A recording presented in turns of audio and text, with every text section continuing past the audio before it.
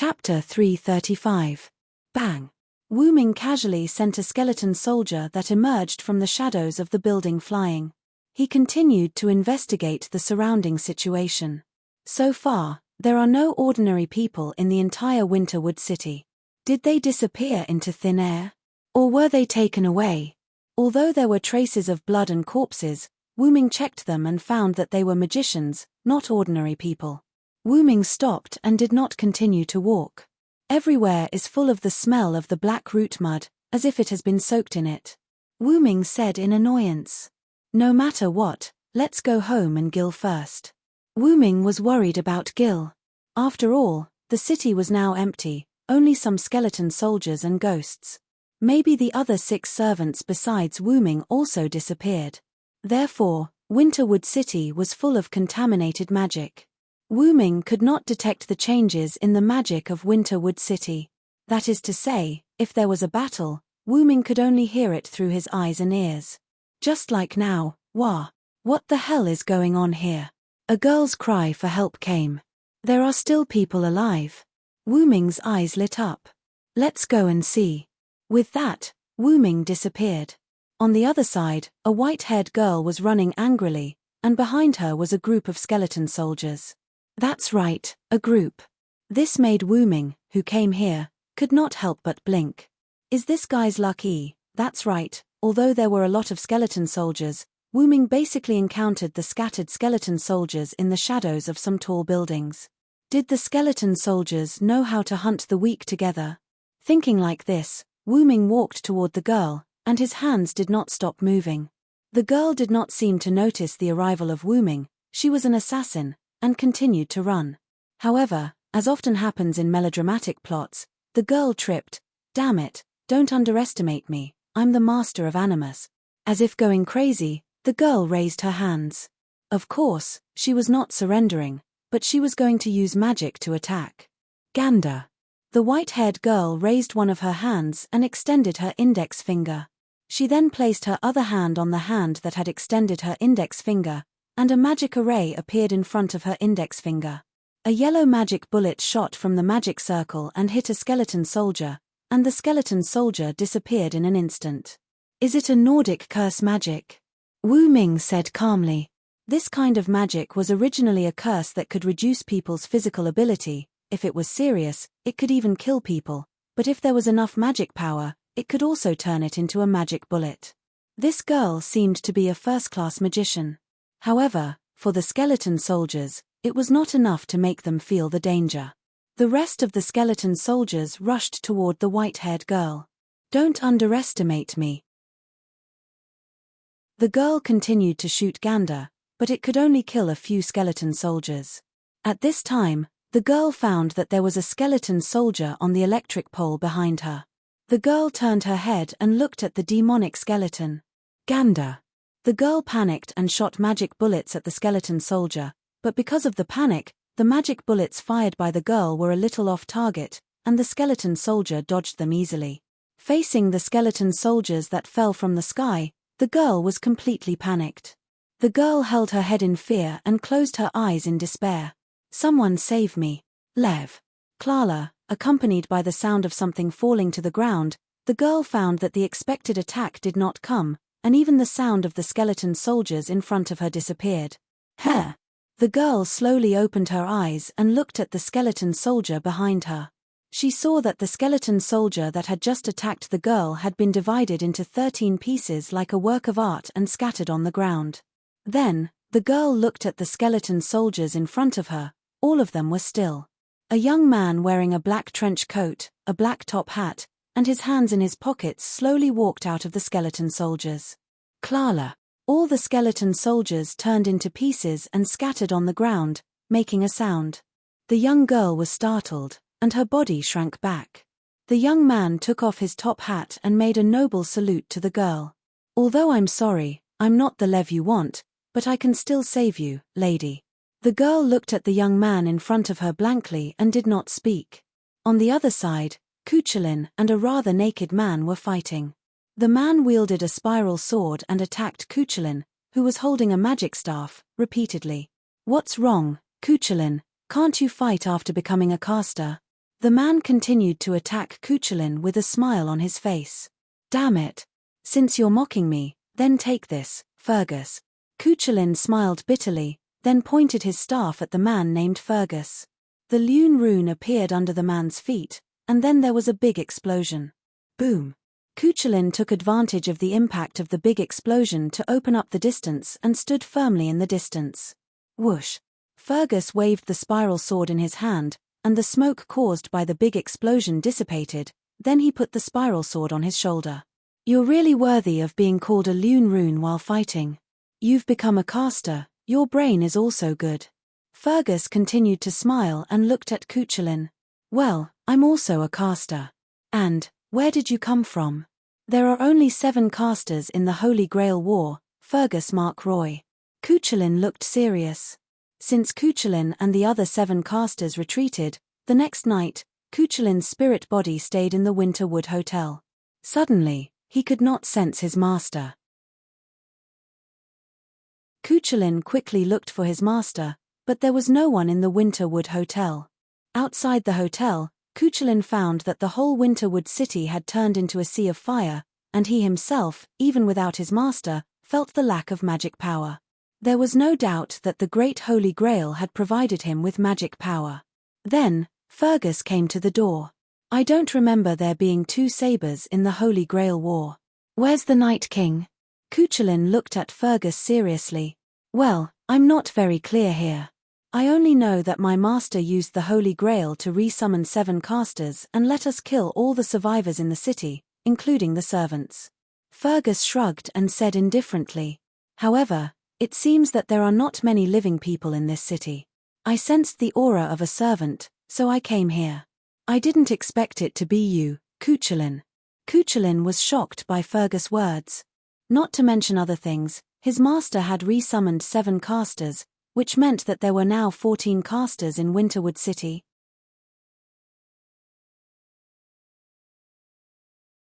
Chapter 336. That is to say, now it's a battle royal between 14 servants. No, it should be 7 servants versus 7 servants. Cuchulain laughed maniacally. Well, you're not wrong to say that, but I think it's more like the 7 servants on my side are killing the rest of the servants. Fergus said arrogantly with a smile on his face. Since you're going to leave, I'll tell you, Cuchulain.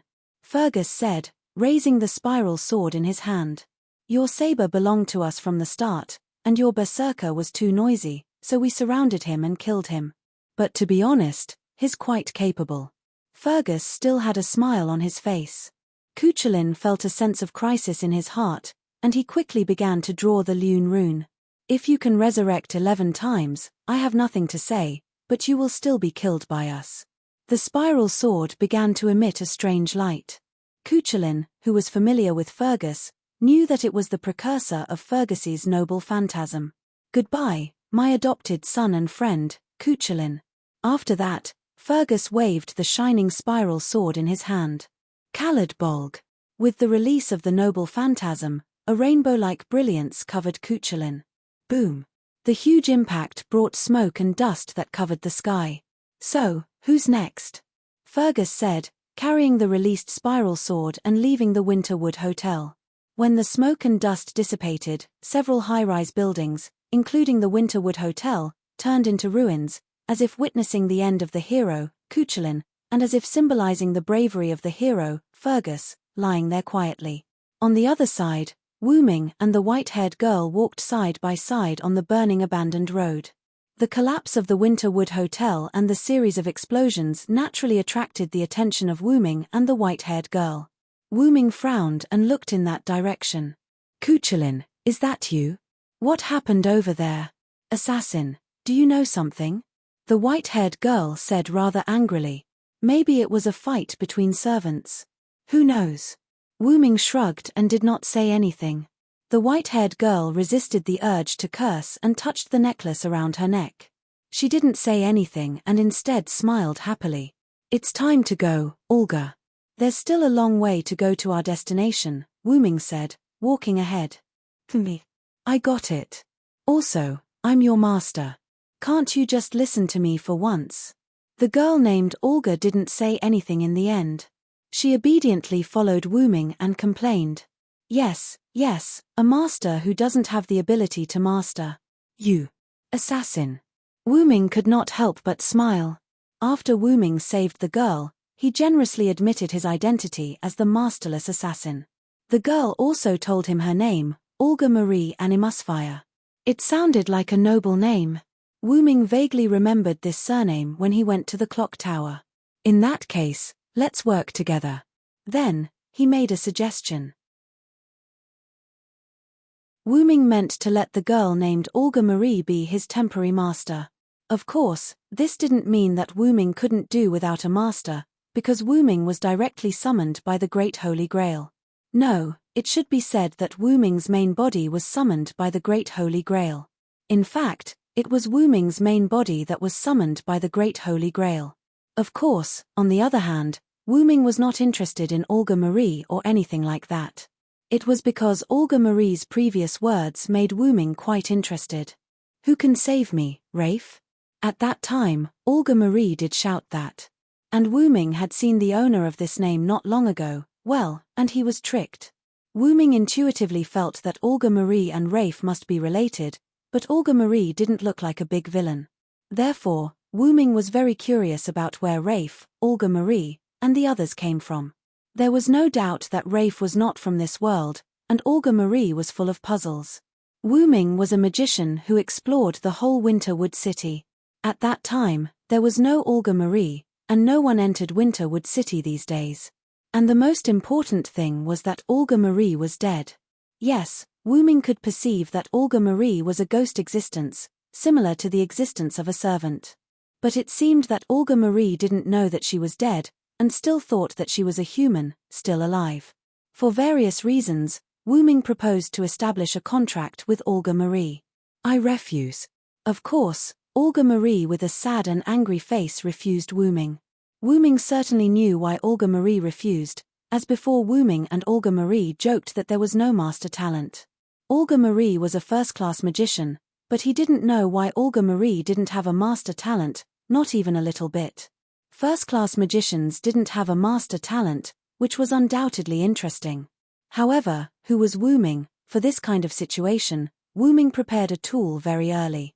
Wu Ming took out a necklace from the black ripples. This was a necklace that Wu Ming made according to the technology of the Eucdomarinia family. When Wu Ming threw the necklace to Olga Marie and explained the situation, Olga Marie was in a daze for a while, and then happily put on the necklace and established a magic channel with Wu Ming. The necklace had a technique that could connect the wearer and the contract servant. Although it only provided magic and there was no command curse, it could be regarded as half a master. This was the technology of the Eucdomarinia family to let the cyborgs provide magic to the servants. The cyborgs provided magic, the master managed the servants, gave orders, fought, and used command curses. It could be said that it didn't consume the master's magic at all. In order to establish a master-servant contract with Olga Marie, Wu Ming came up with a stupid way. Only in this way, Wu Ming and Olga Marie didn't completely trust each other. After all, Olga Marie was a magician, she should be cautious, which she did well. And Wu Ming simply wanted to follow Olga Marie, he wasn't in a hurry to know her information. Wu Ming had a hunch that as long as he followed Olga Marie, he would naturally know the information. Therefore, the two didn't exchange information. After that, Wu Ming proposed to go to his stronghold to see the situation. He still had an ally, servant. Because she was unfamiliar with the place, so Olga Marie agreed to follow Wu Ming to his stronghold. As a result, because the small villa that Wu Ming bought was in the east, and Wu Ming and Olga Marie's location was in the west, the two of them didn't arrive for a long time. Olga Marie said, "I'm going to die." Then they encountered the collapse of the Winterwood Hotel. Wu Ming didn't want to stir up trouble. After all, his current assassin class, Jack the Ripper, wasn't strong in frontal combat. You probably haven't seen a Jack with a 100% critical strike rate, so he could only kidnap Twinkle and let her be his damage dealer. However, trouble always fell from the sky. La.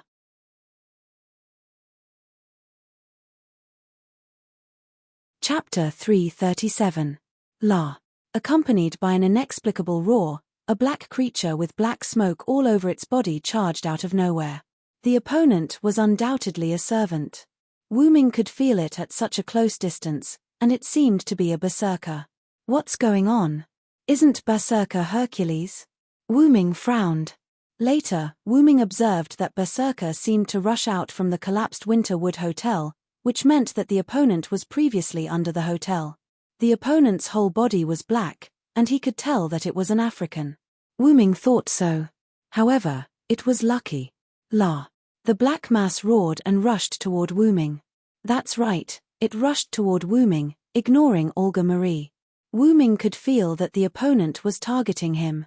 Olga, hide, it's a servant, Wu Ming said seriously to Olga Marie behind him. Olga Marie quickly found a ruin to hide. Berserker picked up a telephone pole from the side of the road, jumped up and slammed it toward Wu Ming. Boom. The ground was directly smashed, and large pieces of stone flew up. Woo woo. Olga Marie covered her head and hid behind the ruins, whimpering. Really, what the hell did you do, assassin? Wu Ming fell behind Berserker, so the attack naturally didn't hit Wu Ming. It's not my fault, this guy came to me. Wu Ming shrugged. La. Berserker roared and once again raised the blackened telephone pole and smashed it toward Wu Ming. Boom. The ground was smashed again. This guy's agility is at least A rank. Wu Ming frowned. Wu Ming almost couldn't dodge the attack. But I'm an assassin. If you expect an assassin to fight a berserker, perhaps only the ancestor of the assassin, the legendary First Hassan, could do that. If that's the case. Wu Ming narrowed his eyes. La. Berserker madly rushed toward Wu Ming.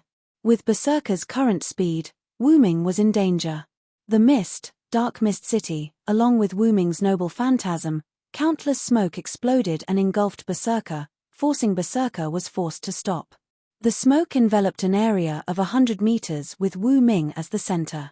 Then, the smoke disappeared, revealing Wu Ming's figure and Berserker's disappearance.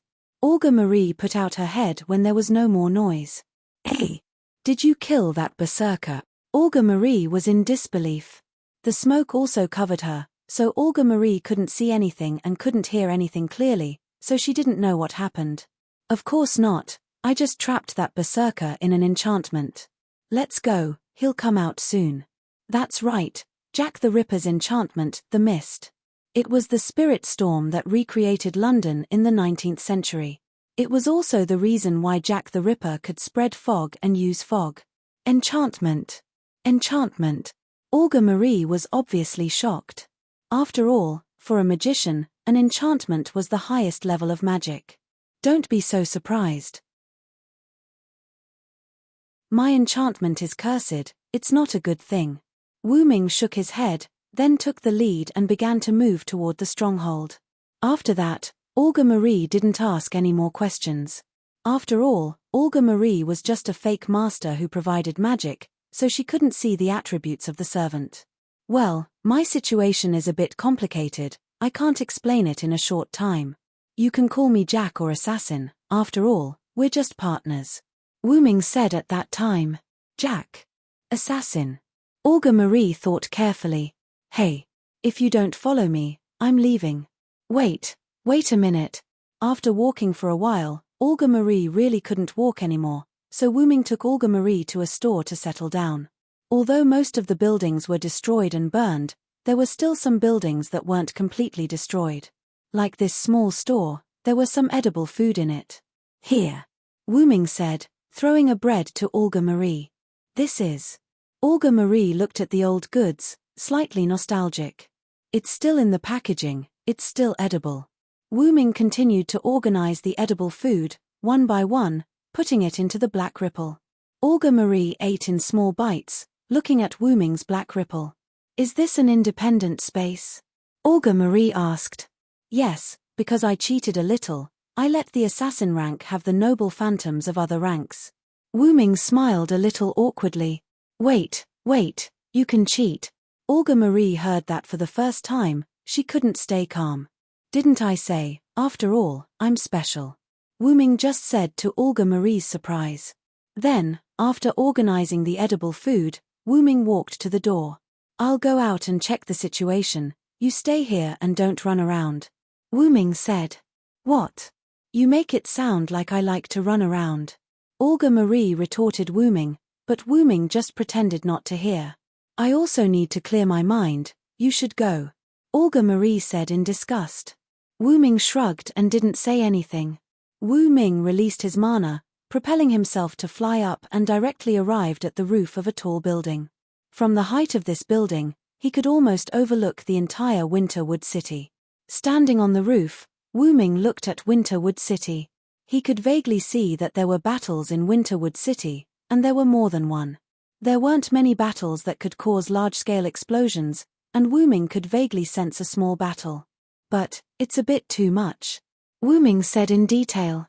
What Wu Ming was referring to was naturally the battles in those few places. Assuming that in addition to Silent Noise and Berserker just now, there were still 7 servants, and those large-scale and small-scale battles just now were more than 3 places. It's impossible that there were a few servants who had nothing to do and attacked by themselves. Combined with the extra Berserker, plus Lev's trick on the Holy Grail before Wu Ming was sent flying, Wu Ming almost guessed it. The number of servants increased. Is it to chase me or something else? Wu Ming thought. At this time, Wu Ming sensed that several servants were coming this way. If these servants didn't change their direction, there was no doubt that they would encounter Olga Marie. The perception of servants was much stronger than humans, and Olga Marie couldn't hide under the eyes of servants. But the servants coming this way just proved Wu Ming's conjecture. The number of servants increased. Swish. Wu Ming instantly disappeared from the roof.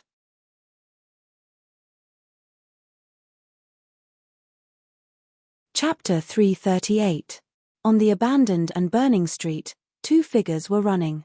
One of the figures was wearing a rather revealing purple tights, and some parts of the body were covered with armor. One of the figures was holding a 2-meter-high shield with a cross on the outside, and the other hand was holding a girl. Needless to say, she was a servant. The girl had short, orange-red hair that was tied into a single ponytail. She wore a simple white top with black straps around her chest and abdomen. There was a black belt around her waist. She wore a short black skirt, black stockings, and white boots. Although it looked like work clothes from somewhere, it looked extremely beautiful on the girl.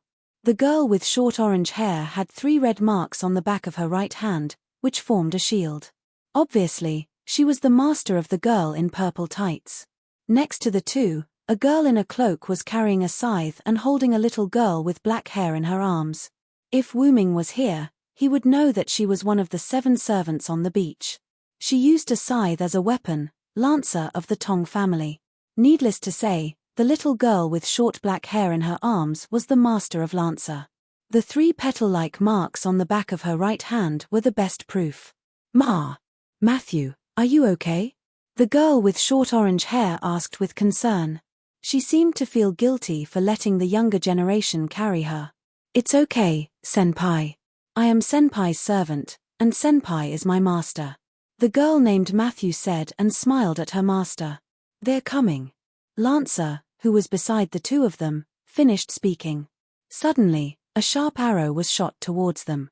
Ma Shu quickly stopped and raised her shield to block the sharp heart-shaped arrows. Bang! Bang! Bang! Bang! A few steel-like collision sounds came, and Matthew, who was holding the shield, was pushed back a few steps by the huge impact.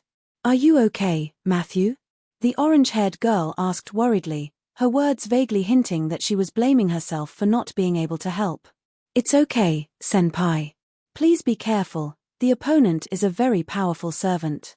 Although it was very difficult to resist the attack, Ma Shu still smiled and said to her master who was protecting her. Matthew is right. Chaldea's instrument shows that there are 2 servants comparable to gods. No, there is no doubt that they are gods near you. Be careful, Matthew, Tachika. A male voice came from a device on the wrist of the girl with short orange hair who seemed to be called Rika. Although the voice sounded rather unreliable, cough cough, there was no doubt that he was right. Then, Matthew said to Lancer, Ms. Anna, please help us. I don't want Senpai to leave this place. Matthew and Tachika had seen Anna's ability. For many skeleton soldiers, Anna just waved her sickle and killed all the skeleton soldiers. She was much more powerful than Matthew. The girl called Anna couldn't help but look at her little master. Compared to Anna, she hoped that these people could call her Lancer. Also, if her little master didn't always call Anna, Matthew and others wouldn't know that she was called Anna. Sister Anna. Sakura Madu looked at Anna. But Anna was still hesitant, because the enemy this time was, "What's wrong, my lovely sister? Are you afraid to attack your own sister?" A beautiful voice came from behind them. Everyone looked at the newcomer in panic because they didn't notice her presence until she spoke. But it was obvious that she had been standing there for a long time. "That's right, my lovely sister. Are you afraid to attack your own sister?" However, at this time, Matthew and others also heard a beautiful voice in front of them. Everyone looked to the front again, and a gorgeous purple-haired girl with 2 ponytails appeared in front of them. She was dressed almost exactly the same as the one behind them. The only difference between the two was their clothes and weapons. The girl who came from behind didn't have any weapons in her hands. She only had a gauntlet that protected the back of her hands. Moreover, it was more appropriate to call it an ornament than a gauntlet. It made her hands look more tempting. The girl's clothes were similar to a royal shawl and a low-cut princess dress with a long transparent hem that covered her beautiful legs. A few transparent scarves were wrapped around the girl's body, making her look particularly charming. The girl who came from the front held a small bow made of gold in her hand, but there were no arrows. From this, it could be seen that the heart-shaped arrows just now were shot by this girl. The girl didn't have gauntlets on her hands, but a bracelet made of beautiful strings of beads, which made her small hands even more beautiful. In terms of clothes, the girl's clothes were similar to the clothes of the Greek girl next door.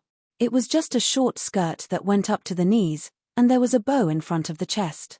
Other than that, the two girls looked exactly the same, and even their temperament was exactly the same. They were like the goddess of love, full of charm, and couldn't help but want to surrender. Fortunately, Matthew and others were all women, and more or less resisted the two gods. If they were men, they would probably be lying on the ground licking the toes of the goddess. "Sister." Anna couldn't help but whisper. The 3 people beside Anna heard what Anna said and were shocked. "Sister." Matthew looked at Anna in disbelief. "So, Anna, you are also a god?" Tachika looked at Anna in surprise. "Millimeter." Anna only made a soft millimeter sound and did not say anything else. "How sad, my sister, you haven't told them your real name yet." The girl in the back smiled and looked at Anna with a light tone. "Your master looks too young, and it seems that she can't use the ability of a master." The girl in front covered her mouth and laughed. "So, what should we do now, Sister Tilda? Will you die with your companions, or rise up and resist us?" Tilda. The two girls finished each other's words as if they were the same person. "Sister. Perhaps, I was summoned to this era to kill you again." Anna put Sakura Madu down, and Sakura Madu ran into Tachika's arms obediently. Then, Anna picked up the scythe from behind and stood back to back with Matthew, protecting their master behind them. Seeing the scythe pointed at her, the girl in the back smiled happily and painfully. "My poor sister, she has to experience the pain of killing her family again." The girl in front was also the same. The two were happy that Anna didn't have to die, but they were sad that their sister had to bear the pain of killing her family. "Since that's the case, I'll end all of you." Suddenly, a ghostly voice came out of nowhere. "Mother of disintegration." Chapter 339. Maria Ripper. After the activation of the relic's true name, a thick fog engulfed everyone. The thick fog reduced everyone's visibility to less than 5 meters. Even Anna's 2 sisters could barely see each other. The girl behind Gudazi and the rest sensed the danger as they were of the same rank. She quickly warned her sisters. "Uriel. Be careful." However, sigh. The girl named Uriel in front of Gudazi and the rest was a little dazed as she let out a doubtful voice. A silhouette appeared behind her. It was a black leather windbreaker, a black top hat, and black leather shoes. Everything was black except for the 2 red glows where his eyes were. It was extremely horrifying. "What a pity, Gorgon's goddess. You're really unlucky," said the black silhouette. "After all, I exist for women. The black silhouette revealed his face. It was Wu Ming. After Wu Ming finished speaking, Uriel's vision turned black and she fell. Sister! Anna shouted in worry. She raised her scythe and looked at Wu Ming with hostility. Wu Ming hugged the girl who fell and looked at everyone with a smile. Ignoring Anna, who was looking at him with hostility, Wu Ming looked at the goddess behind Gudazi and the rest. Then, there's only you, Goddess Stheno. Stheno? Matthew said in surprise. He was obviously shocked by the name. Stheno frowned and immediately turned around to leave. Although she was a goddess, Stheno knew that she did not have much combat power. The reason why the two servants, Anna and Matthew, were forced to flee with their masters was that Matthew was too weak, and Anna did not want to fight with her two sisters, which led to the scene where the four of them were besieged by Stheno and Uriel. Moreover, when Anna picked up her scythe and was ready to fight, Stheno and Uriel were sad that their sister was going to kill her sister again. The two of them knew that if their younger sister were to fight, the two of them would not be a match at all. Moreover, in mythology, Stheno and Uriel were defined as goddesses who had no combat power at all. If they did not appear in the world as servants, Stheno and her sister Uriel would not have any combat power at all. Seeing that Stheno had escaped, Wu Ming did not rush to chase after her. Instead, he threw Uriel in his arms to Anna. Although Anna was somewhat hostile to Wu Ming, she would still choose to catch her sister's corpse, even if it was a conspiracy. Let's leave for a while, said Wu Ming, turning into smoke and disappearing in front of everyone. Anna, who was holding her sister's corpse, Gudazi, Matthew, and Sakura Madu were left in a daze. Wu Ming chased after Stheno at a leisurely pace. It was not because he was arrogant, but because Stheno was now in Wu Ming's enchantment. That's right. The moment Wu Ming activated his noble phantasm, he also activated his enchantment, the mist. If Gudazi and the others were paying attention, they would realize that the environment around them had changed. Besides, the device on Gudazi's wrist no longer emitted any sound because the mist released by Wu Ming interfered with the mana connection. Moreover, Wu Ming had the ability to turn into mist in his enchantment and appear anywhere in an instant, so Wu Ming was not in a hurry to catch up with Stheno. Sensing the existence of the otherness in his enchantment, Wu Ming frowned. He hasn't come out yet. However, after sensing the distance between the two of them, Wu Ming did not bother about him anymore. Instead, he sensed Stheno's location. By the way, even if Stheno was an assassin and also had a level A+ aura concealment, he could not get rid of Wu Ming. The entire enchantment was filled with mist. As long as there was mist, Wu Ming could detect it. Therefore, Wu Ming had already discovered Stheno, who was hiding in the shadows of the alley ahead. After stopping, Wu Ming walked to the entrance of the alley slowly and looked at the shadows. Do you want to play hide-and-seek, great goddess? Wu Ming smiled as he walked into the alley. When he got close to Stheno, a charming voice was suddenly heard. Smile of the goddess. Following the activation of the noble phantasm, Wu Ming stood there motionlessly as if he was frozen. Then, Stheno's figure appeared. I thought you were a powerful hero, but I didn't expect you to be the same as the others. A man is a man indeed, Stheno said slowly as if he had already won. Walking to Wu Ming, who was standing there in a daze, Stheno raised his head and looked at Wu Ming. What beautiful eyes, what a handsome face. What a pity, Stheno said as if she was intoxicated. None of the men who had been affected by her charm could survive. To be able to attack us sisters, I thought you were really a man who wasn't tempted by beauty. Stheno smiled, then raised his hand and caressed Wu Ming's cheek. Suddenly, when Stheno touched Wu Ming's face, he seemed to have seen something rather shocking. Shock was written all over his face. Slap. Suddenly, a hand grabbed Stheno's arm. Then, a rather frivolous voice was heard. It's not good to casually invade other people's privacy, great goddess. What? Stheno exclaimed in surprise. Looking at the man who grabbed his wrist without any trace of being affected by the charm, Stheno smiled bitterly. I see. Was that all a disguise? What a cunning man. Wu Ming only maintained his smile and didn't explain anything. As for the appearance of being affected by the charm just now, that was an act by Wu Ming. As someone who had seen through Stheno and Uriel's true names, Wu Ming naturally wouldn't be so rash as to underestimate Stheno. Even if Wu Ming could take down Uriel without any difficulty, Wu Ming wouldn't think that Stheno was easy to deal with. After all, no matter how weak and useless the other party was, she was still a goddess. For example, just now, Stheno had only touched Wu Ming's cheek and seen some information about Wu Ming. In terms of skills, it should be similar to seeing through true names. As an existence on the same level as them, or even a higher level existence, Wu Ming said that there was no need to underestimate any god. Gods never lacked trump cards. Well, of course, if the difference in strength was too great, he could still underestimate them. Cough, cough. In short, because Wu Ming realized that the other party was a charming goddess, he originally wanted to use a world-class item to resist Wu Ming, but after thinking about it, he decided against it. After all, his hypostasis was very high, and he had proven before that he was immune to almost all mind control without a world-class item. Therefore, Wu Ming pretended to be charmed and grabbed Stheno when she approached Wu Ming. As for whether Stheno, who was caught by Wu Ming, would escape or not, Wu Ming already had a plan.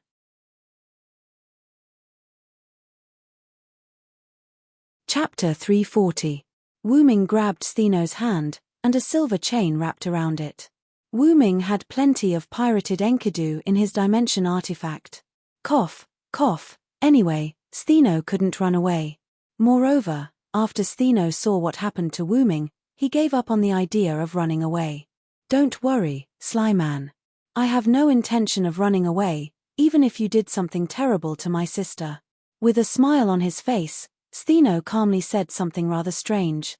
Although I know you're saying that I didn't kill Uriel, please don't be so strange. Forget it. Wu Ming shrugged nonchalantly and let go of Stheno's hand. However, the Enkidu that was connected to Stheno's hand because of Wu Ming didn't unlock when Wu Ming let go of Stheno's hand. What? You still don't trust me? Stheno raised the Enkidu on his arm and said unhappily. I'm a goddess. A goddess won't lie to a hero who has captured her. Stheno narrowed his eyes and smiled at Wu Ming as if he was looking at a delightful toy. Forget about being a hero. I'm not interested in being a hero. I'm just an assassin, at least for now. Wu Ming shrugged. Wu Ming's last sentence was to tell Stheno not to expose his identity. He just wanted to be a different kind of assassin. Oh, since the great hero says so, I'll just listen to you. Stheno smiled at Wu Ming. Let's go.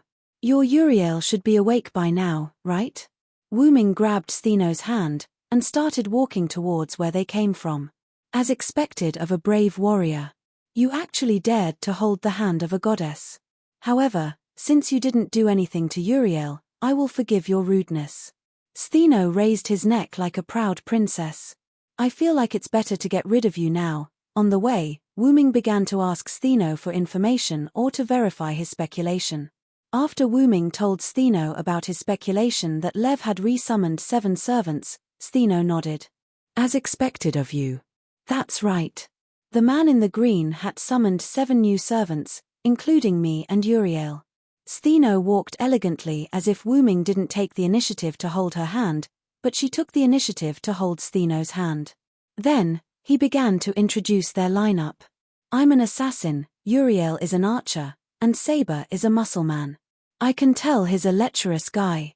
His eyes lit up when he saw Uriel and me, and he even tried to flirt with us. Stheno frowned. He was rather displeased. Stheno knew how to talk up Tridesup knew how to flirt with. Caster looks like a mature old man. He doesn't talk much. Ryder is a red-haired muscular man. He seems to be a king, and he has some connection with Zeus. He's quite annoying. And the way Caster looks at Ryder is a bit weird. He's full of passion. Stheno smiled mischievously. Wu Ming ignored her and continued to listen to Stheno's introduction. Stheno looked at Wu Ming, who didn't respond. He was not surprised and continued to talk. Berserker was a guy covered in black. I couldn't see his face clearly. However, this guy was always by the other Saber's side. You don't know how excited Berserker was at that time. It looked like he wanted to kill Saber. Wu Ming thought that the Berserker mentioned by Stheno should be the black Berserker they met before, and the other saber mentioned by Stheno should be Artoria. Combined with what Stheno said, Wuming now knew why Berserker came straight to him. I'm afraid that Berserker is a Knight of the Round Table, Wuming thought. Although Wuming didn't think that a Knight of the Round Table could become a Berserker, there were exceptions to everything. Like Mordred, with her obsession with Artoria, she was likely to become a Berserker. In the last Holy Grail War, although Mordred appeared as a saber, her fighting style was as violent as a Berserker. But the Berserker who attacked Wuming didn't think it was Mordred. Why was Wuming so sure? It felt wrong. Well, that's right, the Berserker didn't give Wuming the same feeling as Mordred at all. Wuming was very confident in his intuition and didn't accept any rebuttal. After all, even if Mordred became a Berserker, she wouldn't have an obsession with Wuming. If it was really Mordred, then Artoria would be very busy right now, and the Berserker wouldn't attack Wuming at all. What about Lancer? Wuming shook his head and stopped thinking about it. He asked Stheno. This is also why I put Lancer at the end. Stheno's eyes began to look serious. You must be careful. Lancer is a god. If you really want to call him a demigod, he should have the ability to attack gods. He gave me a very dangerous feeling. Stheno recalled the golden figure he had seen before. It shone like the sun. The other party had a special attack against gods, and with the light of the sun, it was too bad for Stheno, who was a snake. Like the sun, wearing golden armor, holding a long spear. Wuming felt that this person was more familiar the more he thought about it. I hope it's not him. Wuming said softly. If it was really him, Gilgamesh might be in danger. What are you mumbling about? Stheno rolled her eyes at Wuming. Nothing. Wuming said casually. Stheno saw that Wuming was perfunctory and didn't ask any more. After a few minutes, Wuming began to complain. I was wondering why you ran so far. Wuming looked at Stheno with disdain. They had been walking for a while, and they still hadn't reached where Matthew and the others were. After all, London wasn't small. Ahahaha, Wuming could transform into smoke and move quickly, but Stheno couldn't. If it weren't for you chasing me, I wouldn't have run so far. Stheno looked at Wuming with disdain. So it's my fault. Wuming was helpless. Then unlock this for me, so I can keep up with your speed. Stheno raised her hand, and the silver chain on it glowed faintly. This was the symbol of the Enkidu, which was sealing Stheno's power. I have other reasons for not unlocking it for you. At this time, Wuming was about to explain, but his expression suddenly changed. That guy went over. That guy. Is there anything else in your enchantment? Stheno looked at Wuming in confusion. However, the moment Stheno finished asking, Wuming didn't answer. He picked Stheno up and started sprinting. Wah! What are you doing? You gave me a fright. There's no time to explain, we'll talk later. Just like that, Wuming carried Stheno in a princess carry and sprinted in the direction of Gudazi and the others. Chapter 341. When Wuming went after Stheno, there were only 4 people left: Gudazi, Matthew, Anna, and the unconscious Uriel. Gudazi looked at the direction where Wuming went, then she looked at Matthew. Matthew, is that man also a servant? He's so powerful. Gudazi was a little excited, and her eyes were shining. Yes, senpai, the man who went after the enemy is a servant, but strangely, I haven't found his aura. His rank may be assassin. After Matthew explained to Gudazi about Wuming, he wanted to contact their support personnel, but, Doctor, are you there? No matter how Matthew called the device on Gudazi's hand, no one responded. What's going on? Just when Matthew was puzzled, Gudazi's panicked voice came. Matthew, look, the environment around us has changed. Hearing Gudazi's surprised and slightly panicked voice, Matthew also looked around. The surrounding buildings had become European-style buildings, which were completely different from the modern buildings in Winterwood City. Similarly, there was no one around, and there was no trace of life. Because of the fog brought by Wuming, Matthew and Gudazi didn't notice the change in the surrounding environment at first. If it weren't for Gudazi's curiosity about the fog, it would have taken Matthew a while to notice the change in the surrounding environment. Matthew walked to a nearby corner and touched the wall. Senpai, this should be a 19th century building. Matthew turned around and looked at Gudazi. Hey, Matthew, do you know this place? Gudazi was a little surprised. Yes, I've seen it before. Matthew smiled and nodded. Matthew is really knowledgeable. Gudazi praised Matthew, which made Matthew blush a little. This fog contains extremely powerful toxins. Ordinary people may die if they stay here for a long time. At this time, Anna suddenly said. Gudazi and Matthew looked at Anna, who had been holding her sister before. At this time, Anna had already hugged Sakura Madu in her arms and protected Sakura Madu with her cloak. What? Senpai, how do you feel now? Matthew looked at Gudazi with a little panic. Although it's not that I don't trust Anna, I really don't feel uncomfortable. Gudazi touched her body and shook her head. Really, Senpai? Matthew still didn't believe it and looked at Gudazi with concern. Really, Matthew, don't be so nervous. Gudazi smiled and waved her hand to signal Matthew to calm down. Anna sis, actually, I don't feel any discomfort. It's better to say that the air in the fog is very fresh. At this time, Sakura Madu, who was protected in Anna's arms, also spoke. Anna was silent at this time, thinking. Previously, Anna was silent for a while because of her sister's corpse and didn't take care of Sakura Madu, but when she found that her sister was not dead, she felt relieved. At the same time, Anna also discovered the toxins contained in the fog. After that, she quickly protected Sakura Madu. In other words, Sakura Madu was not protected by Anna for a short period of time. Anna and Matthew could stay in the fog for a long time without being hurt, but their masters were also fine. Gudazi was not affected at all, and Sakura Madu said that the air was very fresh. It's better to be cautious. After all, this is likely to be Assassin's enchantment.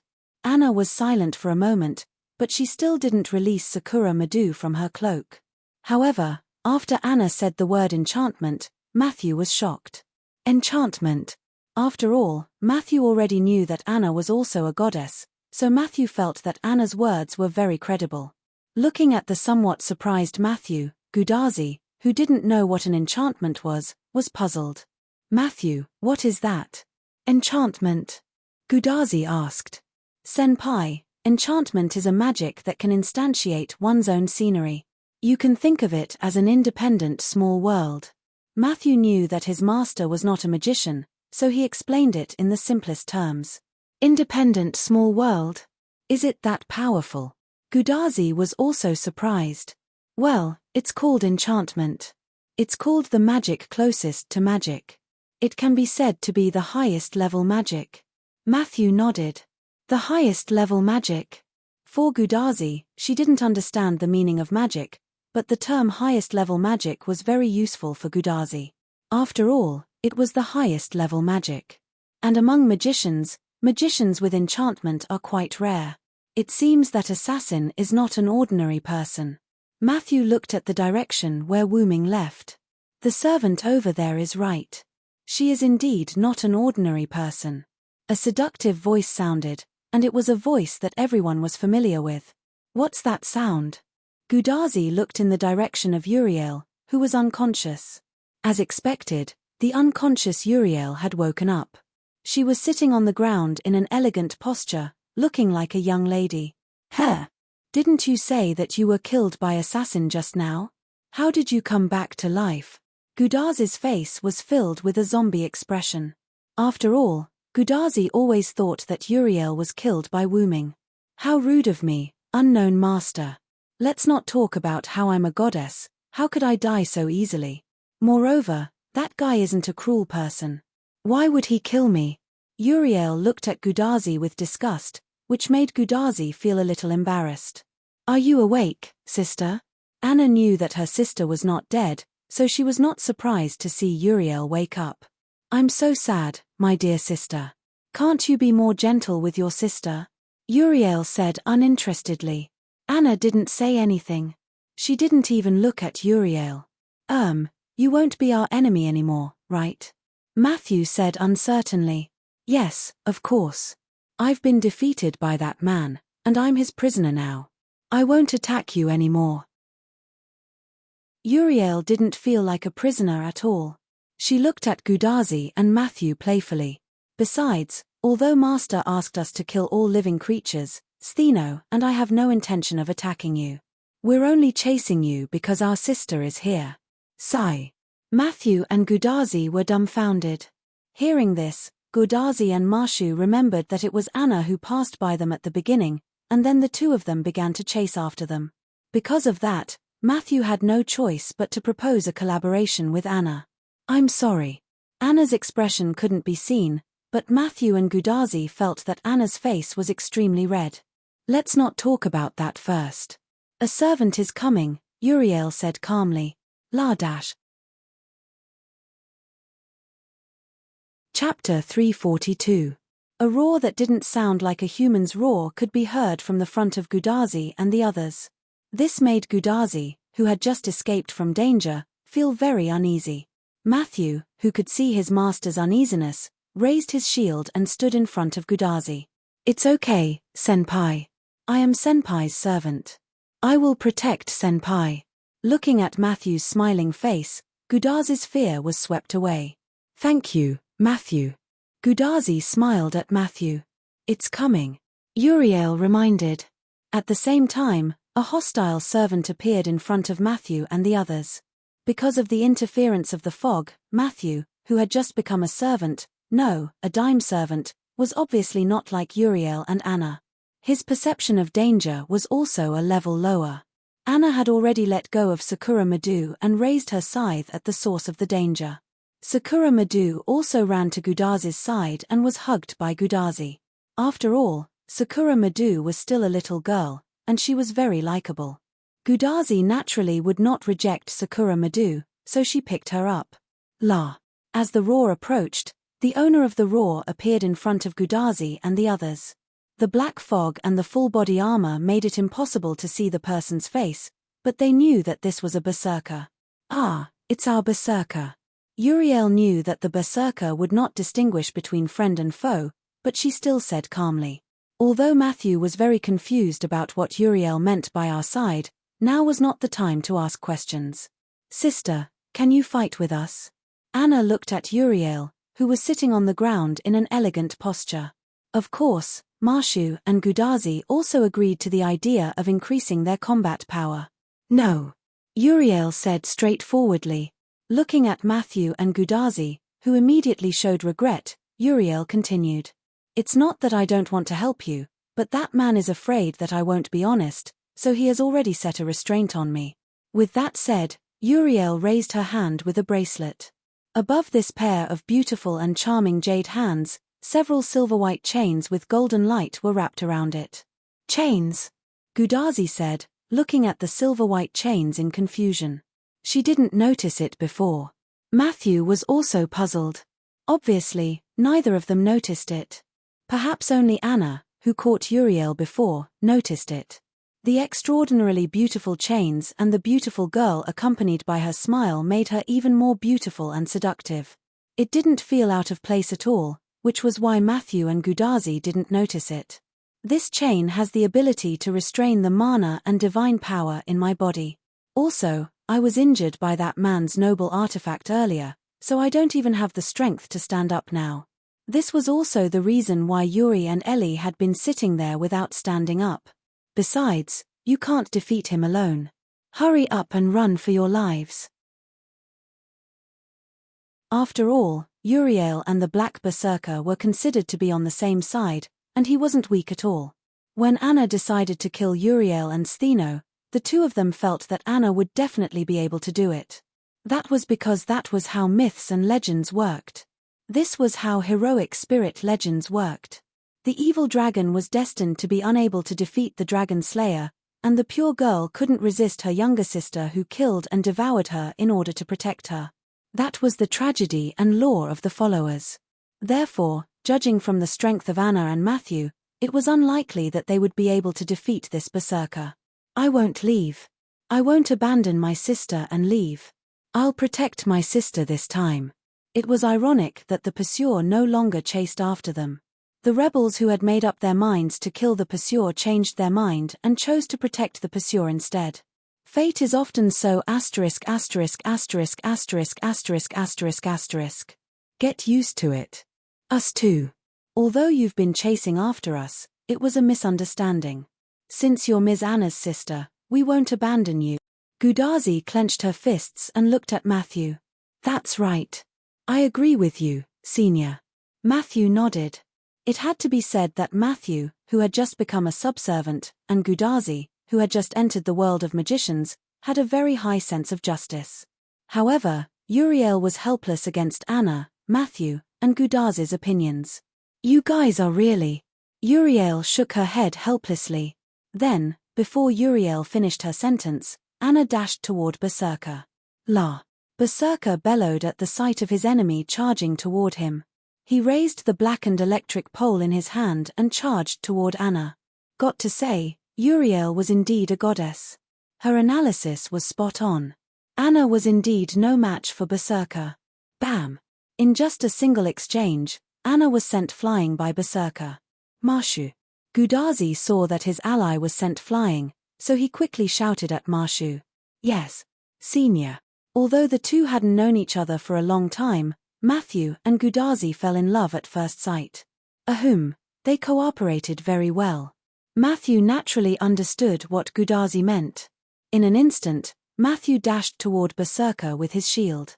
Berserker didn't know why, but after seeing Marshu, he was stunned and stood there in a daze. Bam! Boom! Berserker was accidentally knocked away by Matthew and fell to the ground with a loud thud. That's right, accidentally. Matthew, Gudazi, Uriel, and Anna, who was sent flying by Berserker, were also stunned. It couldn't be helped. Such a powerful enemy was sent flying by Matthew's shield bash. Anna wondered how she had been sent flying just now. Matthew, you're so powerful. Gudazi exclaimed. When they first came to this world, Gudazi and Matthew only encountered skeletons and the like. However, because Matthew was a servant, it was easy for him to deal with skeletons. Therefore, Gudazi felt that Matthew was very powerful at that time. Later, when Gudazi praised Matthew, Matthew said that those skeletons were just weak soldiers. He was actually very weak, but he encountered a weaker opponent. This made Gudazi feel a little helpless. Although it didn't mean that she hated Matthew, Gudazi was still a little depressed when she learned the truth. However, there was one sentence that Gudazi remembered very clearly and was very touched. I am Senior's servant, and I will always protect Senior. Matthew's sentence moved Gudazi quite a bit. Then, the two fell in love at first sight. Ahem. Their relationship became more harmonious. But now, after seeing Matthew send Berserker, who was very powerful, Anna, flying, Gudazi wondered if Matthew said that he was weak to make her feel less proud.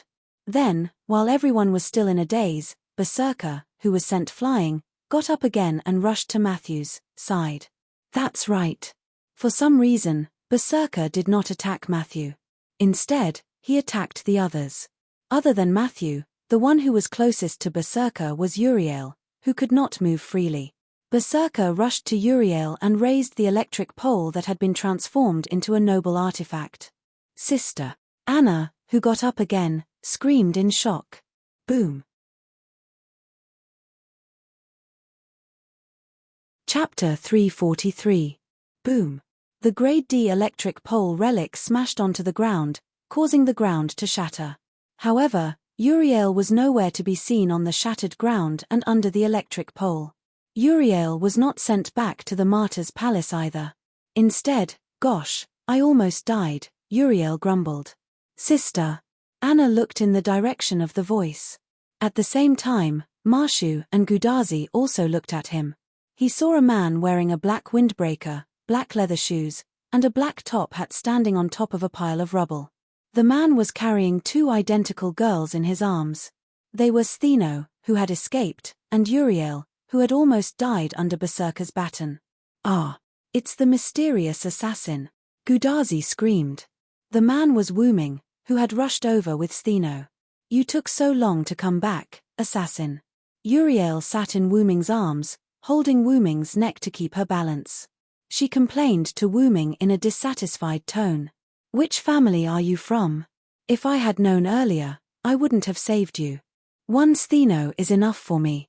Wu Ming said helplessly. "How can you blame me for that? You're not a gentleman at all." Just like Uriel, Stheno sat in Wu Ming's other arms. She held Wu Ming's neck to keep her balance while refuting Wu Ming. Wu Ming walked toward Gudazi with Stheno. Wu Ming noticed Berserker in the enchantment. Berserker was the Berserker who seemed to be one of the Knights of the Round Table. When he suddenly encountered Berserker, in order to avoid unnecessary trouble, Wu Ming directly used Jack the Ripper's inherent barrier, the mist, to trap Berserker inside. Wu Ming had used the tactic of trapping the enemy in the enchantment before. Wu Ming had set up a large number of magic formations in the enchantment. After bringing Angelica and Beatrice into the enchantment, Wu Ming retreated. Wu Ming could have chosen not to enter the enchantment, but he had to say a few words to them. Although the caster of the enchantment was neither scientific nor magical, Wu Ming had such an ability. After all, Wu Ming was the root dragon. The adaptability of time and space was reflected here. The enchantment was like a flexible Rubik's cube in Wu Ming's hand. Wu Ming could arrange the enchantment in various ways. After that, Wu Ming took Olga and Marie away from there and went to a small shop not far away. Wu Ming left some mana in the enchantment, which was enough to support Wu Ming and the others. The enchantment disappeared, and Berserker was released. After that, Wu Ming encountered Gudazi and the others, as well as Stheno and Uriel who were chasing them. After using his noble phantasm Maria Ripper and the enchantment noble phantasm the Dark Mist, Gudazi, Stheno, and Uriel were transferred to the enchantment. At that time, Berserker, who was trapped in the Dark Mist, had not been released yet. When Wu Ming chased Stheno, he also checked Berserker's location and found that he was quite far away from Wu Ming, so he was relieved to play with Stheno. But after a while, Berserker seemed to have sensed a trace of aura coming from the barrier, and it began to go berserk. Wu Ming could sense that Berserker was running around in the enchantment. And just when Wu Ming and Stheno were on their way back to Gudazi and the others, Wu Ming sensed that Berserker was approaching Gudazi and the others. After all, the Dark Mist was about the size of London City. Although it was not small, it was not that big either. It could only be said that Berserker was very lucky to have found the location of Gudazi and the others. As expected of Lucky B, after Wu Ming sensed all of this, Wu Ming hurriedly carried Stheno and rushed over at full speed. However, Wu Ming was worried that Gudazi and the others would have an accident, so he directly used his Dragonist item, which he hadn't used for a long time, and rushed over with agility beyond X. Why do you think Wu Ming did not hesitate to cheat to bring his treasure trove? It was because the treasures in the treasure trove were really helpful to Wu Ming. Especially Wu Ming, who was an assassin at the moment. The treasures were really helpful. After Wu Ming used an item to speed up his journey, the scene where Wu Ming saved Uriel, who was about to die under the telephone pole, appeared. The reason why Wu Ming did not directly remove the enchantment was that Berserker was not far from them, and he might be attacked by other servants. After all, Wu Ming had verified that Winterwood City had indeed summoned the 7 servants. If he directly removed the enchantment, Berserker would definitely find them. In addition, Berserker did not find Gudazi and the others in the enchantment, so Wu Ming wanted to meet with Gudazi and the others to ask something in the enchantment. Obviously, the orange-haired girl and the shield lady were not people of this world. After crossing through time and space, their space-time aura was a bit serious. The reason why Olga Marie did not have the space-time aura was because she was dead. She was just like a servant. She was dead. She was a mass of magic power. She was a spirit. But even so, Wu Ming still suspected that Olga Marie had something to do with Gudazi and the others. Stheno only complained because Wu Ming's super speed scared the goddess. After all, Wu Ming's agility was beyond EX, and he was comparable to Wu Ming's Phoenix incarnation. However, the item that increased speed was not something that everyone could use. If Olga Marie used it, she would explode in an instant. After all, if her physical fitness was not up to par, she naturally couldn't use it. Take Wu Ming's avatar for example. In the world of the gods' layers, Wu Ming's original body had descended. Even though he was still in his infancy state, the origin dragon's physical body that had undergone some minor baptisms had become extremely powerful. Wu Ming's incarnation had limitations because Wu Ming still had room to grow. It was estimated that when Wu Ming was fully grown, Wu Ming could use multiple incarnations at will, and their power would also be greatly improved. But if Wu Ming's incarnation was used by his incarnation, the limitations would be quite big. After all, if the strength of the incarnation was not enough, it would be torn apart in an instant. As for Assassin, the reason why Silent Wonder didn't cheat and let the 12 clones follow him was because Silent Wonder couldn't use any of his clones. Even if he could use them, the power was very small. If Wu Ming used them by force, he would die. Therefore, it was really useful to bring Dragonist, a treasure trove that contained a large number of very useful treasures. At that moment, Berserker, who lost his target, began to roar furiously. La!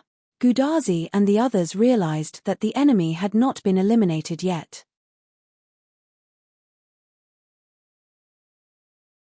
Chapter 344. Gudazi, Matthew, and Anna tensed up when they heard Berserker's roar. Wu Ming, Stheno, and Uriel, who were in his arms, weren't nervous at all.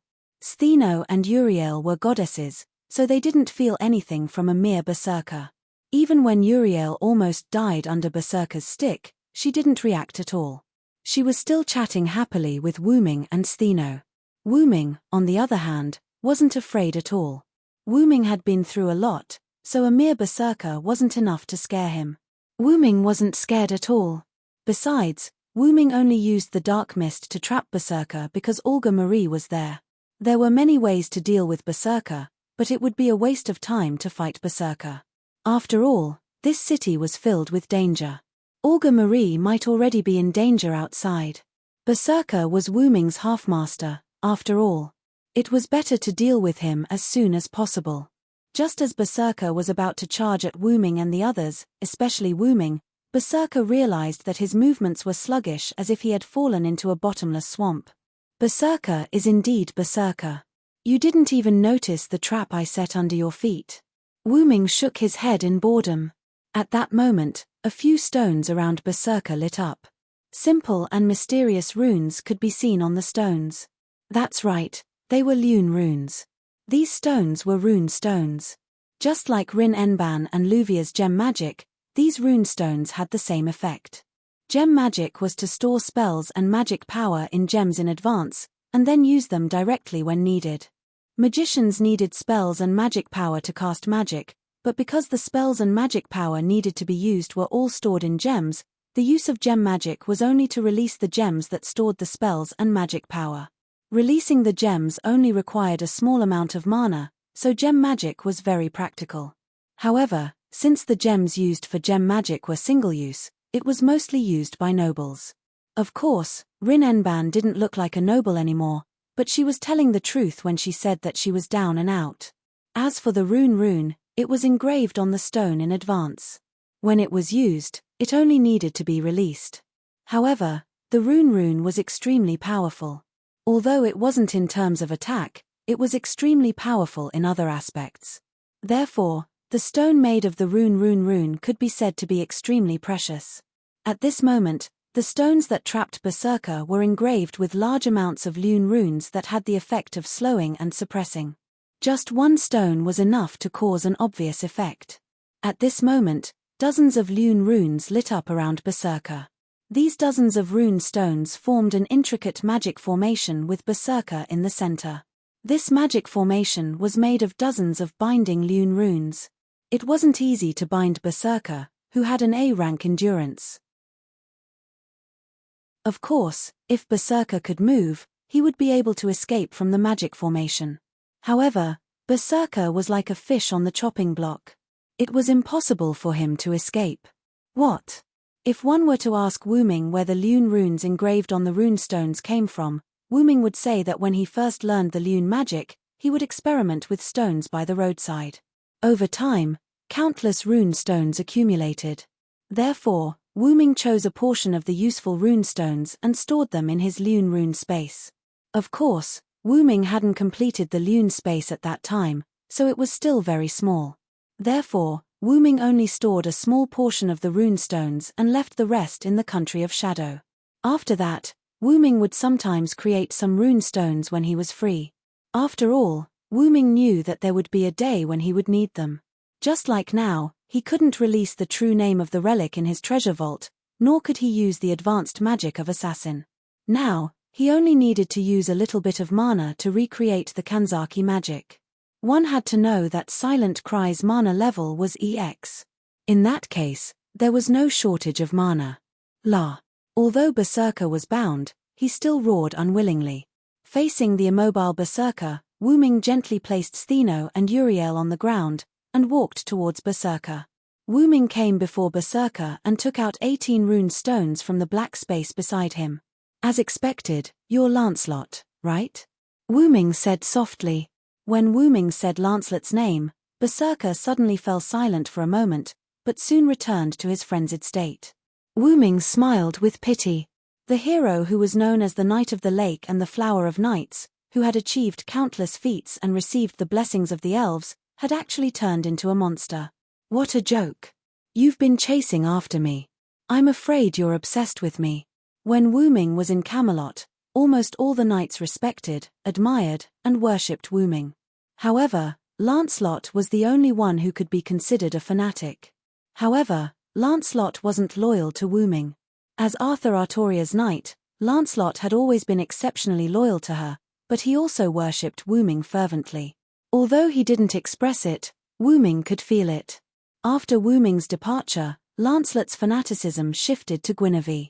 When Guinevere was tricked by Morgan Le Fay to reveal his love for Wu-ming and was about to be executed, Lancelot didn't hesitate to save Guinevere and escape from Camelot. However, because of this, Lancelot became the second fuse that affected the fall of Britain after Wu-ming. Surrounding the incident between Lancelot and Guinevere, the people questioned, the nobles stirred up trouble, and Artoria's power was affected. This was a severe psychological blow to Lancelot. Then, Guinevere said, I should be executed. It's not only a release but also a way to lighten the king's burden. After that, Lancelot sent Guinevere back. After that, Artoria successfully exiled Guinevere and saved his life. Lancelot had always been obsessed with Wu-ming, which was why he kept chasing after Wu-ming. Not only that, but turning the electric pole into a noble relic and disguising his appearance were also very similar to Lancelot's experience.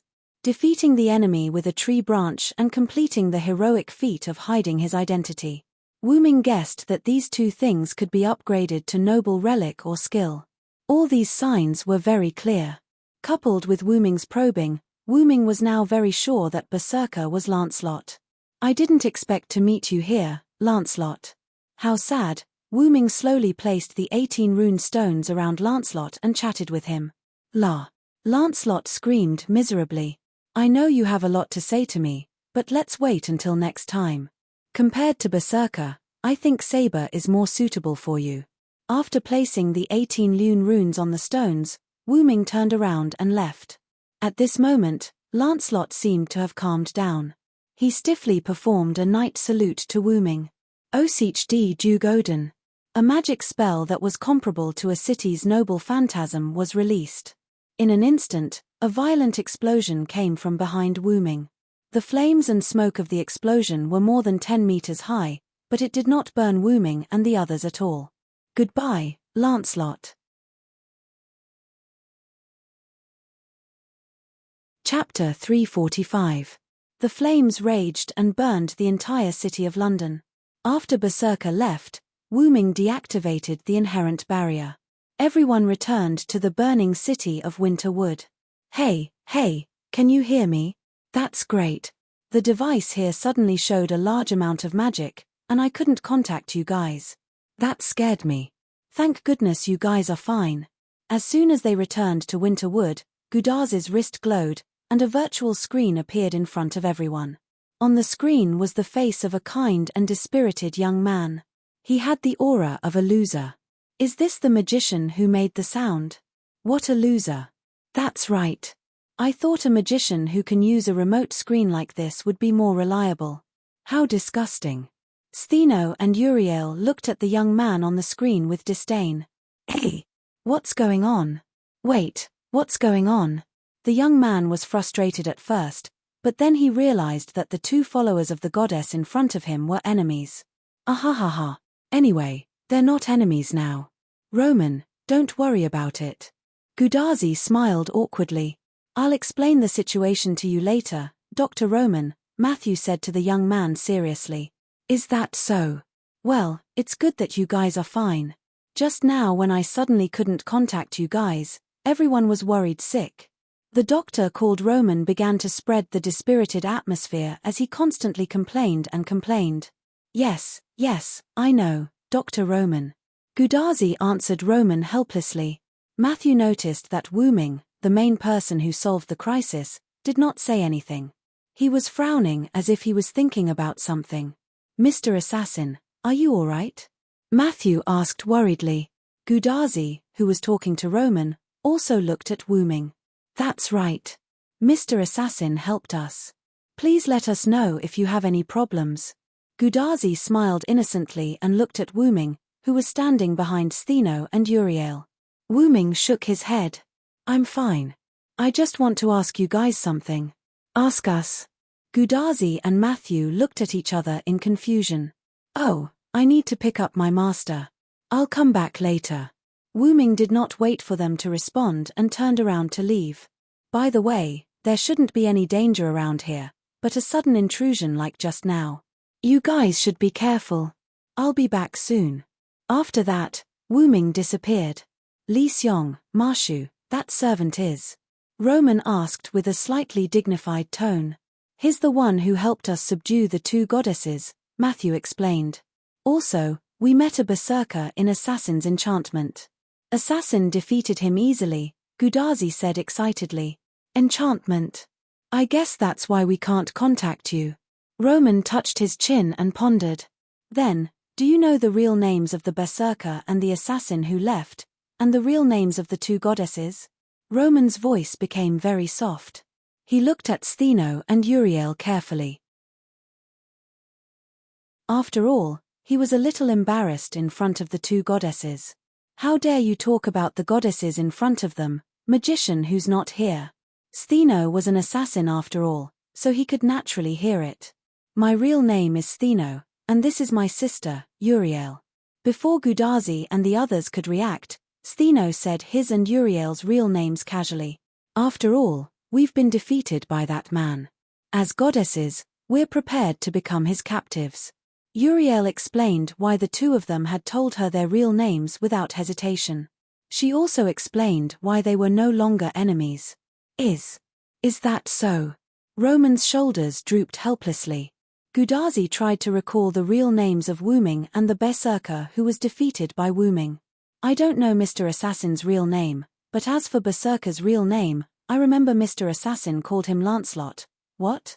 Without waiting for Gudazi to finish, Roman interrupted him in surprise, and even gave Gudazi a fright.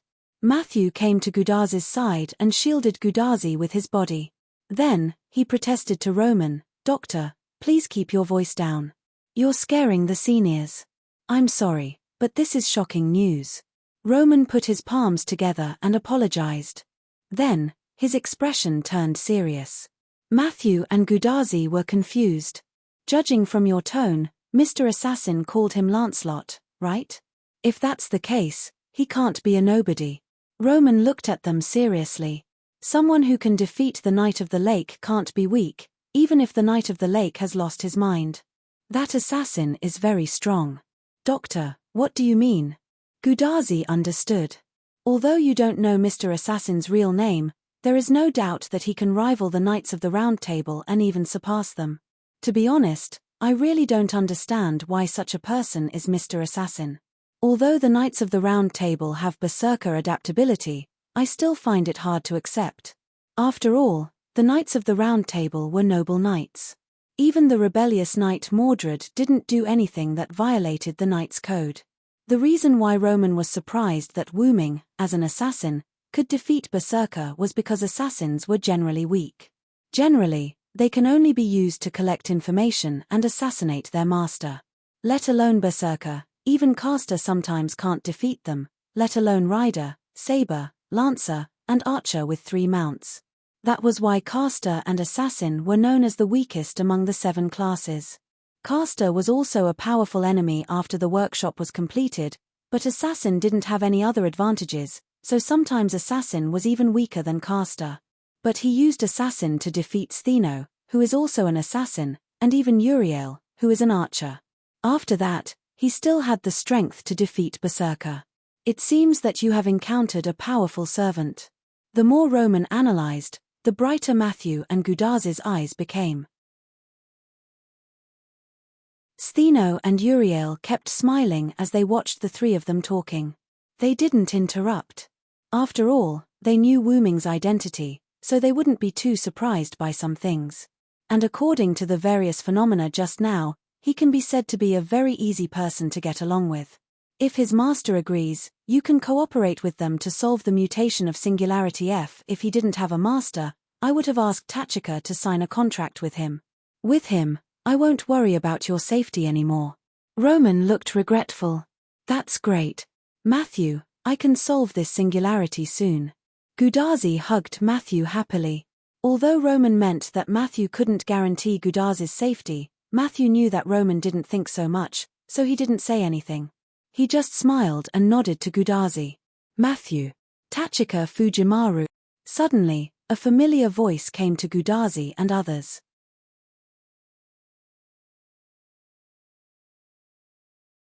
Chapter 346. Matthew. Tachika Fujimaru. A familiar voice came, and the 2 couldn't help but look at the source of the voice. Wu Ming and Olga Marie stood not far away. Wu Ming didn't do anything, but Olga Marie looked like she had finally found the organization. Of course, she wouldn't admit it. Director, are you still alive? Sure enough, Roman was a rather clumsy person. What do you mean, Roman Aikman? Are you looking forward to my death? Obviously, Roman Aikman was his real name, and Roman was an abbreviation. Olga Marie angrily walked to the virtual screen and stared at Roman. How could that be, Director? It's great that you're okay. Roman tiredly dealt with Olga Marie, feeling rather helpless. Director also successfully came here, that's great. Matthew said happily when he saw that Olga Marie was fine. Olga Marie was a little unnatural when she heard Matthew's words. Wu Ming felt that Olga Marie was a little resistant to Matthew, or more accurately, she felt guilty. Seems like there's a story. Wu Ming thought carefully. That's great, Director is also fine. Gudazi also smiled happily. Ahem. Speaking of which, are you the only 2 here? Where are the others, and why are you sitting in this position, and where is Lev? Olga Marie asked, then looked at Roman on the virtual screen. Wu Ming, who was behind Olga Marie, slightly raised his eyebrows when he heard this, but quickly returned to normal. Sure enough, Lev is indeed related to this group of people, but it seems, they don't know Lev's true identity. Through the behavior of this group of people, Wu Ming could naturally see their character, and it was obvious that they were not on the same side as Lev. Wu Ming looked at the male lead on the screen. Only this male lead was something that Wu Ming couldn't see through. The so-called couldn't see through meant that Roman was like a god and like a human, like a living person and like a dead person. If there's a chance, I still have to meet this person in person. Wu Ming always had a feeling that Roman was not the culprit behind the burning of Winterwood City, but also the person who couldn't get away from the root cause of the black mud. Because of Olga Marie's doubts, Roman didn't notice Wu Ming's gaze. Currently, except for Tachika Fujimaru, the rest of the 47 masters are trapped in the shell's body and are. Because the explosion was in the center of the control, Lev, Roman said regretfully. Wu Ming couldn't help but laugh. Fortunately, he held it back in time and didn't reveal it. If a mere explosion could kill Lev, Wu Ming would thank the heavens. Lev. But after hearing this bad news, Olga Marie looked like she couldn't accept it. Through the magical connection between Wu Ming and Olga Marie, Wu Ming could clearly sense that Olga Marie's magical power was very unstable. If he had to describe it, it would be like a human after their faith collapsed. But Olga Marie was indeed a famous magician. She quickly calmed down and began to understand the condition of their base through Roman, and began to give orders. Wu Ming wasn't interested in listening to this. He walked over to the Gorgon sisters and Anna's young master, Sakura Madu. Anna was sitting on a small rock with the sleeping Sakura Madu in her arms. Stheno and Uriel were sitting on the left of Anna and Sakura Madu. Wu Ming walked over, and Stheno spoke first. "You finally have time to talk to me. I thought you had forgotten about me." Stheno narrowed her eyes at Wu Ming, who was walking over. "What a greedy man. Not only did he capture me, but he also captured another me and heartlessly abandoned us." "How heartless?" Uriel continued Stheno's words and also narrowed her eyes at Wu Ming. "I wouldn't dare to capture the goddess. I heard that anyone who has anything to do with the gods of Greek mythology doesn't have a good ending." Wu Ming shrugged and said disinterestedly. "But those are all mortals. If it's you, I don't think you'll suffer," Stheno said cheerfully. Wu Ming ignored the two of them. He walked to Anna's right and sat down. "Is she asleep?" Wu Ming looked at Sakura Madu and asked Anna. After all, she was his sister-in-law in another world. He should at least show some concern. "Millimeter. Thank you for not killing my sister," Anna replied first. Then, she thanked Wu Ming softly. By now, Anna's identity had been made known to everyone. She was the youngest sister of the Gorgon sisters. She had devoured two of her sisters and turned into a monster, Medusa. Of course, the current Anna was Medusa's infant body. In other words, she hadn't killed her sisters yet. Although she had made up her mind to kill Stheno and Uriel, it was undoubtedly torture for Anna. Stheno and Uriel loved their sister. Just like how Anna would protect Uriel, Anna also loved her sister deeply. If it weren't for the curse, Medusa wouldn't have devoured her sister to protect her chastity. Even though Stheno and Uriel did it willingly, it was still a torture for Medusa. It was the pain of killing her loved ones. "I didn't want to see such a curse. That's why I chose to do it." Wu Ming looked at Gudazi and the others as he conversed with Anna. "But because of that, I've been on the brink of death," Uriel suddenly interrupted. Jack the Ripper's relic, Mary Ripper, was a curse.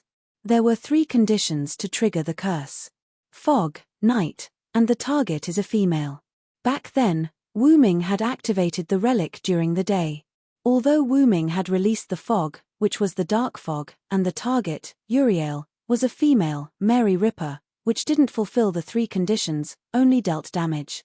As Wu Ming had deliberately held back and Uriel's skills and the god's core of the goddess helped to block the attack, Uriel didn't die.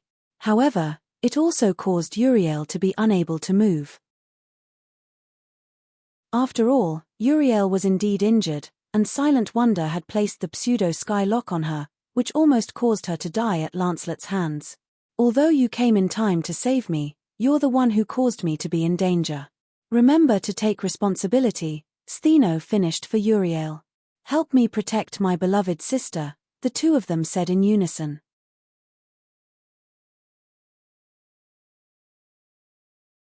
Chapter 347.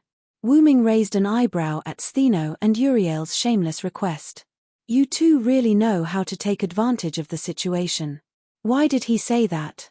It was because Stheno and Uriel seemed to have been connected when they came into contact with Wu Ming. They knew Wu Ming's identity.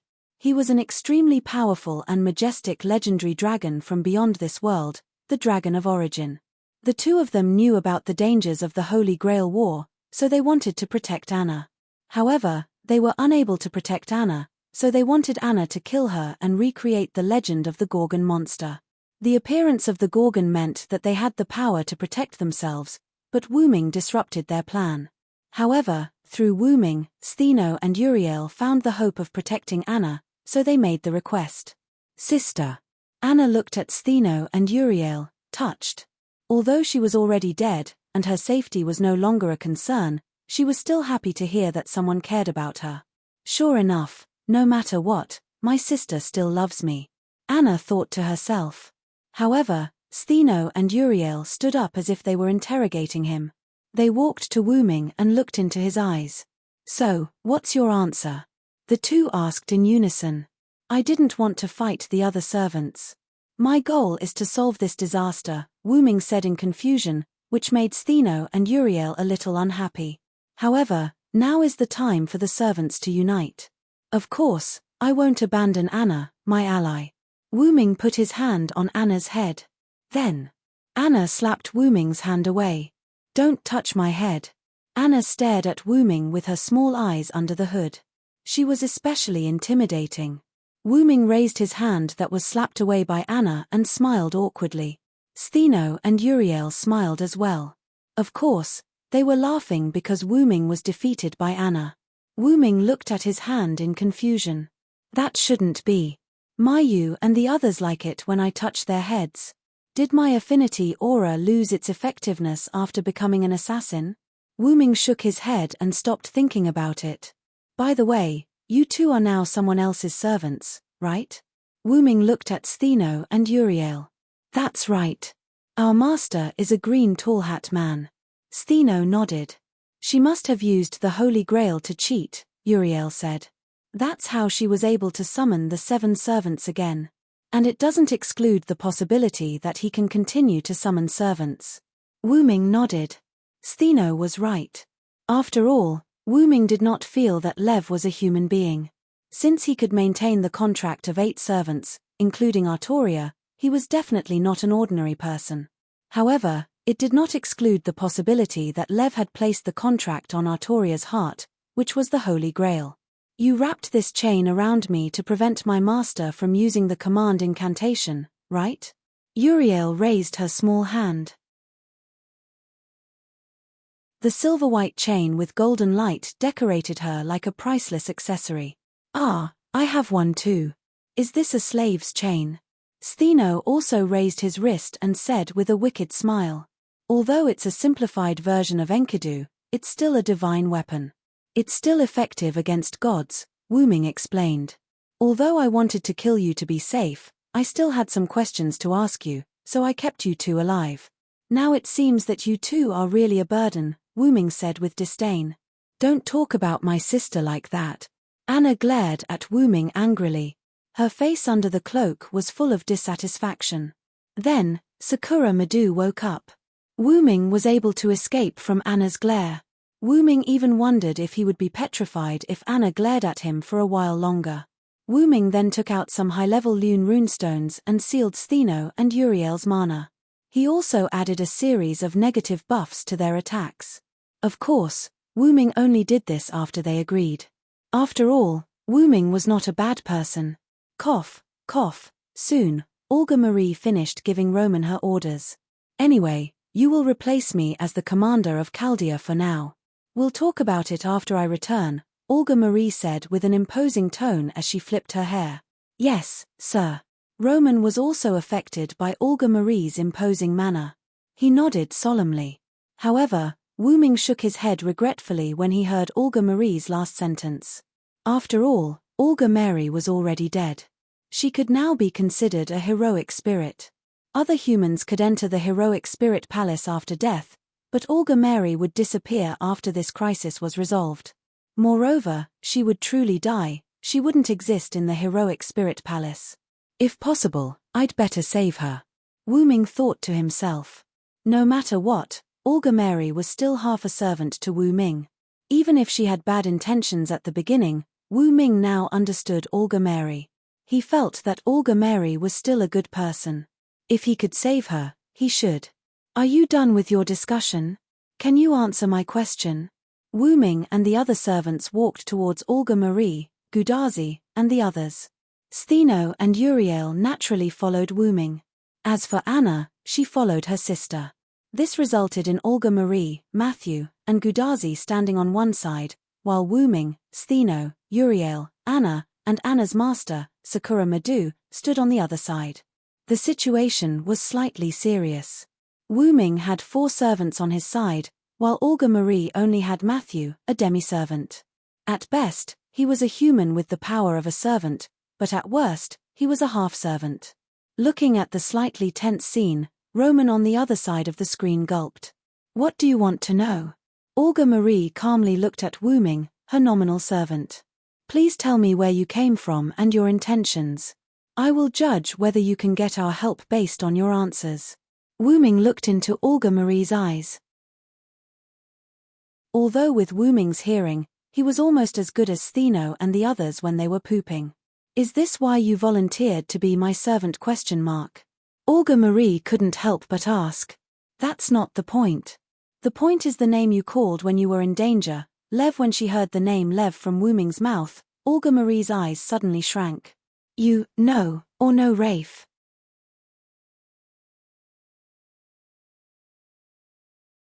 Chapter 348. Then, Wu Ming told them about his exploration of the Yuanzhang mountain, where he met Saber, and a man in a green tall hat, who called himself Rafe Lenore Floros. He killed Saber's master, and put the Holy Grail into Saber's heart in an unknown way, and according to Rafe, he received the king's order to exterminate the human race. Then, when I wanted to attack Rafe, Saber used the Holy Grail to activate the noble phantasm, and I was blown away. Stheno and the other 7 servants were summoned after I was blown away. Wu Ming's words made Olga Marie, Gudazi, Matthew, and Roman show an expression of disbelief. That man gave us the order to destroy all the creatures in this city, but I always feel that he wanted to get rid of this man. Stheno looked at Wu Ming, and it was obvious that this man was Wu Ming. In short, I always feel that this Rafe should be the Rafe that you said has been sacrificed. That's why I followed you, Olga Marie. Wu Ming finished and waited quietly. After all, Olga Marie and the others needed time to digest. It's unbelievable. Professor Rafe actually. Roman on the other side of the screen said with a somewhat dull voice. Professor Rafe gave me a pretty good impression. Gudazi scratched the back of her head. Well, Professor Rafe is very popular in Chaldea, I didn't expect. Matthew's eyes dimmed. I don't allow you to insult Rafe. Suddenly, Olga Marie roared and interrupted them. Rafe is dead. Even if he is still alive, Rafe would not want to destroy the human race. Although Olga Marie was shocked, she didn't waver because of soundless one-sided words. Let's not talk about the fact that Rafe was at the center of the explosion in the control room. It's impossible for him to survive. Furthermore, even if Rafe is still alive, he has no reason to destroy human beings like you said, Olga Marie argued. So, I don't believe what you said. I don't think Rafe would do such a thing.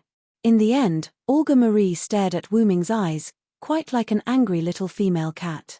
Wu Ming shook his head with a smile. He knew that this would be the result. When facing danger, her first reaction was to ask Rafe for help. It seemed that Olga Marie really relied on Rafe. People's hearts are unpredictable. Although Rafe is a kind and reliable person in your eyes, you are too dependent on him and ignored his negative side. What if he is pretending? Wu Ming began to preach to Marie. You. Olga Marie glared at Wu Ming.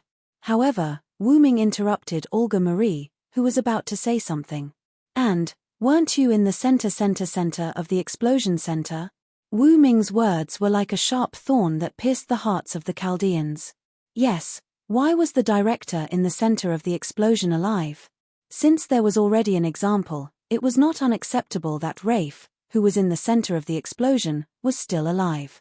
Moreover, if the explosion was arranged by Rafe, it's not strange that he is alive. Wu Ming's words were very heavy. This sentence, like a sharper thorn, pierced everyone's heart. Now, Gudazi and Matthew were completely confused. On the other hand, Roman had a thoughtful look on his face. But Olga Marie still didn't believe, and wanted to refute Wu Ming's words.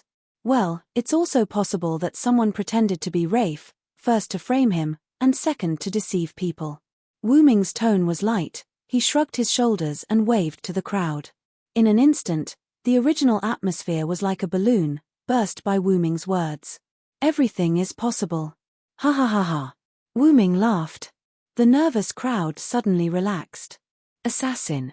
Then, Olga Marie, who felt like she had been played, was furious again. Ha ha ha. Looking at the arrogant Olga Marie angry, Wu Ming couldn't help but laugh. Gudazi, Matthew, and Roman were relieved. Assassin is right. It's also possible that someone used the image of the dead Professor Rafe to do evil. Matthew said righteously. And you still have the task to solve the singularity, and according to Assassin, this singularity was caused by the guy who pretended to be Rafe.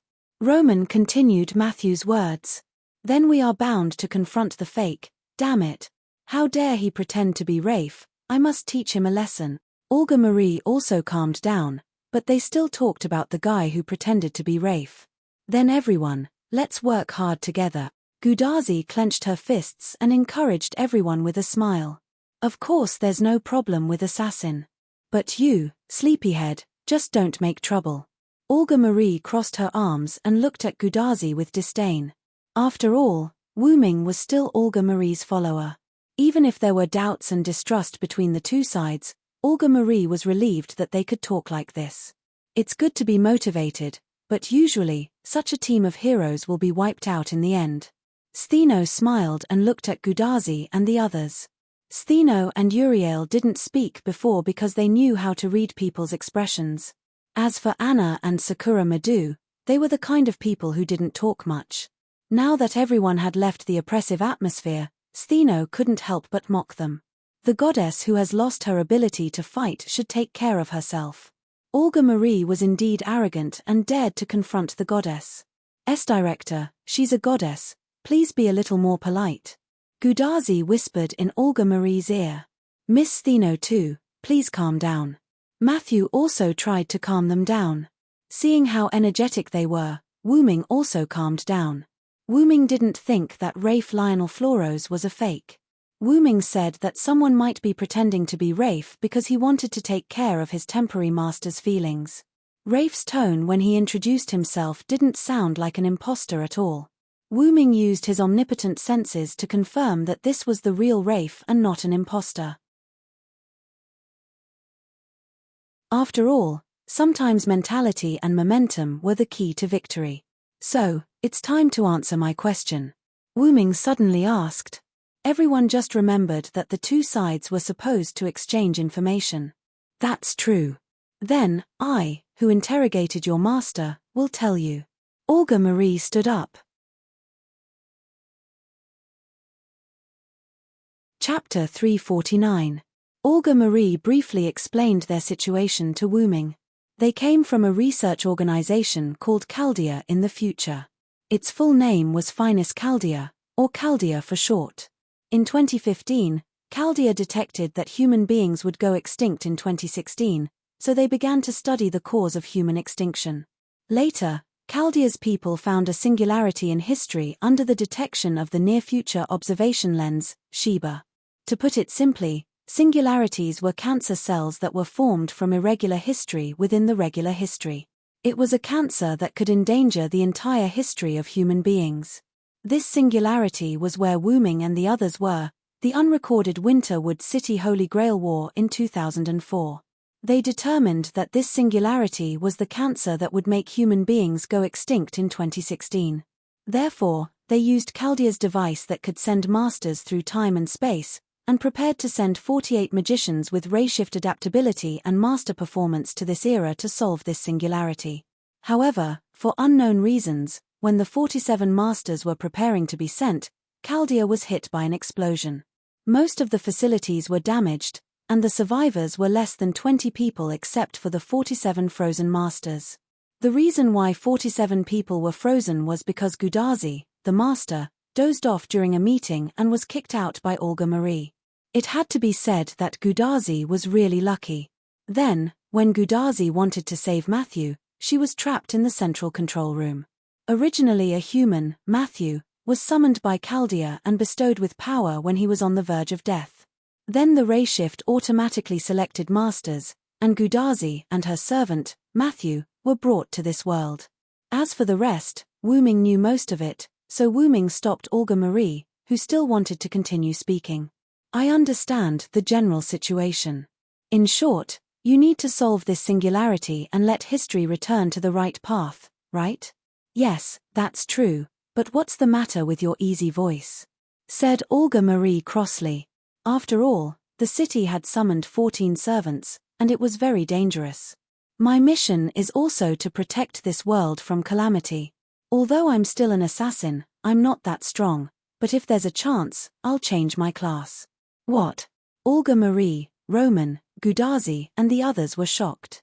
Even Stheno, Uriel, and the others were shocked. The reason why servants was because their spirit base was fixed and they couldn't change their class. However, Wu Ming actually said that he wanted to change his class, which undoubtedly surprised everyone. Well, after all, I am special. Wu Ming smiled. But aren't you breaking the rules? Changing your class and rank? Roman began to mutter. That's only if there's a chance. It's not that easy to change your class. Wu Ming shrugged. In short, let's leave here first. If we stay in the same place for a long time, it's inevitable that other servants will come to find us. Everyone nodded in agreement. After that, Roman said that if they needed help, they could contact him and then turned off the communication. After all, Chaldea still needed him. Then, Wu Ming, Olga Marie, Gudazi, Matthew, Stheno, Uriel, Anna, and Sakura Madu formed a small team and embarked on the path to defeat the great demon king. Soon, Wu Ming and the others arrived at the villa where Wu Ming and Gilgamesh lived. The reason why they came here was because of Stheno's words. The other side has a servant that can kill a god. Are you sure you want to go directly to Yuenzong Mountain? Although Olga Marie and the others had already chosen Yuenzong Mountain as their target, because of Stheno's words, everyone had to follow Wu Ming. And also because of Wu Ming's words. I have a super first-class servant with me. In this way, Olga Marie and the others followed Wu Ming to the villa. In the small villa, Wu Ming skillfully prepared tea for everyone, and then casually sat down as if it was his own home. It seems that she's not at home. Wu Ming didn't find Gilgamesh in the house. Thinking about it, Gilgamesh wasn't a person who would stay idle. Perhaps she left after discovering the change. But he didn't rule out the possibility that she went to find him. With the idea of a short rest, Wu Ming didn't rush to leave with everyone. Gorgon's 3 sisters didn't feel uncomfortable. After all, the 3 of them were goddesses. Sakura Madu was too young to care, and Gudazi and the others were sitting on the sofa with a slightly strange expression. What's wrong? Wu Ming naturally saw their doubts, so he directly asked. Is this the house of Assassin's previous master? Matthew asked. Gudazi and Olga Marie also nodded. After all, Wu Ming's move was too skillful. It felt like he was the owner of this house. If it was their master's house, it would make sense. No, this house was bought in my name, and I originally didn't have a master. Wu Ming calmly took a sip of tea and then said, Hey. Gudazi, Matthew, and Olga Marie immediately yelled. I forgot to tell you this. I came here on my own initiative. If I have to say, my master should be the Great Holy Grail. Wu Ming calmly took another sip of tea and slowly said, Wait a minute, what's going on? Olga Marie slammed the cup on the table and looked at Wu Ming like she was looking at an animal. The sound of the teacup being put down scared Gudazi and Matthew. If the teacup wasn't sturdy enough, the boiling hot tea would have spilled onto Olga Marie's hand. Although I know your identity is not ordinary and can change your class, but can you still show up on your own accord? Wu Ming calmly took a sip of tea and put down the teacup. He then looked at Olga Marie without any emotion. That's right. Sorry, my identity is not ordinary, so I can do whatever I want. Director. Calm down. Gudazi smiled awkwardly. Then Olga Marie angrily sat on the sofa and then grumbled by herself. She kept muttering, How can you cheat like this? It's really against the rules. By the way, is the companion that assassin mentioned not here? Matthew awkwardly smiled and began to change the topic to discuss the purpose of everyone here. She probably left here to find me. Wu Ming smiled. Don't worry, it can be said that no one can kill her. Of course, if her stubbornness flares up, the result might be different, thinking that if Gilgamesh was angered, it meant that he had lost half the battle, especially with Lancer, who had the power to kill gods. If Gilgamesh fought him head-on, he would be at a disadvantage. Let's take a break here. After all, if we plan for the worst, we should still have 6 enemies. Wu Ming looked at everyone seriously.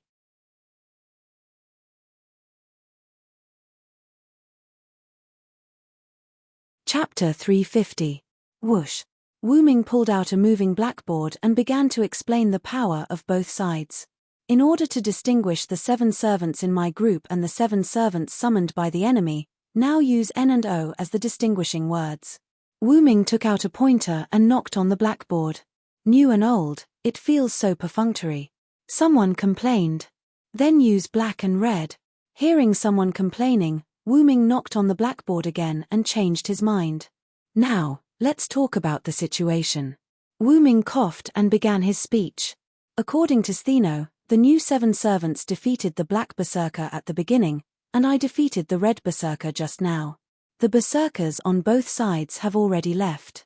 Although Hercules had 12 trials, in the face of 7 servants, and all of them were not weak, naturally, he could not survive. And the black archer, well, I am familiar with him, so he is an ally. Wu Ming was still thinking about whether to tell them that he was the master of the archer. After all, Wu Ming's hands had been wearing gloves, Gudazi and others did not find the command seal. After thinking about it, Wu Ming decided not to tell them. In fact, it was just Wu Ming's bad taste, and I know the black caster. In the current situation, he will definitely choose to help us. Not counting him, I, Black Archer, Red Assassin Stheno and Red Archer Uriel, and Black Lancer Anna and Matthew, we already have 6 servants. Wu Ming pointed out the advantages of his side. But the enemy's lineup is not weak. Wu Ming began to point out the weaknesses. First of all, the black saber is the famous King Arthur. I don't know the real name of the rider, but the other side has the existence of the undead core. As soon as Wu Ming finished speaking, Olga, Marie and the others looked worried. King Arthur, undead core, both of these were very troublesome. Then there's the red team. We don't know the red saber's real name. We only know that he's a wretched man. However, to be able to hold the position of saber, he's definitely not a simple person, Wu Ming said. Everyone nodded. As for Lancer, I think he's the most difficult to deal with right now. According to Stheno's description, Lancer is very likely to be the great hero of India, Karna, Wu Ming said calmly. Karna. Matthew and Olga Marie were shocked. So that's how it is. No wonder it gave me such a dangerous feeling, Stheno said. If it's the hero who's doing charity, it's indeed very disadvantageous for us, Uriel added. What? Who is Karna? After all, Gudazi had been an ordinary person before. She didn't know about Hindu mythology, so it was normal that she didn't know about Karna. He's known as the hero who's doing charity. He's a hero in one of the 2 great epics of India, the Mahabharata. He's said to be the son of the sun god Surya, the hero bestowed by the heavens, and the strongest enemy of Arjuna, Olga Marie explained. In the Mahabharata, Karna has a golden armor that's connected to his skin.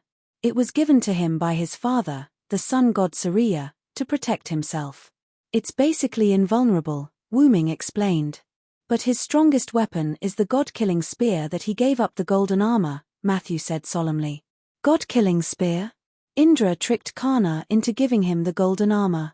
Out of guilt, he gave Karna the lightning spear that can kill gods. It's undoubtedly a weapon against gods. At full power, no god can defend against it, Wu Ming said nostalgically. Wu Ming had fought Karna before and won. However, there was no doubt that Wu Ming cheated. He was temporarily given the evil noble phantasm by the suppression force. He locked Karna as evil and took advantage of the opportunity to hurt Karna, who had lost his golden armor. If Wu Ming had fought Karna with Sodlek's saber rank, there was no doubt that Wu Ming would have lost.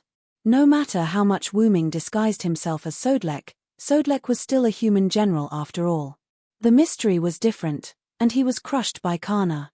Wu Ming shook his head to stop thinking about it. Especially the servants with divinity. Once Karna releases his noble phantasm, he'll most likely die. Wu Ming's words hit everyone's heart quite hard. What's more, Karna is a brave warrior. His martial arts have reached the peak. Ordinary servants will soon be defeated if they fight against him. Wu Ming looked at everyone and said earnestly, "At least you guys have no chance of winning." This sentence made Matthew and Anna lower their heads. That's right. One of them was a demi-servant, and the other was an immature child. It was indeed difficult for them to fight against Karna, who could kill gods. However, Stheno and Uriel didn't feel depressed. You're talking about us, not you, right? Uriel smiled. Hearing Uriel's words, Matthew and Anna raised their heads and looked at Wu Ming. This made Wu Ming feel helpless. I once met Kana with a different rank, and I was lucky enough to defeat him. This surprised everyone, especially Gudazi. That's amazing, Mr. Assassin. But that's when I was in a different rank. If I were to fight Kana with my current assassin rank, I would definitely die. Wu Ming shook his head. But you can change your rank, right? Then change your rank, Olga Marie said casually. The others also looked at Wu Ming in agreement. I also said that there are conditions to change a rank. It just so happens that I don't meet the conditions at the moment. Wu Ming waved his hand helplessly. Then, how can we win this hero over? From the Mahabharata, we can see that he is a righteous man. Olga Marie thought for a moment and said quickly, impossible. Wu Ming directly denied Olga Marie's words. Why? Olga Marie slammed the table unconvinced. I fought with Kana, and in that battle, I learned about Kana's character. Wu Ming poured himself a cup of tea and took a sip.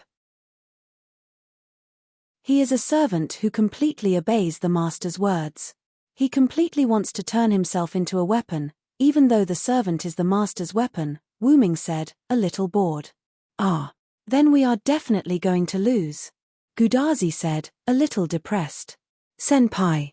Matthew wanted to comfort Gudazi, but he didn't know what to say. After all, the enemy was too strong, and they couldn't win him over. That's why I brought you here, isn't it? Wu Ming smiled. Huh.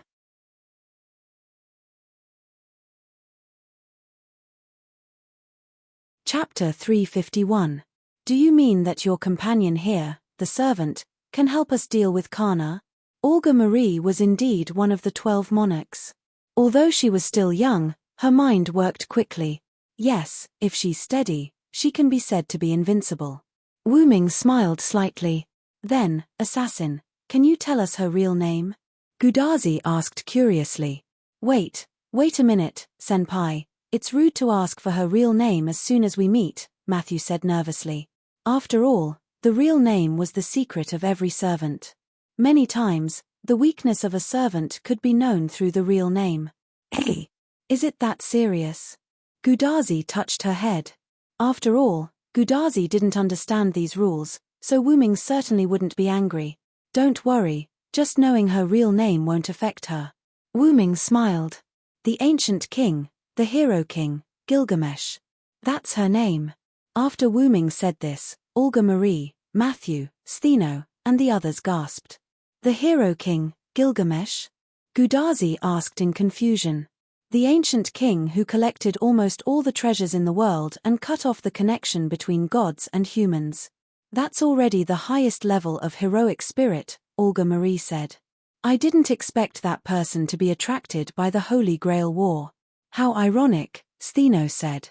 Wu Ming knew what Stheno was talking about. The ancient king, who had almost all the treasures in the world and supreme power, was reduced to a servant and participated in the dirty magician ceremony. The Holy Grail War was a dirty ceremony, a war that was triggered by the selfishness of magicians using the weapons called servants. War was dirty. Whether it was in the name of righteousness or something else, the essence of war would never change. This was also why Joan of Arc felt that her hands were dirty.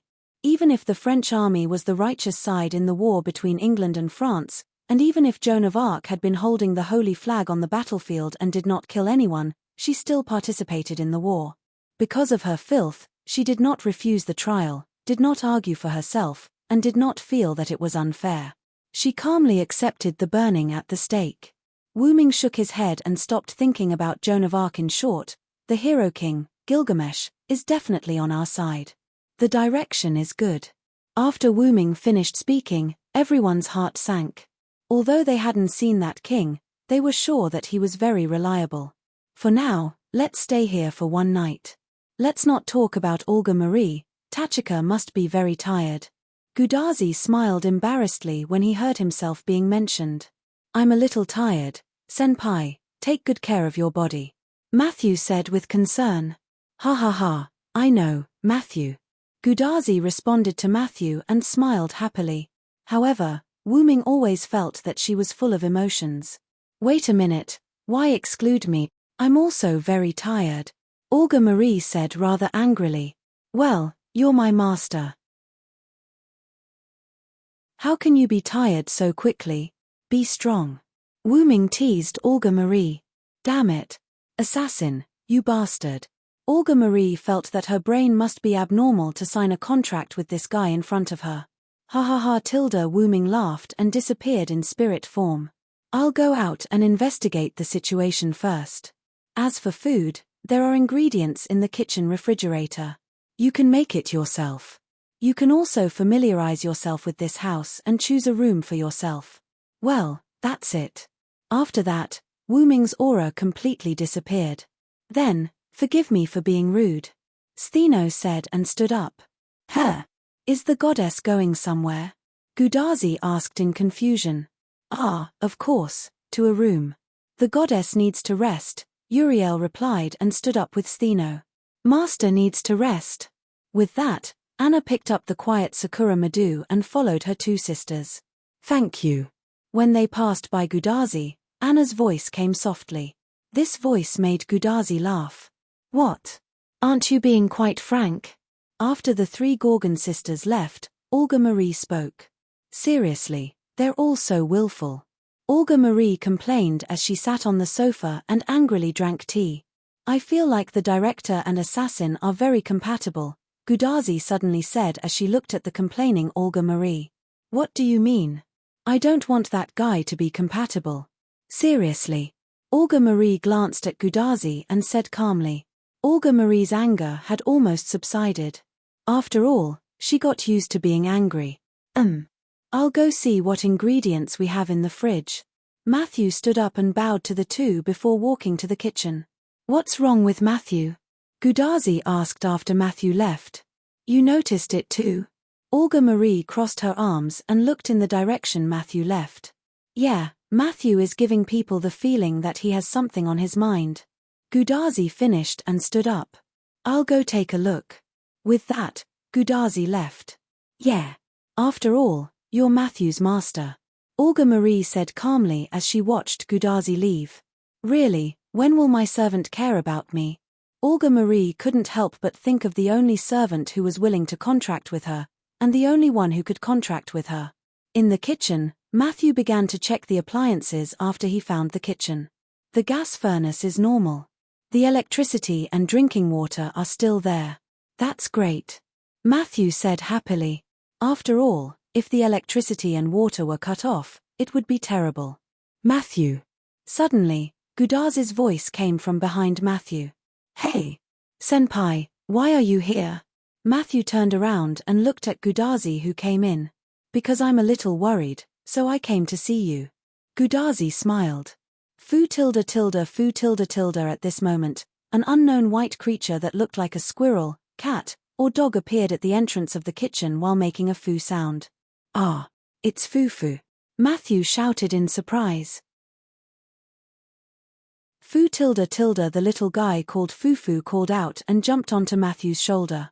Fufu's wine glass disappeared when we were running away from Stheno and Uriel. I didn't expect it to find us. Gudazi was surprised. Of course, senpai. Fufu is very intelligent. Matthew smiled and stroked Fufu while talking to Gudazi. Fufu, on the other hand, looked very obedient. If Wu Ming was here, he would be surprised.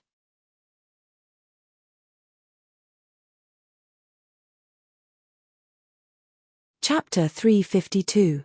It's incredible, senpai. Fufu only appeared in front of the two of us. Matthew smiled. Maybe it's a coincidence.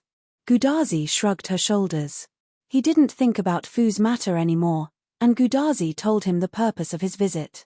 By the way, Matthew, what are you worried about? Gudazi's words made Matthew fall into silence. Actually, senpai, I can't release my noble phantasm, and I don't know the real name of the servant that I possess. Matthew said softly. Hey, is it important that you can't release your noble phantasm and don't know the real name? Matthew is Matthew, and that won't change. Gudazi instantly held Matthew's hand. Gudazi, who followed Wu-ming, Olga, Marie, and the others, already knew the importance of noble phantasm. However, Gudazi didn't think that Matthew was embarrassed because he couldn't release his noble phantasm.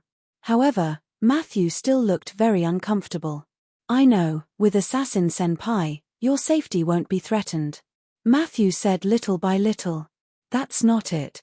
Gudazi instantly interrupted. Matthew looked at Gudazi with a stunned expression on his face. Assassin is very strong and reliable, but Assassin is the leader's servant, and the only servant that can protect me is you, Matthew Gillett. Gudazi grabbed Matthew's shoulders with both hands, and looked straight into Matthew's clear eyes. Fufu, who was originally on Matthew's shoulder, had already jumped away. Senpai. Matthew looked at Gudazi with a somewhat helpless expression, and then he was touched. Since we can't release the relic, we'll ask for Assassin's help when he comes back. I'm sure Assassin will have a solution, Gudazi encouraged Matthew. But the servant's real name? Why don't we ask Assassin later? Maybe he will know. Ahahaha. Gudazi laughed awkwardly. Really, you need someone else to confirm your servant's true name. Suddenly, Olga Marie's voice sounded. Gudazi and Matthew turned around and saw Olga Marie at the kitchen door. Really, it's not easy to find a kitchen.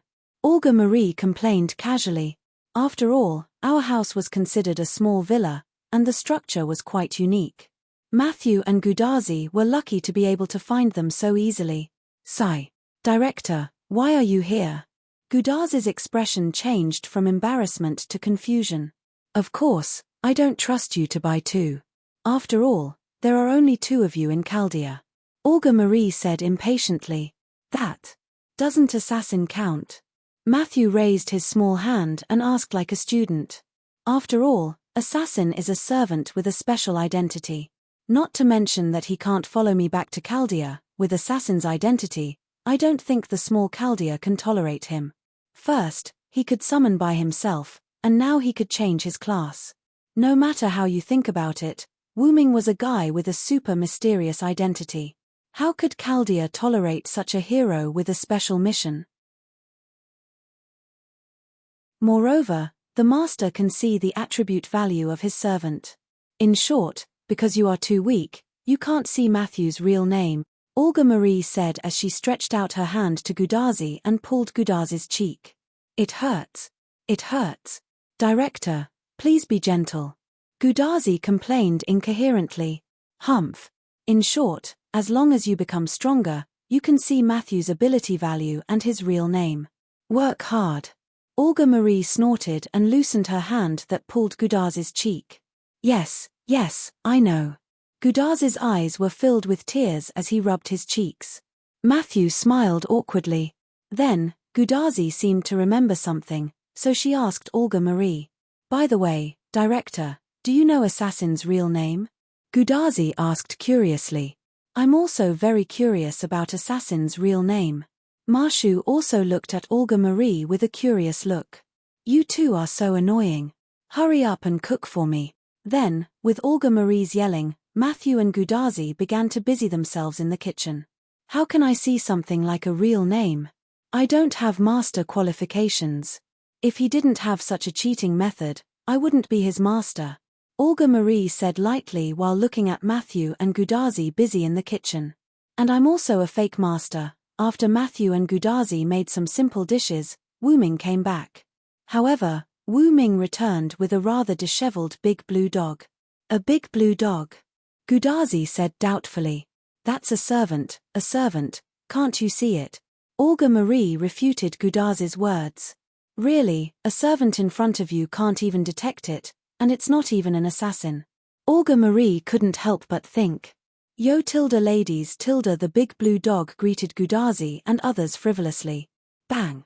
Wu-ming gave him an elbow hit in an instant. Hey! I'm injured. Listening to his complaints, Wu-ming glanced at him with disgust. You almost left, so behave yourself, Kuchelin. That's right, the big blue dog was Kuchelin who caught Fergus's noble phantasm neon sword. After Wu-ming finished, he threw Kuchelin on the sofa.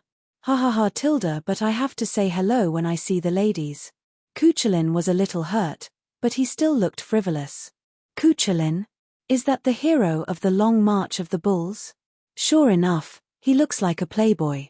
Olga Marie looked at Cuchulain's frivolous appearance and said awkwardly, "He's the caster I said would help us, but now it seems that this guy can't even protect himself." Wu Ming spread out his hands. "What happened?" Gudazi asked. "This guy caught Fergus' noble phantasm. I didn't expect him to survive." Wu Ming held back his laughter and explained to everyone. "Fergus? His Cuchulain's adoptive father and friend." Olga Marie was relieved. "The neon sword you mentioned, is it the magic sword that can cut off 3 mountains?" "Yes, that's the sword. The identity of the red saber has been confirmed, it's that old rogue," Wu Ming said with a slightly angry expression. "It seems that Assassin and Fergus must have experienced something. Gudazi and others thought so. Ha ha ha, it's just that Fergus flirted with Maeve, you still hold a grudge." Cuchulain suddenly laughed.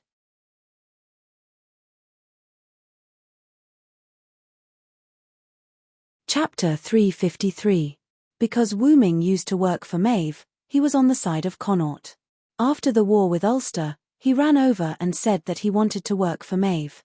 Because of Fergus' frivolous words, Wu Ming threw him out. Of course, the process took a lot of effort. After all, Maeve was someone that Wu Ming recognized as his sister. Even if Maeve wanted to fall in love and get married, Wu Ming would never allow an old rogue like Fergus to come, not to mention that Maeve did not have such thoughts. Maeve, who was obsessed with Wu Ming, did not get married until she died. Instead, she played with men and let them die one by one under her pomegranate skirt. Moreover, they died before they could take advantage of her. Of course, Wu Ming also contributed to this. As a warrior who protected his sister's chastity, Wu Ming naturally shot those who wanted to use force. "You said that you didn't want to marry Maeve, and you didn't let her find another man. You even made our 2 countries go to war. I really don't know what you were thinking." Cuchulain complained about Wu Ming helplessly. "She was already throwing herself at you, why didn't you want her?" "It's fine if you don't want her. Don't get in the way of others. Don't get us involved." Back then, for some, reasons, Wu Ming had been protecting Maeve. But after all, Wu Ming was a traveler and had no plans to stay in any place. Then, in order to prevent Wu Ming from leaving, Maeve started the war between Connaught and Ulster. I don't have a choice either. Wu Ming rubbed his forehead. Forget it, forget it. Let's not talk about this. It's all in the past anyway." Cuchulain, who hated Maeve, began to change the topic. "With the identity of an enemy established, they have an advantage in launching a general attack on us," Wu Ming said. "How did you escape?" Wu Ming asked Cuchulain. Cuchulain was not the kind of guy who would throw his life away even if he knew that he could not win. Come to think of it, it seemed to be true, cough cough. Speaking of which, Fergus wouldn't say I'm going to use my noble phantasm, and so on to let Cuchulain escape. Fergus must have judged that Cuchulain could not escape, so he released his noble phantasm. Logically speaking, Cuchulain should have left. However, Cuchulain, who was covered in wounds, smiled. "Don't underestimate the Lune rune, brother." Cuchulain smiled. Even so, Cuchulain was seriously injured. As the prototype of the holy sword, the demon sword, I was careless. Wu Ming smiled. The Lune rune was something that the Norse main god, Odin, had sacrificed an eye in exchange for. How could it be weak? Wu Ming had never used the Lune rune in battle, so he had neglected the power of the Lune rune. "You are the first disciple of the master.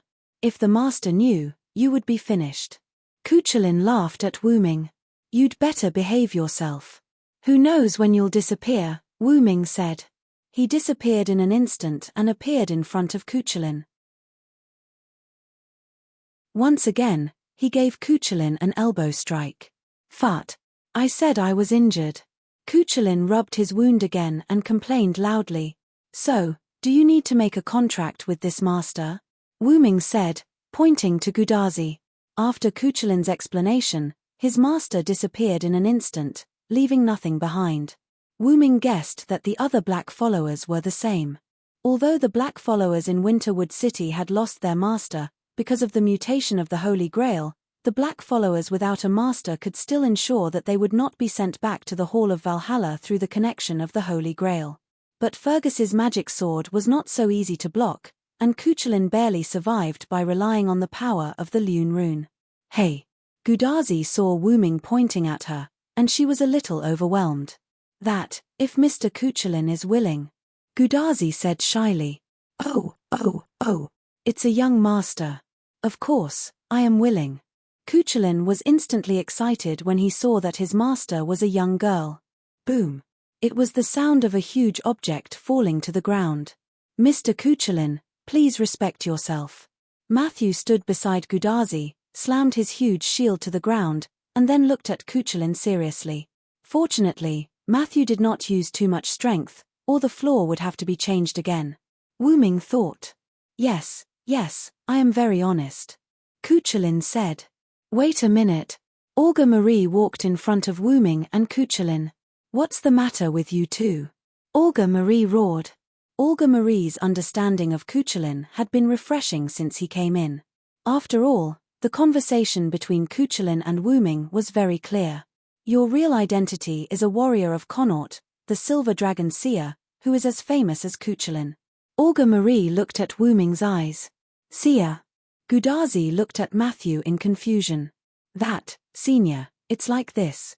Matthew took Gudazi's hand, quietly went to the side, and told Gudazi about Seer in history. Oh, senior brother, you haven't told them your real name yet. Cuchulainn, who was sitting on the side, said gloatingly. After all, I'm not Seer now, just a man-killer fiend. Wu Ming helplessly spread out his hands. Assassin. Jack, is your real name Jack the Ripper? After hearing Wu Ming's words, Olga Marie guessed Wu Ming's real name. Fog, London, black clothes and hat, being able to call himself Jack, a pair of female noble phantoms, Olga Marie judged our real name from all this information. Man-killer fiend? Are you kidding me? How could you be a man-killer fiend? Cuchulainn frowned and asked in confusion. Wu Ming's senior brother, a great hero, turned into a man-killer fiend, which really damaged his image. Well, this is for the vengeful spirits of those children. I replaced them and became Jack the Ripper. Wu Ming smiled indifferently. Replaced the vengeful spirits, became Jack the Ripper. Olga Marie carefully thought about Wu Ming's words, savoring the meaning. However, Cuchulainn didn't understand at once. So that's how it is, as expected of you. It seems that you have experienced a lot in the future. Through Wu Ming's words, Cuchulainn immediately guessed why his senior brother became Assassin Jack the Ripper. It was nothing more than absorbing Jack the Ripper's spiritual base, freeing the vengeful spirits that were originally trapped, and becoming Jack the Ripper himself. Anyway, it doesn't matter. Then, Wu Ming looked at Olga Marie. Sorry, Master, at first I wanted to hide my real name, but later I realized that you might not like this identity, so I always wanted to hide it. What an idiot. Olga Marie said softly. Olga Marie raised her head and looked into Wu Ming's eyes. You listen to me. You are my follower. No matter what, I won't mind. Looking at Olga Marie's determined eyes, Wu Ming smiled. What, a frank Olga is not bad.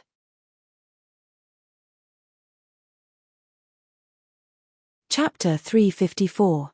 Then, Wu Ming was scolded by the arrogant Olga Marie again. Wu Ming didn't care, after all, he was arrogant. Later, Cuchulainn and Gudazi concluded a servant contract. Originally, Cuchulainn wanted to conclude a temporary servant contract, but because it was not conducive to physical recovery, Wu Ming forcibly changed Cuchulainn's mind and concluded a formal contract with Gudazi. My body has gradually begun to recover. I didn't expect the little girl to have such excellent qualifications as a master. Cuchulainn felt his physical condition and couldn't help but look at Gudazi. Of course, this was not a flirtatious look, but a surprise at Gudazi's potential as a master. Don't underestimate Tachika, she has excellent master qualifications. Patting Cuchulainn on the shoulder, Wu Ming smiled. Olga Marie was a little jealous at this time. After all, her master contract with Wu Ming was a half-finished product that Wu Ming cheated. However, I still want to be my master. Wu Ming, who noticed Olga Marie's expression, continued. This made Olga Marie blush again, and Olga Marie glared at Wu Ming angrily. However, Olga Marie looked very much like an angry kitten. The food is getting cold, let's eat first. In order to avoid embarrassment, Matthew took the lead in changing the topic. Gudazi and Matthew had already finished cooking and brought the food to the table. Now they could enjoy it directly. Suddenly, Gudazi let out a loud cry. By the way, Mr. Assassin, there is one more thing I have to trouble you with. Although Kuchelin's previous recklessness made everyone know Wu Ming's other identity, the Connaught Silver Dragon Wu Ming still asked everyone to call him Assassin or Jack. After all, he now came with this identity. Is there anything else, Tachika? Wu Ming asked gently, which made Gudazi blush. After all, Wu Ming was really handsome in a black leather jacket and a black top hat. Can you tell Matthew's real name? Or her noble phantasm's real name is fine. Gudazi knew that her request was a bit difficult, but she still put her hands together and begged Wu Ming. Tachika, didn't I say, as long as you become stronger, what? Noble phantasm is an instinct. Olga Marie was about to say something, but Kuchelin instantly interrupted her. Marie suppressed her anger, she looked at Kuchelin's eyes, and didn't say anything. Instinct. Marshu pondered over Kuchelin's words. Ah, yes, it's instinct. Kuchelin spread out his hands. Servant and noble phantasm, these two exist together and are not separated from each other. If you haven't been able to release your noble phantasm, it's probably because your instinct hasn't been activated. With that, Kuchelin looked at Gudazi, revealing a dangerous look, and at the same time, emitting a murderous aura. Gudazi was a little puzzled, but Matthew and Olga Marie instantly understood what Kuchelin meant. Marshu quickly raised her shield and stood in front of Gudazi, while Olga Marie looked at Kuchelin with a scrutinizing look. Tachika is now your master, don't think about doing anything dangerous. After all, even if Kuchelin was someone Wu Ming knew, there was no guarantee that he wouldn't do something to hurt them. After all, Olga Marie was a magician, so it was normal for her to have such thoughts. Okay, Kuchelin, don't tease them anymore, Wu Ming said. Well, I'm just livening up the atmosphere. Kuchelin smiled and waved his hand, dispelling the murderous aura. Then, I'll leave the noble phantasm and the real name to you. I'm going to rest, brother. After saying goodbye to Wu Ming, Kuchelin's spiritual form disappeared. Wu Ming shook his head helplessly at Kuchelin's character. Don't mind him, he's just like that, Wu Ming said to Gudazi and the others. Immediately, Matthew also put down his shield and retreated to Gudazi's side. So, can you let Matthew use his noble phantasm? Olga Marie asked, sitting on the sofa with her arms crossed in front of her chest and her legs crossed. Let's not talk about this in a hurry. Let me ask you, Matthew, did the servant who lent you his power tell you his real name? Wu Ming looked at Matthew. No. Matthew was stunned, then shook his head. Really, what was the servant who gave you power thinking? He didn't even tell you his real name and noble phantasm. It's really a headache. Olga Marie covered her head. Generally speaking, a servant's noble phantasm was related to their own life experience. Matthew didn't know the real name of the noble phantasm, so it was normal that he didn't know what the servant was. Wu Ming smiled, then Wu Ming continued to ask. So, when you saw Berserker, Lancelot, did you have any reaction? Although Matthew didn't understand Wu Ming's intention, he still thought about it. When I saw him, I didn't feel anything, but when I knew he was Lancelot, the Knight of the Lake, I was a little angry. Hey, Matthew, why are you angry? Gudazi was a little puzzled. I don't know. Wu Ming shook his head. So, you mean that the heroic spirit who gave Matthew power has a special relationship with Lancelot? Olga Marie was a first-class magician, and she immediately guessed Wu Ming's intention. That's right. Wu Ming nodded. The reason why he asked Matthew this question was because Wu Ming knew the real name of the servant who gave Matthew power from the beginning. The most noble of the Knights of the Round Table, the Knight of the Holy Grail, Galahad, the Knight of the Holy Grail. That was the real name of the servant who gave Matthew power. For a long time, Matthew had addressed Wu Ming and Gudazi as seniors, but he didn't use the term senior to address others. He addressed Gudazi as a senior because the two of them formed a bond in Chaldea, and others addressed Wooming as senior by Matthew, meaning that Wooming was senior Wooming. But in fact, Galahad was the only one who addressed Wooming as senior back in Camelot. Because Lancelot admired Wooming the most, he told his son Galahad to be particularly polite to Wooming, but Wooming didn't like the word lord, so Galahad addressed Wooming as senior. Although that was one of the reasons, Wooming recognized that the power Matthew used was Galahad's because of the shield. The shield was basically the same as the shield that Artoria held during the Round Table Conference, but the details and size were different. Even Bediver couldn't bear the burden of the Round Table, only Galahad could. The purest and noblest knight of the Holy Grail, Galahad, only he could bear the burden of the Round Table. The servant who gave you the power to survive from the brink of death and gave you the power to protect Tachika is named Galahad.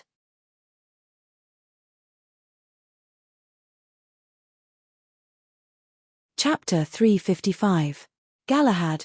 Matthew put one hand on his chest and whispered the name softly. Thank you, Assassin Senpai. Matthew bowed to Wooming happily to express his gratitude. You don't have to thank me, Matthew. Even without me, you would have known Galahad's real name sooner or later. Wooming smiled and shook his head. Then, Wooming gave Matthew a daiji. And don't be happy too early. Although I know Galahad's real name, I don't know the real name of his noble phantasm. Hey! Why? Gudazi was puzzled. After all, noble phantasms are obtained after becoming a heroic spirit. Although there are many physical weapons and noble phantasms, most of them are obtained after becoming a heroic spirit. Wooming looked at Gudazi and explained to her. For example, the noble phantasms of Cuchulainn, Fergus, and the others were with them when they were alive. Generally speaking, this kind of noble phantasm was the name of the weapon itself, so knowing the name of the weapon would mean knowing the real name of the noble phantasm. However, there were many noble phantasms that had never been seen before in history. The most classic example was the treasured artifact that betrayed the witch Demetrius, Rule Breaker Talisman, Rule Breaker. It was the embodiment of the traitor witch's life, just like her entire life. The Rule Breaker Talisman was also full of betrayal.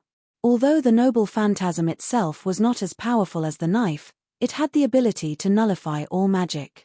It could completely nullify contracts based on magic, or life forms born with magic. Needless to say, this kind of noble phantasm was much more powerful than the G-Bolg, which was a weapon with a physical body. Galahad's noble phantasm appeared after becoming a heroic spirit, so I don't know. Wooming finished his explanation. Aren't you special? How can you not see through the noble phantasm of a servant? Olga Marie looked at Wooming with some dissatisfaction. Then I'm really sorry. I don't know about this kind of relic that only exists after it has been upgraded. Wooming shrugged indifferently. That's a pity. Gudazi said regretfully. It's okay, Senpai. At least I already know that the servant who gave me power and my benefactor is Galahad. Matthew comforted Gudazi with a smile on his face. Well, you're right. I've already completed half of it.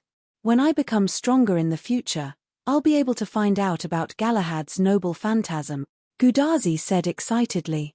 At this moment, Olga Marie looked at Wooming. You can't get Matthew to use the relic? Wooming smiled at Olga Marie's question. I didn't say that I couldn't let Matthew use the relic. I just didn't know the real name of the relic. Hey, but, how can you use the relic without knowing its real name? Gudazi was completely confused. She tilted her head and looked at Wooming with Matthew. Olga Marie, on the other hand, was frowning. Even she couldn't figure out how to use the relic without knowing its real name. Looking at the puzzled crowd, Wooming began to explain about the relic. After the death of various characters, according to their life experience, they were upgraded and also obtained a trump card called the relic. The relic is the trump card of every hero, and to release this trump card, you need to call out the real name of the relic. This is indeed the case. Wooming finished, sat on the sofa and poured himself a cup of tea. Speaking of which, Gilgamesh's tea was not ordinary. It had been so long, but the tea was still warm. Go on. Olga Marie said impatiently. Okay, don't worry. Wu Ming took a sip and put the teacup down. The so-called name of the relic is actually just a form. Kuchelin also said that the relic is an instinct. Is there a limit to your instinct? If that's the case, it's not an instinct. Wu Ming spread out his hands. Now, for Matthew, what he lacks is not only the real name of the relic, but also the recognition of the relic. Only then can he unleash the power of this table, shield. Wu Ming almost said the table, but fortunately, he changed his words in time. Hey! What did you say in the end? Gudazi seemed to have heard something different, but she didn't hear it clearly. Don't worry about the details. At present, we need to give Matthew's shield a real name. This time, it will be easier to release it when needed. Wu Ming quickly changed the topic. Then, how about Assassin give Matthew a real name for the relic? Gudazi suggested. This shouldn't be done by me, but by you guys from Chaldea. Wu Ming said, looking at Gudazi, Matthew, and Olga Marie. Is it up to us? Gudazi thought, but she didn't have a clue. Naming something, Gudazi inexplicably felt that the world was full of malice. Then, when Marshu releases her noble phantasm, how about shouting Lord Chaldeas? Olga Marie suddenly said from the side. Lord Chaldeas. Matthew carefully thought about the real name of the relic. Well, thank you, Director. Matthew sincerely looked at Olga Marie and thanked her. Olga Marie looked at Matthew's sincere smile and was a little stunned. No. It's nothing. Then, Olga Marie said softly. Without a doubt, Olga Marie was proud again. Great. Matthew. Then you can release the relic. Gudazi hugged Matthew and said happily. But don't be happy too early. At this moment, Wu Ming retorted. After all, if you can't be recognized by the relic and release the relic, then the so-called Lord Chaldeas is a joke. Wu Ming looked at Matthew and Gudazi seriously. Assassin is right. If Matthew can't release the relic, then the real name I gave you will be wasted. You have to work hard. Olga Marie encouraged. Yes. I will work hard. Matthew nodded excitedly. You too, Tachika Fujimaru. As a master, your self-awareness is really bad. I will train you later. Olga Marie said to Gudazi sternly. Hey! It can't be. Gudazi's face was filled with worry. For this girl who was just an ordinary person not long ago, special training was like running a few kilometers in military training. Don't talk nonsense. Hurry up and eat. After eating, we will train. Olga Marie pinched Gudazi's cheek and urged. Senior, you have to work hard.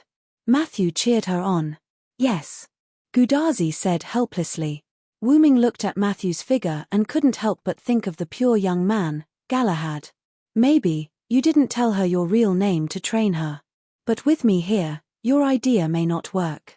Galahad, well, I will help you train her. Wu Ming looked out of the window. Although the sky was dark, the future was full of hope.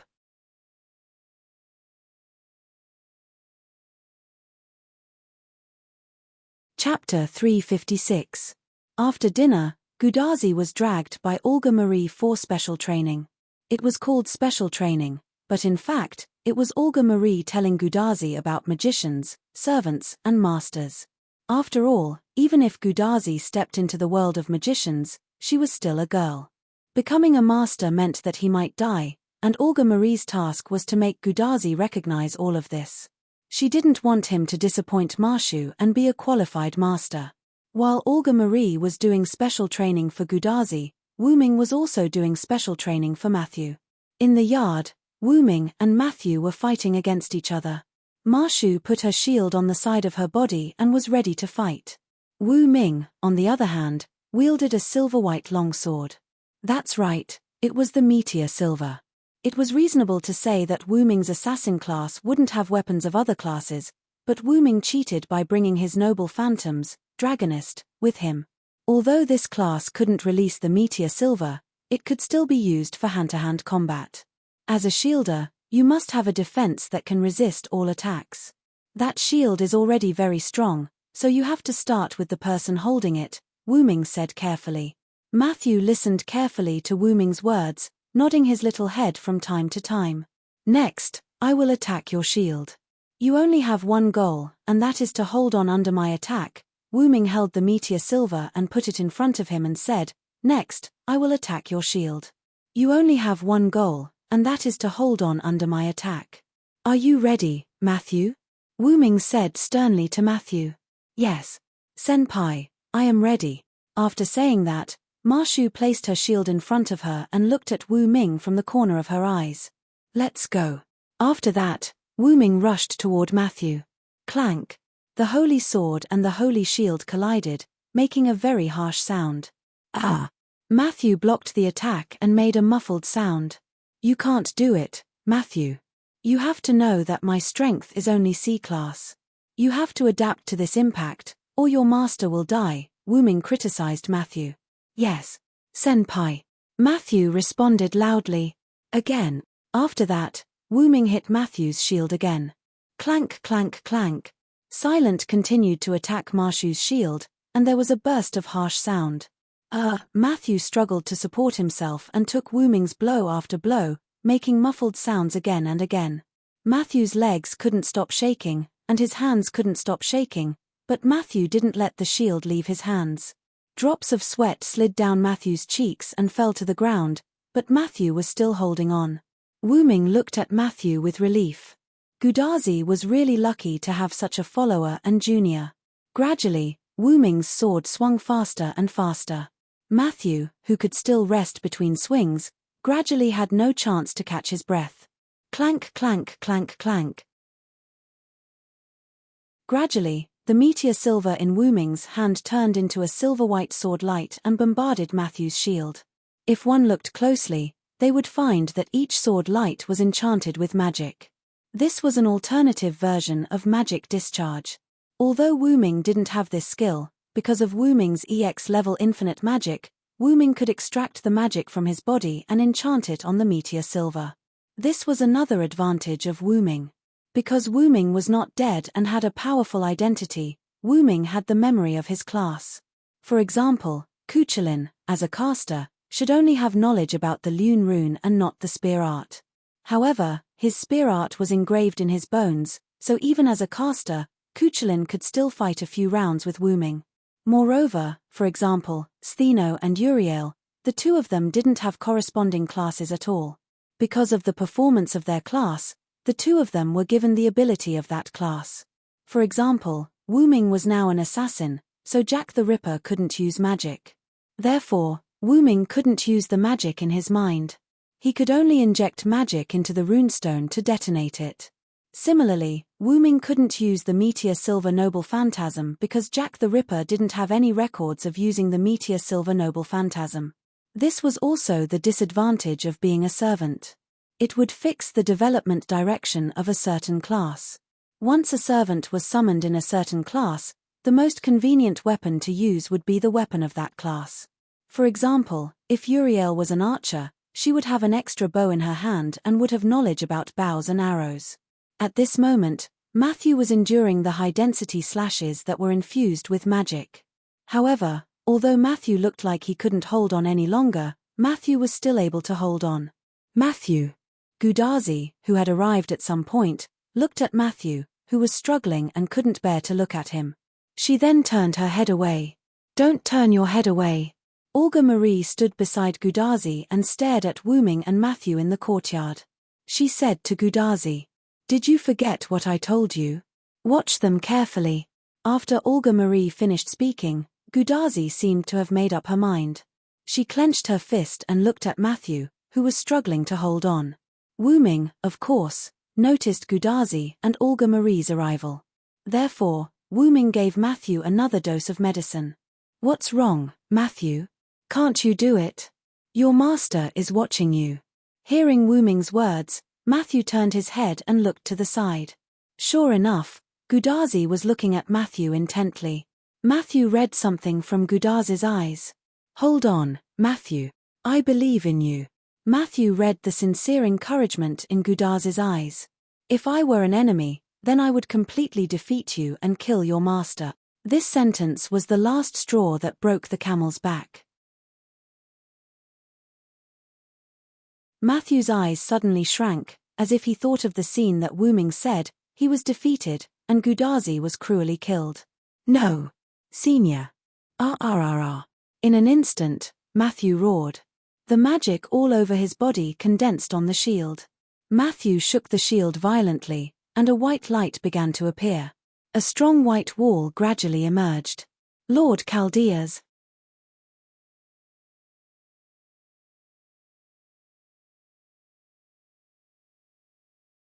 Chapter 357. With the release of the noble phantasm, the chalk wall appeared in front of Matthew. Bang! Wu Ming attacked the chalk wall, but he was bounced back. Kai! The meteor silver was inserted into the ground, and Wu Ming stepped on the ground to maintain his balance. The meteor silver and Wu Ming's legs were pushed back by the huge force, leaving 3 deep marks on the ground. I see. Is this Galahad's noble phantasm? No, it should be Matthew's noble phantasm, the pure land of Chaldea in your heart. Wu Ming pulled out the meteor silver and looked at the chalk wall that was as pure as Matthew's heart. Then, Wu Ming put away the meteor silver. Well done, Matthew. Wu Ming gestured to Matthew and gave him a thumbs up. That's great. Matthew looked at Wu Ming's thumbs and said weakly. Matthew looked at Matthew's thumbs up. Then Marshu looked at Gudazi, who was running toward her, and her vision turned black, and she fainted. Wu Ming instantly appeared behind Matthew and hugged the unconscious Matthew. Gudazi ran over and looked at Matthew worriedly. You did well, Matthew, I'm proud of you. Gudazi held the unconscious Matthew's hand and said with a smile. Really, your training is too cruel. Olga Marie walked to Wu Ming and looked at the unconscious Matthew and complained to Wu Ming. But Matthew persevered and released the noble phantasm, didn't he? Wu Ming looked at Matthew with relief. At least her efforts were not in vain. And now there's a strong enemy. Matthew has to do this if he wants to grow up quickly. Then, Wu Ming took out a runestone from his black ripples. The Lune rune on it represented healing. Placing it on Matthew, Wu Ming injected magic into the runestone. The runestone broke, and the pure green energy turned into light spots and merged into Matthew's body. Visible to the naked eye, Matthew's body disappeared, and even his cheeks had a trace of peace, as if he had a good dream. Athena told me that warriors can only grow in battle, but Matthew is a defensive type, so I used this method to train him. Athena, are you hiding something from us? Olga Marie crossed her arms and stared at Wu Ming suspiciously. Silence was in Ireland and would not have anything to do with Greece. Therefore, Olga Marie looked at Wu Ming suspiciously. Ahem. I'll send Matthew back to his room first. Tachika, please take care of Matthew. Wu Ming quickly changed the topic, and then carried Matthew in his arms. As for the shield, it was naturally carried by its master. Oh, okay. Gudazi nodded and picked up the shield. Why is it so heavy? I thought it was light. Gudazi's face was red as she carried the shield. Usually, Matthew could carry it easily, but she didn't expect the shield to be so heavy. Matthew is a servant. Even if he is a subservient, he is still a servant. Of course, his strength is higher than yours. Come on, Tachika, this is also part of training. Wu Ming looked at Gudazi with a smile, and then left first. Wait a minute. Gudazi carried the shield, struggled to follow Wu Ming, and left. Really, both of them are so troublesome. Olga Marie rubbed her forehead. How many things is he hiding from me? Then, Olga Marie began to think about Wu Ming's secrets. Exploring a man's secrets is the first step for a woman to fall. Suddenly, Cuchulain materialized. None of your business. Olga Marie proudly stared at Cuchulain. Although Cuchulain was rejected, he didn't get angry or retreat. Then, Cuchulain moved forward and stared at Olga Marie as if he saw something interesting. The talent of a magician is first class, but he doesn't have the talent to become a master. That's interesting. It's none of your business. Olga Marie angrily pushed away Olga Marie, who was staring at her. Cuchulain, who was pushed away, didn't get angry. He smiled casually, and then began to talk about Wu Ming. By the way, my brother is really resourceful. He can even make a contract with someone who doesn't have the talent to become a master. Kuchulin waved his hand and said casually, "That." At this time, Olga Marie suddenly opened her mouth. "Huh?" Kuchulin looked at Olga Marie in confusion. "Are you close to assassin?" Olga Marie asked with a slightly red face. It was a little embarrassing for a proud person to put down her attitude and ask someone else. Kuchulin's eyes lit up. He had already guessed Olga Marie's thoughts. "Not very close. After all, the first time we met was on the battlefield. But I heard a lot about my brother from my master. We also talk about him in our free time. After all, we are not mortal enemies. We fight all the time." If Wu Ming heard this, he would have hammered Kuchulin's head. If Kuchulin hadn't been serious, Wu Ming wouldn't have fought him to the death. Did you think that the spear of impaling death was so easy to receive? Besides, isn't there a saying that the one who knows you best is often your opponent? So, I know my brother quite well. Kuchulin looked at Olga Marie and grinned. "What, do you want to know my brother's privacy?" Kuchulin teased Olga Marie. Olga Marie's face turned red when she heard Kuchulin's teasing. "Ahem. After all, he is my follower. It is necessary for me to know my follower's story, isn't it?" Olga Marie coughed and replied righteously. "Isn't there a record in human history? In fact, the stories of our heroes are basically similar to what is recorded." Kuchulin waved his hand. Instantly, Olga Marie looked at Kuchulin with a "you're dead" look. "First of all, I only know my brother's story in Ireland." Kuchulin raised his hands in surrender. "That's fine. Let's get started." Olga Marie thought for a moment. It was better than nothing, so she nodded. Then, Olga Marie came to the steps and sat down, waiting for Kuchulin's story. Then, Kuchulin looked in the direction of Wu Ming. After confirming that there was no Wu Ming around, he began to tell the story. His story is basically similar to what you know, but I have to tell you about him and Maeve. As if he thought of something, Kuchulin smiled gloatingly. "In the beginning, my brother was a traveler. However, he said that he was traveling around, but in fact, he just couldn't find his way." Kuchulin laughed. "You mean, he has no sense of direction?" Olga Marie also wanted to laugh. "Ah, yes, but he was a greenhorn. Now, he shouldn't have a sense of direction." Kuchulin smiled and shook his head. After that, the first place he went was Connaught, and because he accidentally saved a damsel in distress, he was entangled by Maeve.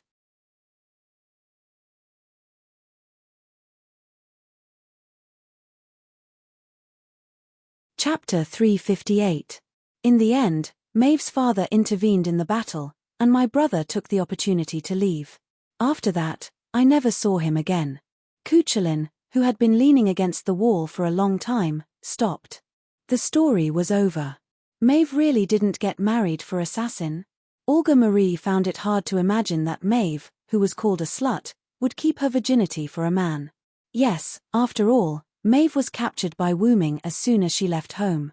Therefore, although Maeve seemed to be dissolute in the days after that, as far as I know, she has been keeping her chastity. Kuchulin looked helpless.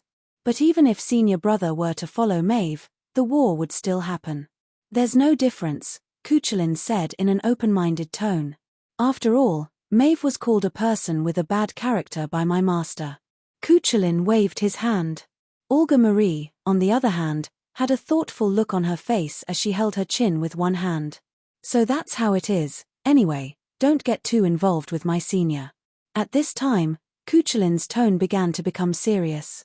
The iron rule of servants is that they can't interfere too much in this era. If the girl's heart is locked onto the servant, it won't be good for either of them. Kuchulin was saying that they shouldn't rely on Wu Ming too much. Once the Holy Grail War is over, Wu Ming will leave here, and whether he can be summoned again is still a question. If it's just a one-sided love, it's okay, but if both of them have a deep sense of dependence on each other, it's really bad for both of them. It's like a common love between a god and a mortal, and in the end, it won't end well. Because not to mention the lifespan of the two, they're not on the same level. "I'll think about it." After a moment of silence, Olga Marie answered. "What a wonderful story just now." Suddenly, Wu Ming's ghostly voice came from behind Kuchulin. "Ah, Cuchulainn let out a strange cry and quickly distanced himself from us. However, a hand pulled Cuchulainn's collar. Yo Tilda Senior, what a coincidence. Cuchulainn pretended to be fine. I didn't expect you to be able to tell stories. No wonder you're a caster, Cuchulainn. Wu Ming smiled and looked at Cuchulainn. It's okay. Cuchulainn smiled awkwardly. After all, no matter what, he was still talking about her behind her back, so it was a little awkward. Pay attention to the situation around you. Don't let the enemy servants take advantage of you. Wu Ming let go of Cuchulainn after saying that. Understood. Cuchulainn waved his hand at us, and his spirit form disappeared. After Cuchulainn disappeared, Wu Ming looked at Olga Marie. At that moment Olga Marie had turned away, blushing. Didn't Cuchulainn say that it's not good to know too much about a man? Wu Ming didn't get angry, but said in a calm tone. What can I do? You're always so mysterious. It's right for me to want to know more about you. Olga Marie replied, not to be outdone, but her voice was a little weak. Olga Marie still didn't turn around, but from the way Olga Marie's ears turned red, her face must be as red as a monkey's but at that moment. However, the fate that we have formed together will not be broken. Wu Ming said inexplicably. Olga Marie looked at Wu Ming in confusion. Wu Ming smiled and continued. My mission is to save this world, and your mission is to solve this singularity, isn't it? Since our goals are the same, then we are companions. Companions will definitely be able to understand each other in the future, so there's no need to rush. Companions. Olga Marie carefully thought about Wu Ming's words. But you will leave after this, won't you? How can we understand each other then? Olga Marie looked at Wu Ming. Yes, it wasn't that Wu Ming didn't have a chance, it was that Olga Marie didn't have a chance. Olga Marie's words reminded Wu Ming of the fact that Olga Marie herself was a ghost. As if he had decided on something, Wu Ming walked behind Olga Marie, turned his back, and sat down next to Olga Marie. Ah! Olga Marie felt the warmth on Wu Ming's back and screamed. What, do you care? Wu Ming smiled without turning his head. Oh, no, I was just startled, said Olga Marie indifferently. Wu Ming shook his head helplessly. The once reliable director was now like a little girl. In that case, let's get to know each other first, my master. Wu Ming suggested in a light tone. Olga Marie was silent. Wu Ming didn't say anything either, just quietly waiting for Olga Marie to speak. You know, because of my identity, I've never had any friends since I was a child, and my only teacher died in an accident. Olga Marie spoke. Although it's not a good time to complain, we still think that Olga Marie didn't have any friends because she was arrogant. After that, I threw everything I had into magic.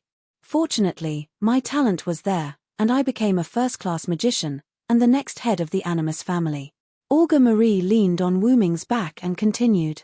3 years ago, my father, one of the 12 monarchs of the clock tower, the monarch of the astrology department, died. Olga Marie was a little sad. I became the new monarch of the astrology department, and then, in order to inherit my father's will, I became the new director of Chaldea. But, you know, the world of magicians is cruel. Olga Marie's eyes were a little dim. The other magician families began to target me, the young monarch, and the people in the family began to gradually disapprove of me, and in Chaldea, I was very busy because of all kinds of things. Olga Marie painfully held her head, her body was a little stiff. Then, I met Lev at this point. Wu Ming could feel that Olga Marie's stiff body relaxed. Whether it was the family's disdain, the other family's suppression, or the various troubles in Chaldea, as long as Lev was there, he could help me solve them. Olga Marie thought of the dead Lev, and felt a little sad. When I knew Lev was dead, I felt like the whole world was collapsing. Saying this, Wu Ming felt Olga Marie's abnormality. Her body and heart were constantly shaking, like the straw on a camel's back. But, you are still the director of Chaldea, the monarch of the astrology department, Olga Marie Asmaret Animus.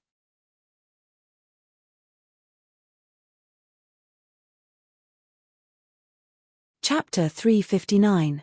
You are one of the 12 sovereigns, the director of Chaldea. Although Lev is no longer here, You still have Tachika and Matthew, and they all care about you. Although Roman seems to be quite frivolous, I believe that he is still reliable. Wu Ming said without looking back. Perhaps this was the so-called true love is revealed in adversity. Now, there were less than 20 people left in Chaldea. These people could continue to operate Chaldea and support Gudazi, Matthew, and Olga Marie's singularity exploration, not only because of their good character, strong will, but also because they cared about the 3 people. If they choose to give up when most of Chaldea's facilities are damaged and almost all the staff members are dead, then can you still solve the singularity smoothly? Wu Ming proposed. Let's not talk about other things first. Take the space travel technology, the collar transfer, for example. Without the help of Roman and the others, you can't return to Chaldea. Olga Marie was a little confused. She had never thought about these problems.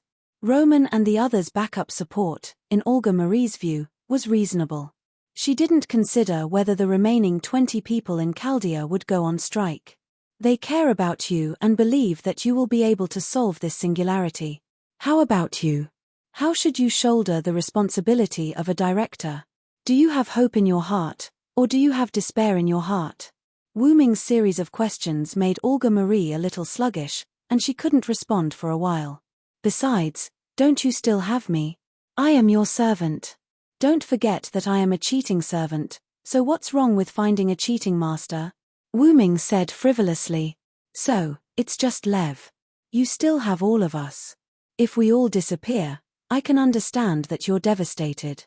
But if you're devastated because of Lev's disappearance, then you're really sorry for all of us who care about you. Listening to Wu Ming's words and feeling the warmth of Wu Ming's back, Olga Marie calmed down. At this moment, Olga Marie seemed to be out of the shadow caused by Lev's death. That's right, I'm really embarrassed like this. Olga Marie smiled, and it was a smile without the slightest arrogance. That's why, it's better to be frank like this. Wu Ming suddenly turned his head and looked at Olga Marie's smiling face and said. Seeing that Wu Ming was going to tease her again, Olga Marie was angry again. You! How dare you say Lev, you're a mere servant. Now, Olga and Marie were no longer in a state of confusion over Rafe's affairs. Matilda don't pay attention to the details. Wu Ming smiled and stood up. Since there's nothing else, I'll leave first.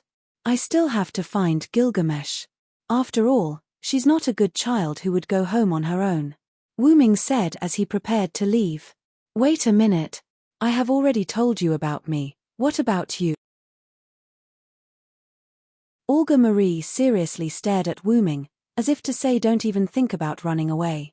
What do you mean by telling you about yourself? In the end, I'm the one who comforted you, you arrogant master. Wu Ming teased Olga Marie, making Olga Marie furious again. Assassin anyway, we still have a long way to go, I'll leave it to you to slowly discover my things. That's it, see you later. Wu Ming smiled at Olga Marie. After saying that, Wu Ming's spirit body disappeared. Still have a long way to go. That's right. Olga Marie smiled and happily returned to the house. However, she didn't know that she was already dead. However, Wu Ming won't let this fact come true. The cheating servant has already thought of a way to let her cheating master live. The next morning, everyone in the villa was basically in a state of deep sleep. Even several servants were resting, maintaining their spirit bodies. Kuchelin yawned, which was the product of boredom. Really, why do I have to keep watch at night? I've already set up the alarm, the servants also need to rest. Kuchelin protested. Because Kuchelin spoke nonsense to Olga Marie, Wu Ming specially punished Kuchelin to keep watch at night in a state of non-spirit body. However, Kuchelin completely protested. Because of this, Wu Ming specially played a game of rock-paper-scissors with Kuchelin. The result was naturally Wu Ming's victory. Later, after Kuchelin began to keep watch at night, Wu Ming left the villa. Looking at the time, senior brother should be back soon. Kuchelin said to himself, bored. When Wu Ming went out, he said that regardless of whether he achieved his goal or not, Wu Ming would come back in the morning. At this time, a runestone next to Kuchelin suddenly burned. This phenomenon was the alarm device set by Kuchelin in the distance of the villa was triggered. Wu Ming's return naturally wouldn't trigger the alarm trap, and it was basically impossible for there to be any living people in this city, so the person who triggered the trap could only be one person. A servant. Cuchulain frowned. Accompanied by the golden particles, Stheno and Uriel appeared in front of Cuchulain. "Is it an enemy?" Stheno asked. Although Stheno and the other servants were resting in spirit body, they could still detect if something happened. "Ah, yes, and it's an old acquaintance." Through the runestone set up by Cuchulain over there, Cuchulain saw the enemy's face. "Where's Lancer? Is she still asleep?" Cuchulain livened up the atmosphere and teased. "Sister is accompanying her master. After all, her master is still a cute child." Uriel smiled and licked her lips. It felt like she was going to eat Sakura Madu. "Let's not talk about that for now. He's heading this way. His target is indeed here." Cuchulain looked at the burning marks on the runestone and judged the enemy's movements. "So, are you ready? I can't provide combat power," Stheno said. "Ah, of course. You just need to be responsible for waking up the masters now," Cuchulain said confidently. Stheno and Uriel looked at each other, then nodded and disappeared in spirit body again. "Then, let me see if you can defend against my attack, Fergus." Chapter 360. Not far from Wu Ming's villa, on the edge of a collapsed house, there was a half-naked man carrying a huge spiral sword. "Really, such an intact house, isn't it obvious that I'm here?" Fergus shook his head with some boredom. Basically, in the current Winterwood city, there were no intact houses. If they didn't turn into ruins, they would be burning. The better ones were only able to maintain the basic structure of the house, with only a small part of it collapsing. The small shop that Wu Ming and Olgami found was like that. The small shop was located in a remote corner, and the fire basically didn't reach it. But these houses in Winterwood City had one thing in common, that was, they were all dilapidated. And Wu Ming's small villa, because of Gilgamesh's protection, the villa was beautiful and intact. The house looked like a high-rise bungalow, incomparably obvious. Maybe it's the residence of a servant.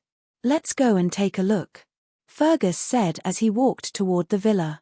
After taking a few steps, Fergus clearly felt traces of magic around him. Boom! Fergus raised his sword and blasted it toward a house that had been turned into ruins somewhere around him. The ruins were blown away in an instant, and it was completely destroyed.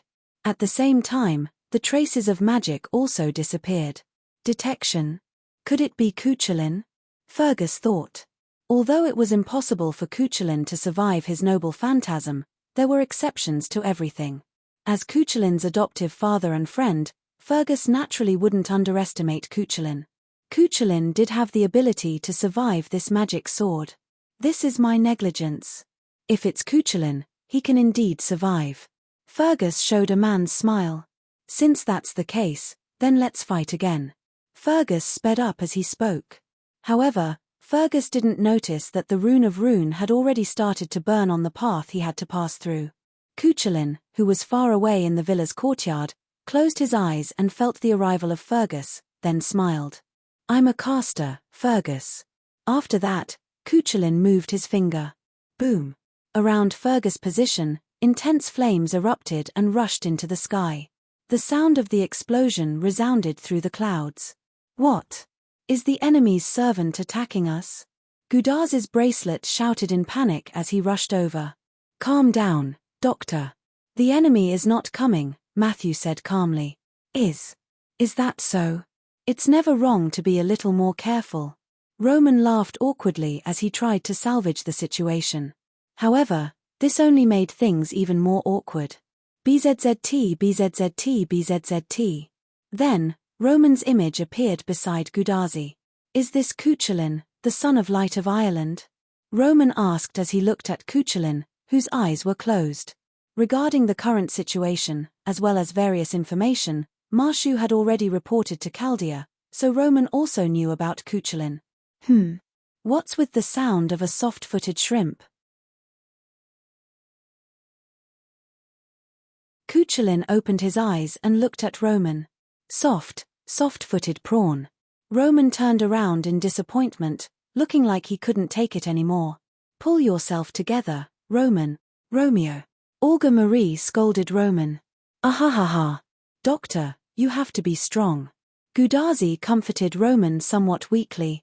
Then, Gudazi looked at the explosion in the distance that had almost stopped. Is that your noble phantasm, Cuchulain? It's really spectacular. Matthew thought for a moment and denied Gudazi's words. It shouldn't be, senpai.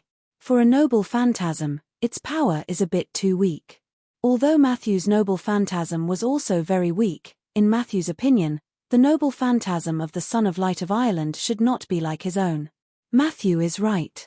This is just a magic explosion caused by me using the magic workshop to connect to the ley lines. It's not a noble phantasm. Cuchulain nodded and confirmed Matthew's conclusion. When Cuchulain came to the villa, Wu Ming asked Cuchulain to build a magic workshop around the area.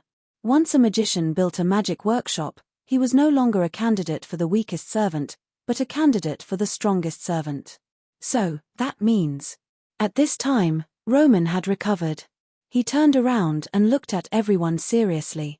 The enemy hasn't left yet, Olga Marie said calmly, crossing her arms over her chest. That's right, the enemy servant did not leave. With that, Cuchulain closed his eyes again and slammed his staff on the ground. The enemy is the warrior of the Red Branch Knights, Fergus MacRoy. Be prepared for the enemy's attack. Fergus MacRoy, the magic sword user? It's really a headache. Olga Marie frowned. Now that assassin has not come back, and the two goddesses can't fight. At present, we only have caster Cuchulain, lancer Anna, and shielder Matthew. The enemy is Fergus, the magic sword user, which is very unfavorable for us. Listening to Olga Marie's analysis, Matthew, Gudazi, and Roman on the screen all looked at Olga Marie strangely. It feels like. Leader, the enemy is different from before. Gudazi said slowly. Well. It seems to be more confident and more majestic. Matthew also nodded, indicating that he agreed with Gudazi's statement. Hey! Leader, what happened to you? Roman asked directly. No. You will be the temporary administrator of Chaldea for me, don't ask so much. Then, Roman was scolded by Olga Marie. Poor doctor. Gudazi and Matthew looked sympathetically at Roman, who had her eye was wrong, please forgive me look. Matthew, protect Tachika. Roman, you assist Cuchulain to detect the surrounding magical situation. I'll go find Anna. Olga Marie ordered. Yes. Leader. At this time, Anna's voice came. No, I'm already here. A soft and delicate voice came from behind everyone. Anna was wearing a large hooded cloak and holding a scythe. Miss Anna, where is Miss Sakura Madu? Matthew asked with concern. I asked my sisters to take care of her. Anna answered concisely. That's right, they can only take care of the little girl since they can't fight. Olga Marie nodded. After all, the two of them were the enemy's servants. If they were suddenly controlled by the command curse, it would be troublesome. Therefore, the restraint of the heavenly lock was still necessary. Detected a high-density magical reaction in front of us. Speculated to be a noble artifact. Roman's voice suddenly came. What? Everyone didn't expect the opponent to use a noble artifact as soon as he came, and the opponent's movement speed was too fast. Ha ha ha. Take this move of mine, Cuchulain. Caladbolg.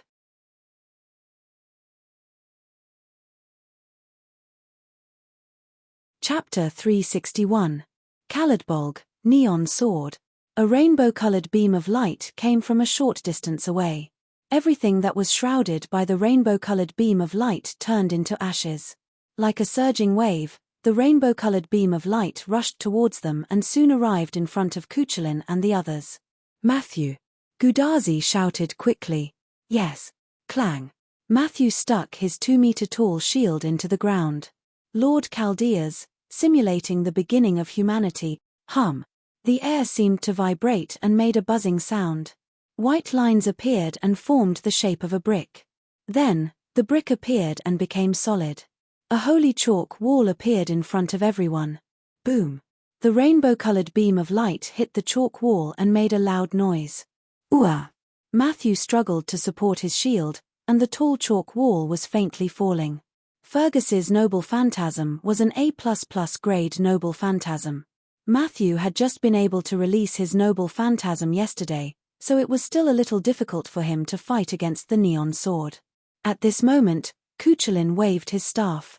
At this moment, countless lune runes appeared around the villa, including the ground inside the villa. Countless lune runes turned into pure magic and attached to the chalk wall in front of Matthew.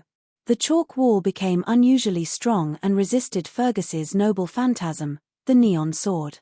Soon, the rainbow-colored beam of light disappeared, and Matthew successfully resisted the neon sword.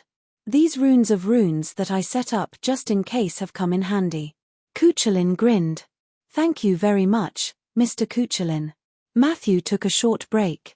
Sohar held his shield and thanked Cuchulainn. Don't be in a hurry to thank me. The enemy is coming. Cuchulainn's expression became serious. Oh. This is the warrior who resisted my noble phantasm. I didn't expect it to be a delicate girl. A hearty voice came from where Cuchulainn was looking. Matthew and the others began to get ready. A burly man walked over. The 3 deep scratches on his chest were quite conspicuous. Although it was within my expectations that the relic would be blocked, I didn't expect it to be such a beautiful girl. Fergus said heartily as he looked at Matthew with praise. However, Matthew felt that Fergus's eyes were full of aggression. Although I expected you to find this place, your speed is beyond my expectations, Cuchulainn said to Fergus. Well, we have a good caster on our side.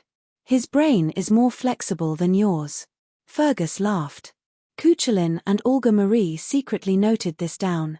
This was another piece of valuable information. Then, let's end the feeling. This way, I can rest. This trip to the modern world was really boring. Fergus raised his magic sword once again. Is he going to release his noble phantasm again? Olga Marie was surprised. The magic consumption of the A++ level noble phantasm was quite large, but Fergus was able to release 2 noble phantasms in less than a minute. It was amazing. After all, I have a master who is like a cheat. Fergus's spiral sword began to condense a colorful light. Then, I'll do it again. Matthew dragged his tired body and was ready to release his noble phantasm again. However, Cuchulainn smiled. Then you have to hurry up, Fergus. That's why he's back. As soon as Cuchulainn's voice fell, countless swords, spears, swords, and halberds suddenly bombarded Fergus. These were all noble phantasms. Boom, boom, boom. Countless noble phantasms caused violent explosions. The wind blew so hard that Olga Marie and Gudazi couldn't open their eyes. Master. Matthew quickly stood in front of Gudazi, blocking the hurricane for her. Behind Olga Mary, a figure appeared and supported her. So you're back. Olga Marie felt relieved when she felt the broad shoulders behind her. At present, if one were to talk about the backbone of this small team, it would be none other than Wu Ming. And I've brought a surprise, Master, Wu Ming said with a smile. Countless noble phantasms stopped shooting, and the explosions also stopped.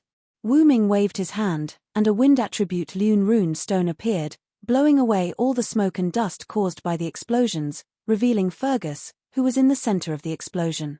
Even if it was Fergus, under the noble phantasm's attack, his neon sword's noble phantasm would have been interrupted. Fergus was also injured by the noble phantasm and the explosion. Fergus knelt on the ground with one knee, supporting himself with his magic sword. Oh, I see. You guys found her. Fergus seemed to know who made the noble phantasm attack just now, and said with a clear conscience. Me. Mongrel, bastard. Last time, you escaped. This time, this king won't be careless. Gilgamesh's figure appeared on the broken street lamp. Gilgamesh, who had left the villa alone, was finally found by Wu Ming. Gilgamesh was wearing a rather revealing golden armor. He crossed his arms in front of his chest, and looked at the embarrassed Fergus with anger in his eyes. Yo, did you rope Archer in? Cuchulainn came to us, and said with surprise. As the existence who set up the magic workshop, Cuchulainn said that when Fergus released the first neon sword, he noticed that Gilgamesh, Wu Ming, was approaching. Thus, Cuchulainn didn't rush to deal with Fergus. Instead, he chatted with him to pass the time. However, Wuming shook his head. Archer is one of my people. There's no need to talk about roping him in. When he said this, not only Cuchulainn, but also Olga Marie were surprised. Listening to Wuming's words, it didn't seem like a simple alliance. Olga Marie thought carefully. Well, it's fine as long as he's one of us. Cuchulainn waved his hand and didn't ask anything. After all, it was useless to know that Gilgamesh was one of them. Olga Marie looked at Gilgamesh and Wuming with a guessing gaze. Let Fergus leave, Gil. Then, Wuming said to Gilgamesh. Annoying, of course I know. Gilgamesh refuted Wuming, and then stretched out his hand. A few golden ripples appeared around Fergus, and a few silver chains instantly tied up Fergus, who was injured and didn't manage to dodge. It seems that I'll have to stop here. Although Gilgamesh's Enkidu only had a special attack on enemies with divinity, for a servant like Fergus with high strength, he could still break free. However, Gilgamesh used Enkidu's Enkidu to deal with Fergus, and only needed a moment to bind him. Poochie.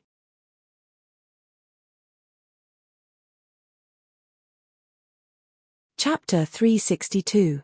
A few high-level relics appeared from the golden ripples and pierced through Fergus, who was bound by Enkidu. Fergus's body began to glow. It was a sign that the hero spirit was about to leave the stage. Well, I don't expect to be able to escape a second time after meeting you. Although Fergus was about to leave, he still smiled calmly. This is the price you have to pay for daring to recklessly size up this prince. As he spoke, Gilgamesh moved his arm again. Golden ripples appeared and a high-level relic appeared, cutting Fergus in half. In an instant, Fergus' corpse turned into blue mana particles and disappeared with the wind. At this point, Red Saber Fergus Mac Roy exited. Then, Gilgamesh looked at Gudazi and the rest who were next to Wuming. Is this your new partner? Hunryong, you're so useless. Gilgamesh looked at Gudazi and the rest and laughed. Olga Marie looked at Wuming in surprise. It was a different way of addressing him. Although you're weak, your courage to look directly at this king is commendable.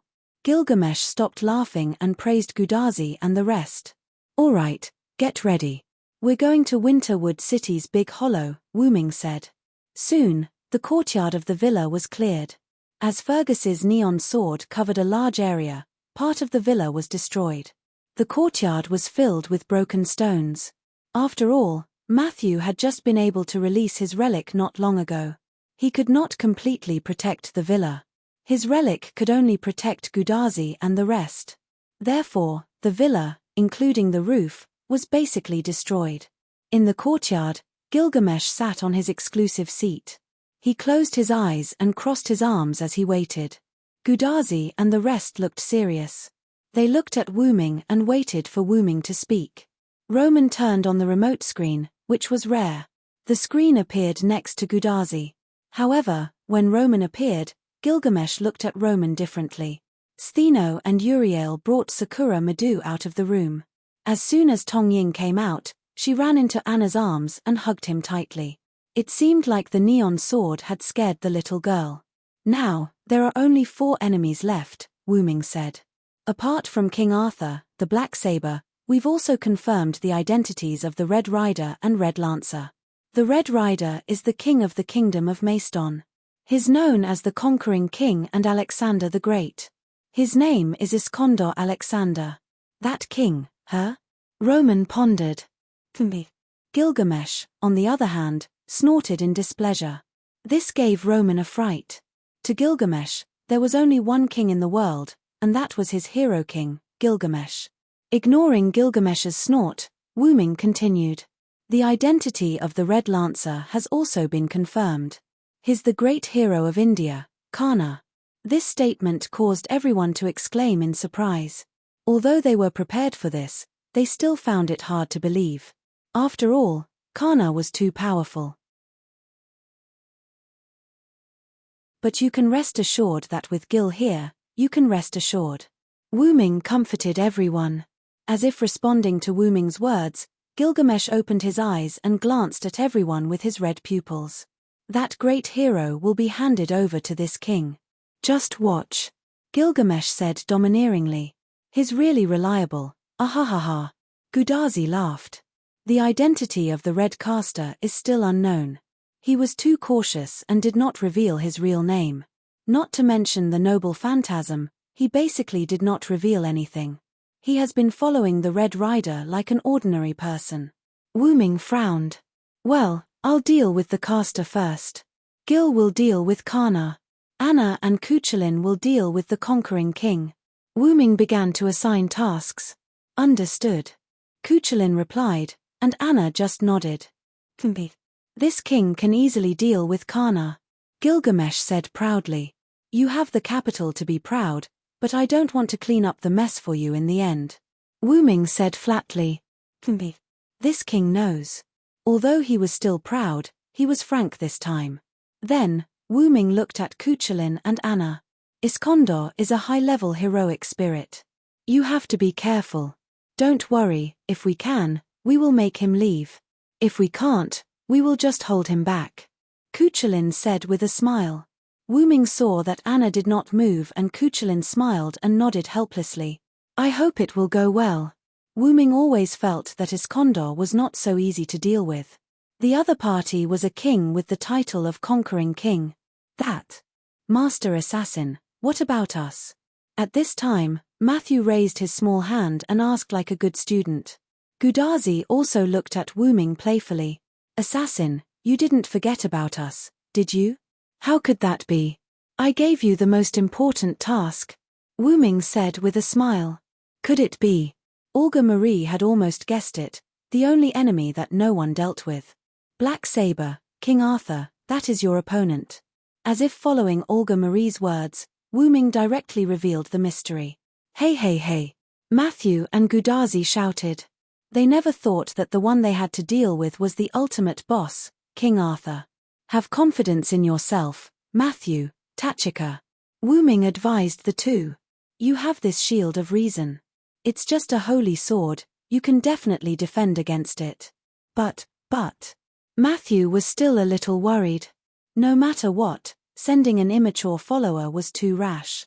When he thought of the power he used was the power of King Arthur's knight, Galahad, Matthew was a little worried.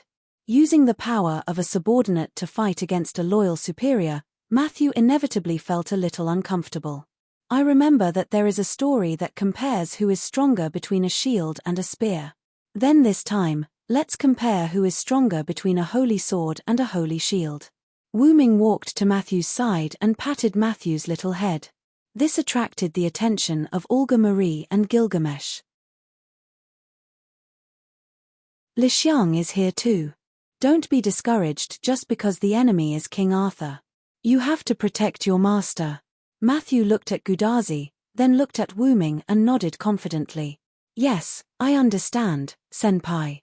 Then, I will follow Matthew and Tachika, Olga Marie suddenly said. You don't need my help, do you? Olga Marie looked at Wu Ming.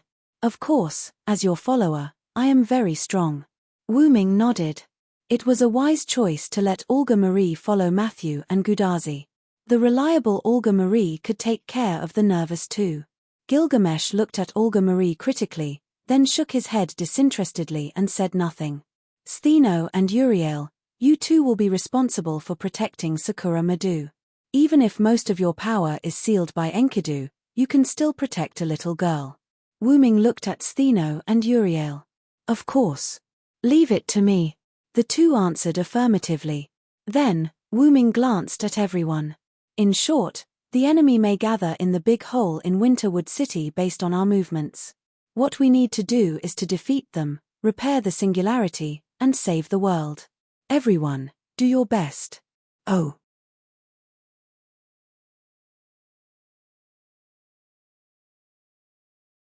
Chapter 363. Everyone began to move towards the Yuenzong mountain. However, civilians should just walk on the ground. Gilgamesh said proudly and took out Vimona from his gate of Babylon. Accompanied by a loud roar, Gilgamesh left angrily. Why would he be angry? So Gilgamesh invited Wu Ming to go to Vimona together, but Wu Ming refused. So Gilgamesh left angrily. You really dare. Hero King's eyes are burning with fire. Cuchulain said beside Wu Ming. Gudazi and the others all nodded frantically. Just now, everyone could see Gilgamesh's anger. After all, I'm going with Gilgamesh. What if you get into trouble? Wu Ming was right. Although Wu Ming seemed to have 7 servants, they didn't have much combat power. Stheno and Uriel, because they were bound by Wu Ming's fake Enkidu, they couldn't fight. Matthew and Anna, both of them were immature servants. One was a subservient that had just been given power, and the other was a young servant that was summoned in an immature state. Their attribute values were not strong, they could be regarded as average. Although the two of them had great potential, it was just potential.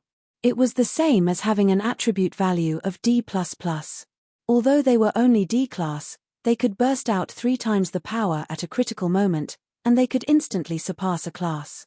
But that was only for a moment, and they were only D-class under normal circumstances, so it couldn't be counted as strength. As for Cuchulain, Cuchulain was summoned as a caster. He wasn't weak, but the general ability value of a caster servant was very low. Once they encountered a surprise attack, the chances of them surviving were not high. Now, only Gilgamesh and Wu Ming could serve as trump cards. Gilgamesh had the Gate of Babylon, which contained countless treasures. Moreover, he had the guile-parting sword Ea, which gave him an invincible battle strength. However, your frontal combat ability is not strong. You can ambush the enemy, but you are not suitable to deal with the enemy's surprise attack. Olga Marie naturally understood this principle and analyzed it. She believed that Wu Ming also understood this principle. Although Wu Ming was strong, it was summoned as an assassin. Its attributes were more inclined towards assassination and detection, and its relic was targeted at females. Its skills were only for an assassin, so it could not be called a trump card. Therefore, Wu Ming could follow Gilgamesh and leave first. However, Wu Ming rejected Gilgamesh's proposal. I naturally have a way. Wu Ming smiled and remained mysterious. Let's not talk about this first. In the current situation, I think it is wiser for us to go together. Cuchulain also expressed his own opinion. Well, that's it. Wu Ming smiled and said nothing. He continued to move forward. Gudazi and others followed. Olga Marie was helpless for a while and then followed the large group. By the way, why do you know so much? Olga Marie asked. Everyone could understand that Olga Marie was asking about the enemy servant's intelligence. When he heard Olga Marie's question, Wu Ming thought of what happened last night. Wu Ming went out to look for Gilgamesh and accidentally met a few servants. They were the red-haired Red Rider and the unusually cautious Red Caster who dressed like an ordinary person. When he was exchanging information with everyone, there was one thing that Wu Ming didn't mention. Even if Wu Ming had seen Caster's appearance before, Wu Ming once looked for Gemman Zelik and saw a young man beside him. It was said that he was Emilo II, the current monarch of modern magic. However, Wu Ming was sure that the person was not Emilo II. According to Wu Ming's speculation, it was likely that he was relying on something else. After that, it seemed that Caster's noble phantasm exposed Wu Ming's whereabouts. In order to avoid trouble, Wu Ming quickly left.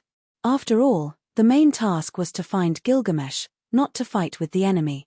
Ryder and Caster didn't chase after him, so Wu Ming left safely. Later, it seemed that Gilgamesh also sensed Wu Ming's aura, so he drove Wu Ming to Wu Ming's side. After all, Wu Ming was now Gilgamesh's master, so they could naturally sense each other when they were not far away. After finding Gilgamesh, Wu Ming didn't rush to take Gilgamesh back to the villa. Instead, he found a roof and asked Gilgamesh if he knew any information about the enemy. So, Wu Ming knew the identity of Iskandar and Kana, but he didn't know the true identity of Caster. The real names of Iskandar, Kana, and Darius III were told to Wu Ming by Gilgamesh. According to Gilgamesh, Iskandar reported his name at the beginning, and he also reported the real name of Darius III. It had to be said that Iskandar's king's demeanor was quite heroic.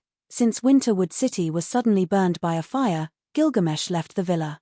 On the surface, he said that he came out to have fun, but in fact, Gilgamesh was worried about Wu Ming's situation, so he went out to find Wu Ming. After sensing that the contract between Wu Ming and himself was still there, plus Gilgamesh was instigated by some people, as a result, Gilgamesh kept fighting with several servants. Wu Ming observed several small explosions on the tall building, many of which were caused by Gilgamesh, and Gilgamesh treated Fergus cruelly because Fergus flirted with Gilgamesh, and as a result, he was chased by Gilgamesh. Because this is the information that Gil collected during this time, plus the information that I collected. She caused a lot of trouble outside. Wu Ming smiled.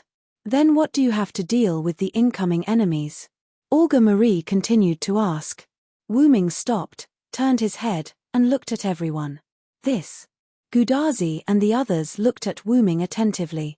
It's a secret. Wu Ming smiled mischievously. Gudazi and the others almost fell to the ground. You bastard. Olga Marie angrily clenched her fists and looked at Wu Ming. Ha ha ha, as expected of senior brother. Kuchulin also laughed. On the contrary, the three Gorgon sisters didn't care about this from the beginning, and they didn't feel disappointed or tricked. Just in time, the enemy is coming, senior brother, show us. Although Kuchulin said jokingly, his expression became serious. Boom. Moo. Accompanied by the roar of thunder and the roar of the sacred bull, a chariot pulled by two bulls flew from the sky.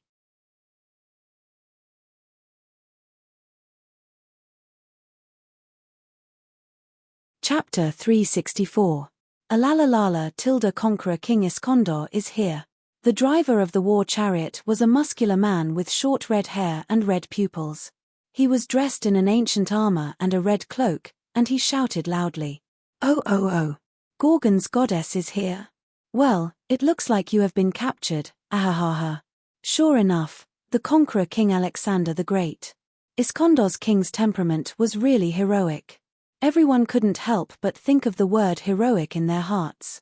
Forget it, do as you wish. On the chariot, the man with long hair and modern clothes next to Iskandar said indifferently. Oh oh.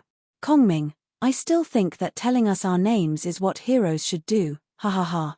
Iskandar's bearded face that was connected to his hair laughed and patted the shoulder of the young man called Kongming. Well, that guy exposed Caster's real name again. Wu Ming's guess was right. This was not Ermero II, but a servant who came through Ermero II's body. So, this cautious servant is the resourceful military counselor, Zhuge Kongming. Kuchulin nodded. No wonder he is so cautious, even Assassin didn't find out his real name. Matthew praised. Ah, yes, after all, he is known for his caution. Zhuge Ming is cautious all his life. This sentence was not said for nothing. Well. Zhuge Kongming rubbed his eyebrows with a headache. Didn't we agree not to reveal my real name, Conqueror King? Zhuge Kongming said with some distress. Ha ha ha, what does it matter? Everyone here is a hero who is about to face King Arthur. It is the final moment, there is no need to hide your real name. Iskandar laughed unconsciously and patted Zhuge Kongming's body again. Forget it. Zhuge Kongming dodged Iskandar's arm and looked at the others. That's right. My real name is Zhuge Kongming. I'm a sinner who failed to restore the Han dynasty. There's no point in remembering it. Zhuge Kongming said indifferently. Then, Zhuge Kongming looked at Wu Ming. Do you recognize this body of mine? I'll say this in advance.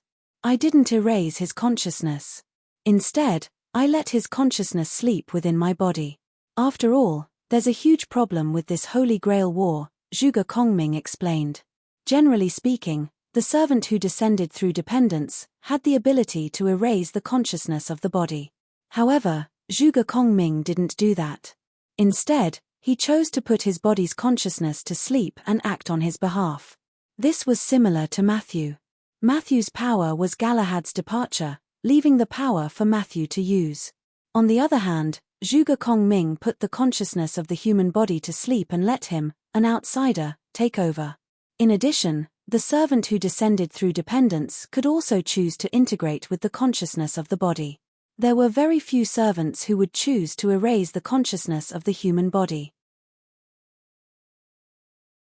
Basically, if they weren't evil people, they wouldn't choose to erase the consciousness of the human body. I understand the general situation. Are you going to hinder us? Wu Ming asked. Ha ha ha, how is that possible? I'm here to ask for your help. Iskandar laughed and said something that surprised everyone. After all, we belong to the human side. The guy who summoned us is obviously standing on the opposite side of the human. Zhuge Kongming explained. Zhuge Kongming said, and Iskandar stopped his chariot on the ground. Let's not talk about helping us first. Isn't your master that man? Wu Ming asked as he looked at the two chariots that landed on the ground. Yes, you're right. We are indeed that man's servants. Iskandar admitted generously. I know what you're worried about. If we work together with you, it's hard to guarantee that our master won't attack you at a critical moment. That was why Wu Ming put the heavenly lock on Stheno and Uriel. But don't worry. My noble phantasm can suppress such a situation. Iskandar laughed. My noble phantasm is an area of effect formation. Not only can it weaken the enemy, but it can also resist the master's command. Unless more than 3 command curses are activated at the same time, it won't work, Zhuge Kongming explained. Wu Ming looked at Stheno and Uriel. That way, the two of them would be able to fight as well. The man in the green had placed a command curse on each of our 7 servants from the beginning. So, as long as we're within the range of Kongming's noble phantasm, his command curse will lose its effect. Ahahaha, you're indeed a wise strategist. You're extraordinary. Iskandar laughed again and patted Zhuge Kongming's shoulder. However, Iskandar did not notice that Zhuge Kongming was about to lose it. The man in the green hat has been with Saber all this time, and he doesn't show any signs of leaving. So, I've hidden my noble phantasm in the big hole in Winterwood City. You just have to activate it when the time comes, Zhuge Kongming explained. I see. Wu Ming looked at his companions and nodded. Well then, I wish us a pleasant cooperation. Wu Ming said with a smile and extended his hand. Pleasant cooperation. Zhuge Kongming also extended his hand and shook hands with Iskandar. By the way, do you guys want to be my subordinates? Iskandar looked at Wu Ming and the others with joy. Sigh. Matthew and Gudazi were stunned. Olga Marie shook her head disinterestedly. Stheno, Uriel, and Medusa shook their heads without even thinking about it. Sorry, I don't want to be someone's subordinate. I want to be free. Besides, I already have a master. Kuchelin grinned and pointed at Gudazi behind him. How about you, assassin? Your assassination skills are superb. I didn't even notice you. However, you don't look like a villain, so I welcome you to join my army. Iskandar saw that everyone rejected him and looked at Wu Ming, who had yet to speak. Wu Ming smiled at Iskandar's words. I've taught many kings. You don't need me to teach you. The one beside you is enough. Wu Ming's meaning was obvious. He chose to reject as well. I've said it before. With their personalities, they won't be your subordinates, Zhuge Kongming said calmly. Ha ha ha, you won't know if you don't try. What a pity. Iskandar saw that no one wanted to join his army. He was not embarrassed. Instead, he laughed happily. At this time, Wu Ming's words attracted Olga Marie's attention again. Even Matthew, Gudazi, Anna, and even Kuchelin looked at Wu Ming in surprise. Stheno and Uriel, who had already seen Wu Ming's identity through the goddess god core, were not surprised. Senior brother, you've been through a lot. But it seems like you're doing well, Kuchelin praised. Well, I've been through a lot. However, I'll tell you about it when I have the chance. Wu Ming smiled at Gudazi, Matthew, and Olga Marie's curious faces. Then, Wu Ming walked forward. Now, the most important thing is to end this.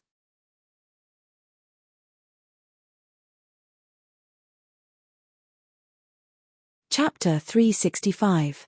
With the addition of Iskandar and Zhuge Kongming, the pressure on Wu Ming and the rest was significantly reduced. Now, the only enemies left were Artoria, Kana, and Lev. It was undoubtedly much easier. Then, the two groups separated. Wu Ming and the rest were working together with Iskandar, but there was no need for the two groups to work together. In order to prevent us from being discovered, let's split up temporarily. When you reach the big hole, we'll come to support you. After that, Iskandar and Zhuge Kongming continued to carry out the mission of the command incantation, which was to kill all living creatures. However, in Winterwood City, the only living creatures were Wu Ming and the rest, as well as their servants. Therefore, the command incantation was not convincing at all.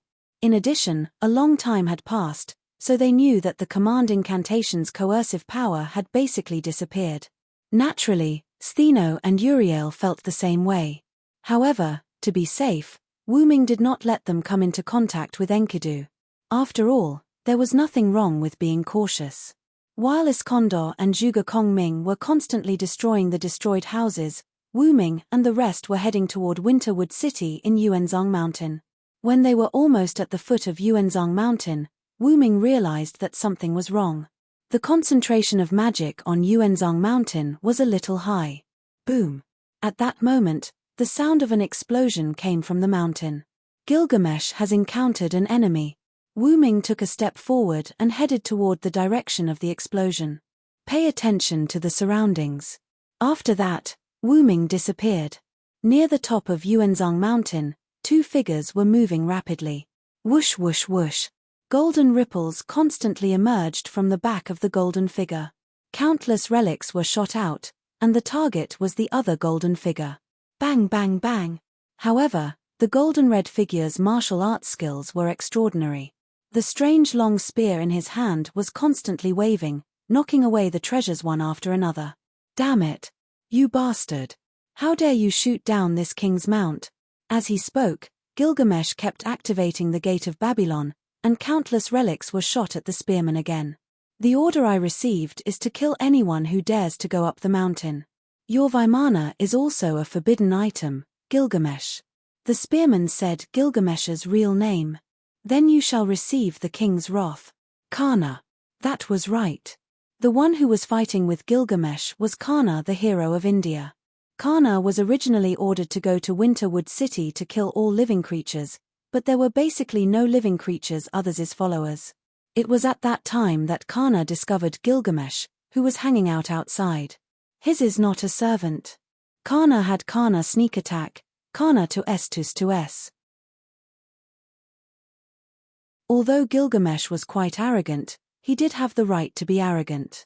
Under the attack of Karna's Brahma, cursed me, Brahma, Kundala, Gilgamesh successfully released a shield from his treasury before the attack arrived, and blocked Karna's throwing relics. Then, the two of them began to fight. However, Karna seemed to have received some kind of message, and he abandoned the battle and fled. Gilgamesh did not chase after Karna, saying that he was a bastard who ran away. Just now, when Gilgamesh drove the Vimana to the top of the Yuanzhang Mountain, suddenly, another Brahma, cursed me, Brahma, cursed me, spear pierced through the Vimana, and the Vimana disappeared in the starlight. On the other hand, Gilgamesh, who was sitting on the Vimana, was incomparably furious. How dare a bastard shoot down this king's ride? This king will make you regret your blindness. Therefore, the two of them began to fight. The two of them were able to recognize each other because their respective characteristics were somewhat similar, and Wu Ming and Lev had also told Gilgamesh and Karna about the enemy's characteristics. In addition, the two of them were not very far from each other, so naturally, they knew each other's identities. Come on, Hero King, Gilgamesh. Although he was surprised that the Hero King, Gilgamesh, was a woman at first, Karna did not underestimate Gilgamesh. After a series of actions, Karna could see that Gilgamesh was a powerful king. Then, hundreds, and even thousands of golden ripples appeared, surrounding Karna and Gilgamesh. Then, hundreds and thousands of relics slowly emerged from the golden ripples. You should be satisfied to be bombarded by so many relics, Karna, Gilgamesh mocked Karna. Karna did not speak. Instead, he carefully looked at the weapons and relics. According to Karna's analysis, the only weapons that could pose a threat to him were divine weapons and weapons with the special ability to ignore defense. After all, Karna's golden armor could weaken all damage, and he knew 1/10 of it was a divine artifact armor. It was said that the armor given by the sun god, Surya, condensed light itself. It was said that even people could not hurt Karna at all. If Karna had enough mana, he could even keep his body unharmed. Lev, who had established a contract with the 7 servants, naturally had enough mana, so Kana was now very strong. To be able to die under these hundreds and thousands of treasures, you should be satisfied. At this time, Gilgamesh was in a good mood. He smiled at Kana, who was trapped in the middle of countless golden ripples. Die. After that, the hundreds and thousands of relics all shot toward Kana from the golden ripples. At this time, Kana also moved. Boom, boom, boom. That was the sound of countless relics exploding when they hit Kana. Bang, bang, bang, bang. The sound of hard objects colliding was constantly heard. That was the sound of Kana knocking away the relics. As for the treasures that were shot at Kana and touched him, they all exploded. The wind and flames from the explosion shone brightly on Kana, but Kana continued to selectively deflect some of the treasures away. Without exception, all the treasures that were sent flying by Kana were treasures that could restrain Kana's divinity armor. As for the treasures that attacked Kana's body, they couldn't even break through Kana's defense. It must be noted that Wu Ming defeated Kana last time because Kana's golden armor had disintegrated. Taking advantage of that opportunity, Wu Ming injured Kana with his light cannon. Do you think it's that easy? Gilgamesh sneered. Fart.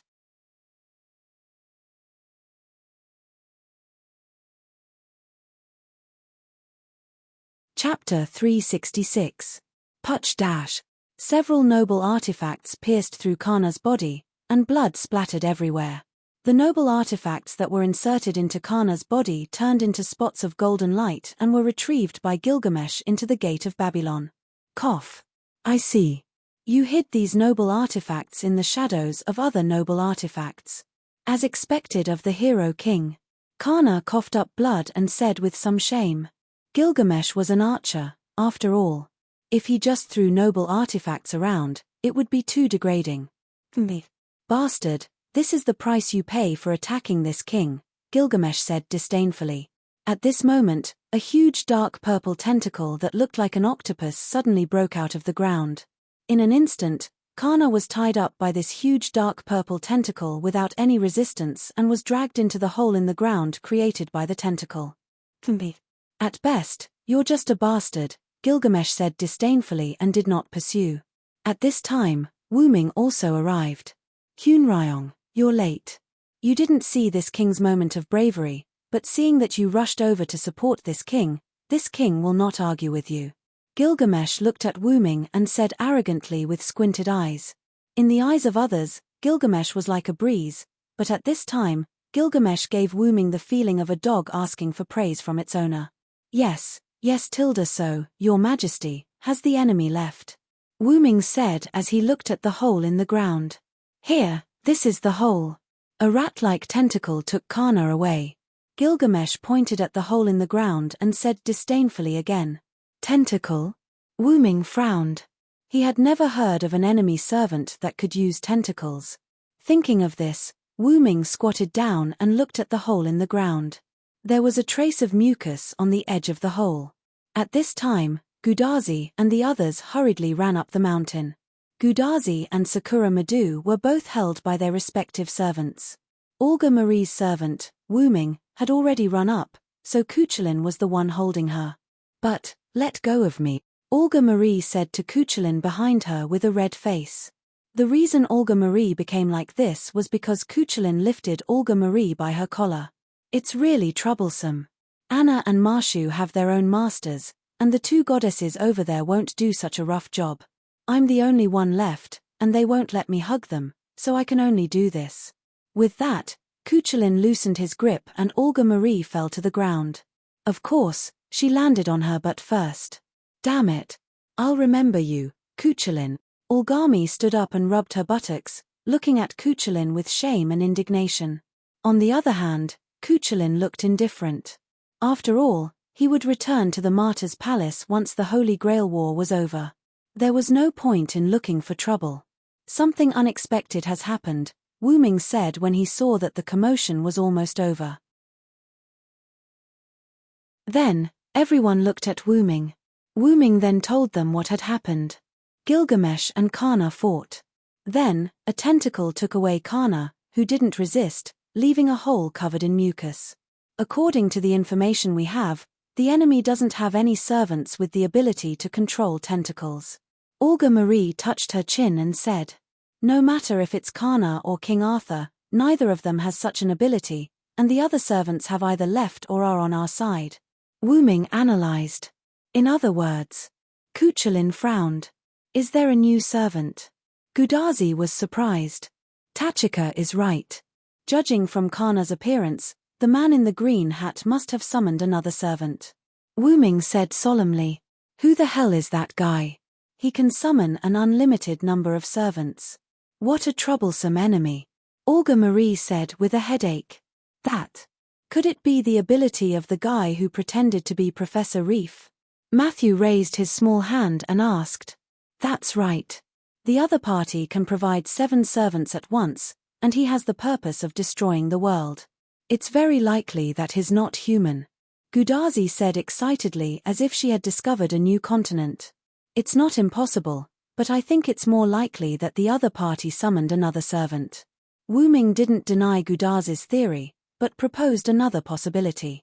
Since the other party can provide 7 servants at once, then it's not impossible to summon another 7 or even more. Assassin is right. We have to prepare for the worst. Olga Marie also nodded. By the way, why did you believe the Red Rider and Red Caster so easily? Aren't you afraid that they lied to you? At this time, Olga Marie asked Wu Ming. It's not that I don't believe you. I just want to know what you were thinking at that time. Aren't you afraid that they lied to you? Olga Marie asked carefully. After all, they were in a situation where they would die if they made a wrong move. If the other party lied to them, they would be finished. At that time, Olga Marie wanted to ask, but because the other party was there, she didn't have the nerve to ask. After all, Olga Marie was a magician, and it was impossible for her not to be suspicious. I don't think Iskandar will lie. Wu Ming smiled, and then continued to move toward the entrance of the Yuanzhong mountain. Ha! It's that simple. Olga Marie found it hard to believe. Just because they believed that the other party wouldn't lie, they cooperated so easily. I also feel that the king's temperament. I don't think he will lie to us. Matthew thought for a moment and said, Really, do you have a sixth sense? Olga Marie said helplessly, Okay, don't talk nonsense, let's go. Cuchulainn said, pushing Olga Marie. I know. Let go of me. So, everyone came to the Yuanzhong Mountains Liudong Temple. There was a large passage behind it that led directly to the inside of the big hollow. With the number of Wu Ming and the others, it was a bit inappropriate to take the previous small path. The whole Winterwood city turned into a field of fire, but the strange thing was that the temple was intact, and only some of the surrounding edges were broken. Let's go. Wu Ming said concisely. Just as everyone was about to enter the Liudong temple, Wu Ming immediately held out his hand and stopped everyone. Both Cuchulainn and Wu Ming looked cautious. What's wrong? What happened? Gudazi asked. Get ready, there's an enemy. Olga Marie gestured and prepared the magic bullets. Bang! Suddenly, the door of the Liudong temple was violently opened.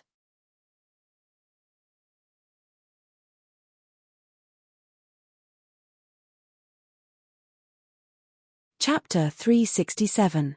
Bang! The door of Liudong temple was violently opened, but it wasn't an enemy that came out. Instead, it was an octopus-like monster that was as tall as a person with tentacles. In just a few seconds, countless sea monsters filled the Willow Cave Temple. They kept pouring out of the Willow Cave Temple's entrance and rushed towards Wu Ming and the others. Wah! What? What is this? It's disgusting. Gudazi was shocked. There was no need to look closely. These monsters were covered in mucus, and the ground they passed through was wet. Olga Marie didn't say anything, but her legs were trembling. Sakura Madhu shrank into Anna's arms in fear. Matthew was also afraid, but he still held on. He immediately raised his shield and stood in front of Gudazi and Olga Marie. Only Gorgon's sister, Stheno, and the others weren't afraid of these things. These things look like sea monsters. Stheno looked at the tentacle monsters that were advancing and frowned in disgust. Although she wasn't afraid, she still felt disgust. Even the goddess hated these things. These things aren't worth this king's time. I'll leave them to you. With that, Gilgamesh's spiritual form disappeared. It seemed that she also hated these tentacles. Sure enough, these tentacles have a special attack on women. Wu Ming thought. Leave it to me, Anna said and handed Sakura Madu to her sister. Then, she rushed into the sea monsters with her scythe. No one objected. After all, Anna's scythe was more effective against these things that could infinitely regenerate as long as they had magic. The immortal slaughtering blade, Hop, this was the divine sword that had killed the demon Medusa. It could restrain some undying creatures and cause irrecoverable wounds to the opponent. For some inexplicable reason, this sword turned into a scythe and became Anna's weapon when she descended as a lancer.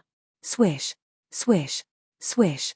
Just a casual slash was enough to kill a large number of sea monsters in front of him.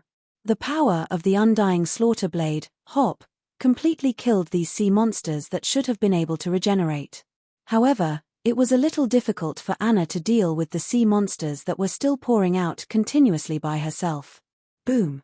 A violent explosion came from beside Anna. The sea monster in front of Anna was blown to pieces. Anna turned around and looked behind her. Cuchulain raised his staff, which was smoking like a gun shaft that had just been fired. Blow them to smithereens. I don't believe they can recover. Cuchulain grinned. However, Anna was a little dissatisfied. Cleaning up these sea monsters was her mission. The enemy should have discovered us. Let's finish them off and leave as soon as possible. Wu Ming tried to persuade Anna. Then, Anna nodded with a frown on her face, but she still looked unhappy. Then I won't hold back, Cuchulain said, laughing wantonly. The Lune rune in his hand kept drawing. Countless flames shot at the sea monsters, setting off a series of explosions. Boom, boom, boom. This series of explosions had killed almost 1/3 of the sea monsters. At this time, a few rune stones fell into the center of the remaining sea monsters, producing golden flames. Boom, boom. Then, Cuchulain looked at Wu Ming. The two of you should hurry up. Wu Ming smiled, then threw the Lune rune stone in his hand at the sea monsters again. Are we going to compete? I won't lose, Cuchulain said excitedly, attacking the sea monsters frantically. In less than 5 minutes, the sea monsters that covered the sky disappeared, leaving behind a faint layer of black dust and traces of various elements. Ice, water, fire, wind, thunder, electricity, earth. Traces of almost all elements could be seen. This made Gudazi and the others dumbfounded. Especially Olga Marie. That's a rune stone. How could an assassin have so many rune stones? Olga Marie complained crazily. Secrets that could not be known were fatal to Olga Marie. And assassin, where the hell did you get those rune stones from? Why do you have so many types of rune stones? Roman also complained. It's just my ability. Those rune stones were just made when I was bored. Wu Ming shrugged. However, assassin's damage output is really amazing. Matthew wiped the cold sweat off his forehead. After all, Matthew and the others had been watching from the side. Wu Ming's damage output was almost higher than Cuchulain's. Cuchulain's attack was just a simple red burst of flames, while their Lune runestones were all kinds of elements, so it was easy to distinguish. The reason why Matthew said this was because of the difference in their ranks. Cuchulain was a caster, so it was normal for him to have AoE damage. After all, he was a mage cannon. However, Wu Ming was not a caster, but an assassin. As an assassin, he was even more AoE than a caster. It was simply outrageous. I've handed over almost all the offensive runestones I've made in the past. It's normal for them to have such an effect, Wu Ming said with a smile. He opened a part of the dragonist space in the center of his palm and threw out a large number of Lune rune stones from his noble phantasm. Because they were in a hurry, Wu Ming bombarded the sea monsters indiscriminately at a speed that even Marshu couldn't see clearly. Together with Cuchulain, the two of them were able to destroy all the sea monsters that could affect the entire Fuyuki city in 5 minutes. There was another reason why Wu Ming used up all the Lune rune stones. After all, they can be made in the future, can't they? These rune stones were made to deal with situations similar to this. Wu Ming smiled. At this time, Gilgamesh lifted his spirit form. As far as actors are concerned, these pieces of trash are not qualified at all, but they let me see a good show. Gilgamesh looked at the debris on the ground and said sarcastically, "If you could help me, it would be much easier." Wu Ming shrugged his shoulders. This king said that these things are not worthy of this king's help. Gilgamesh glared at Wu Ming fiercely. Yes, Tilda, then let's go. The enemy is waiting for us, we can't lose the limelight. After dealing with Gilgamesh, Wu Ming said to everyone, "It seems that you are getting bolder and bolder, Hun Ryong." Looking at Wu Ming and others who had walked away, Gilgamesh, who fell behind the crowd, said angrily. But then Gilgamesh's anger turned into joy, and he followed the crowd in his spirit form. "Seeing your relationship with this king forgives your willfulness, Hun Ryong." "Thank you very much, King." Wu Ming smiled without turning his head. Soon, Wu Ming and others left the Yuzhong Mountain Ludong Temple and came to the Yuzhong Mountain Big Cave. Wu Ming, Gilgamesh, Cuchulain, Matthew, Anna, Stheno, Uriel, Gudazi, Olga Marie, Sakura Madu. 7 servants and 3 masters, the troops that caused the chaos of this era, arrived at the Demon King's castle. You're tuning in to the Celestial War YouTube channel. Don't forget to subscribe and join us on this journey to catch the most captivating stories.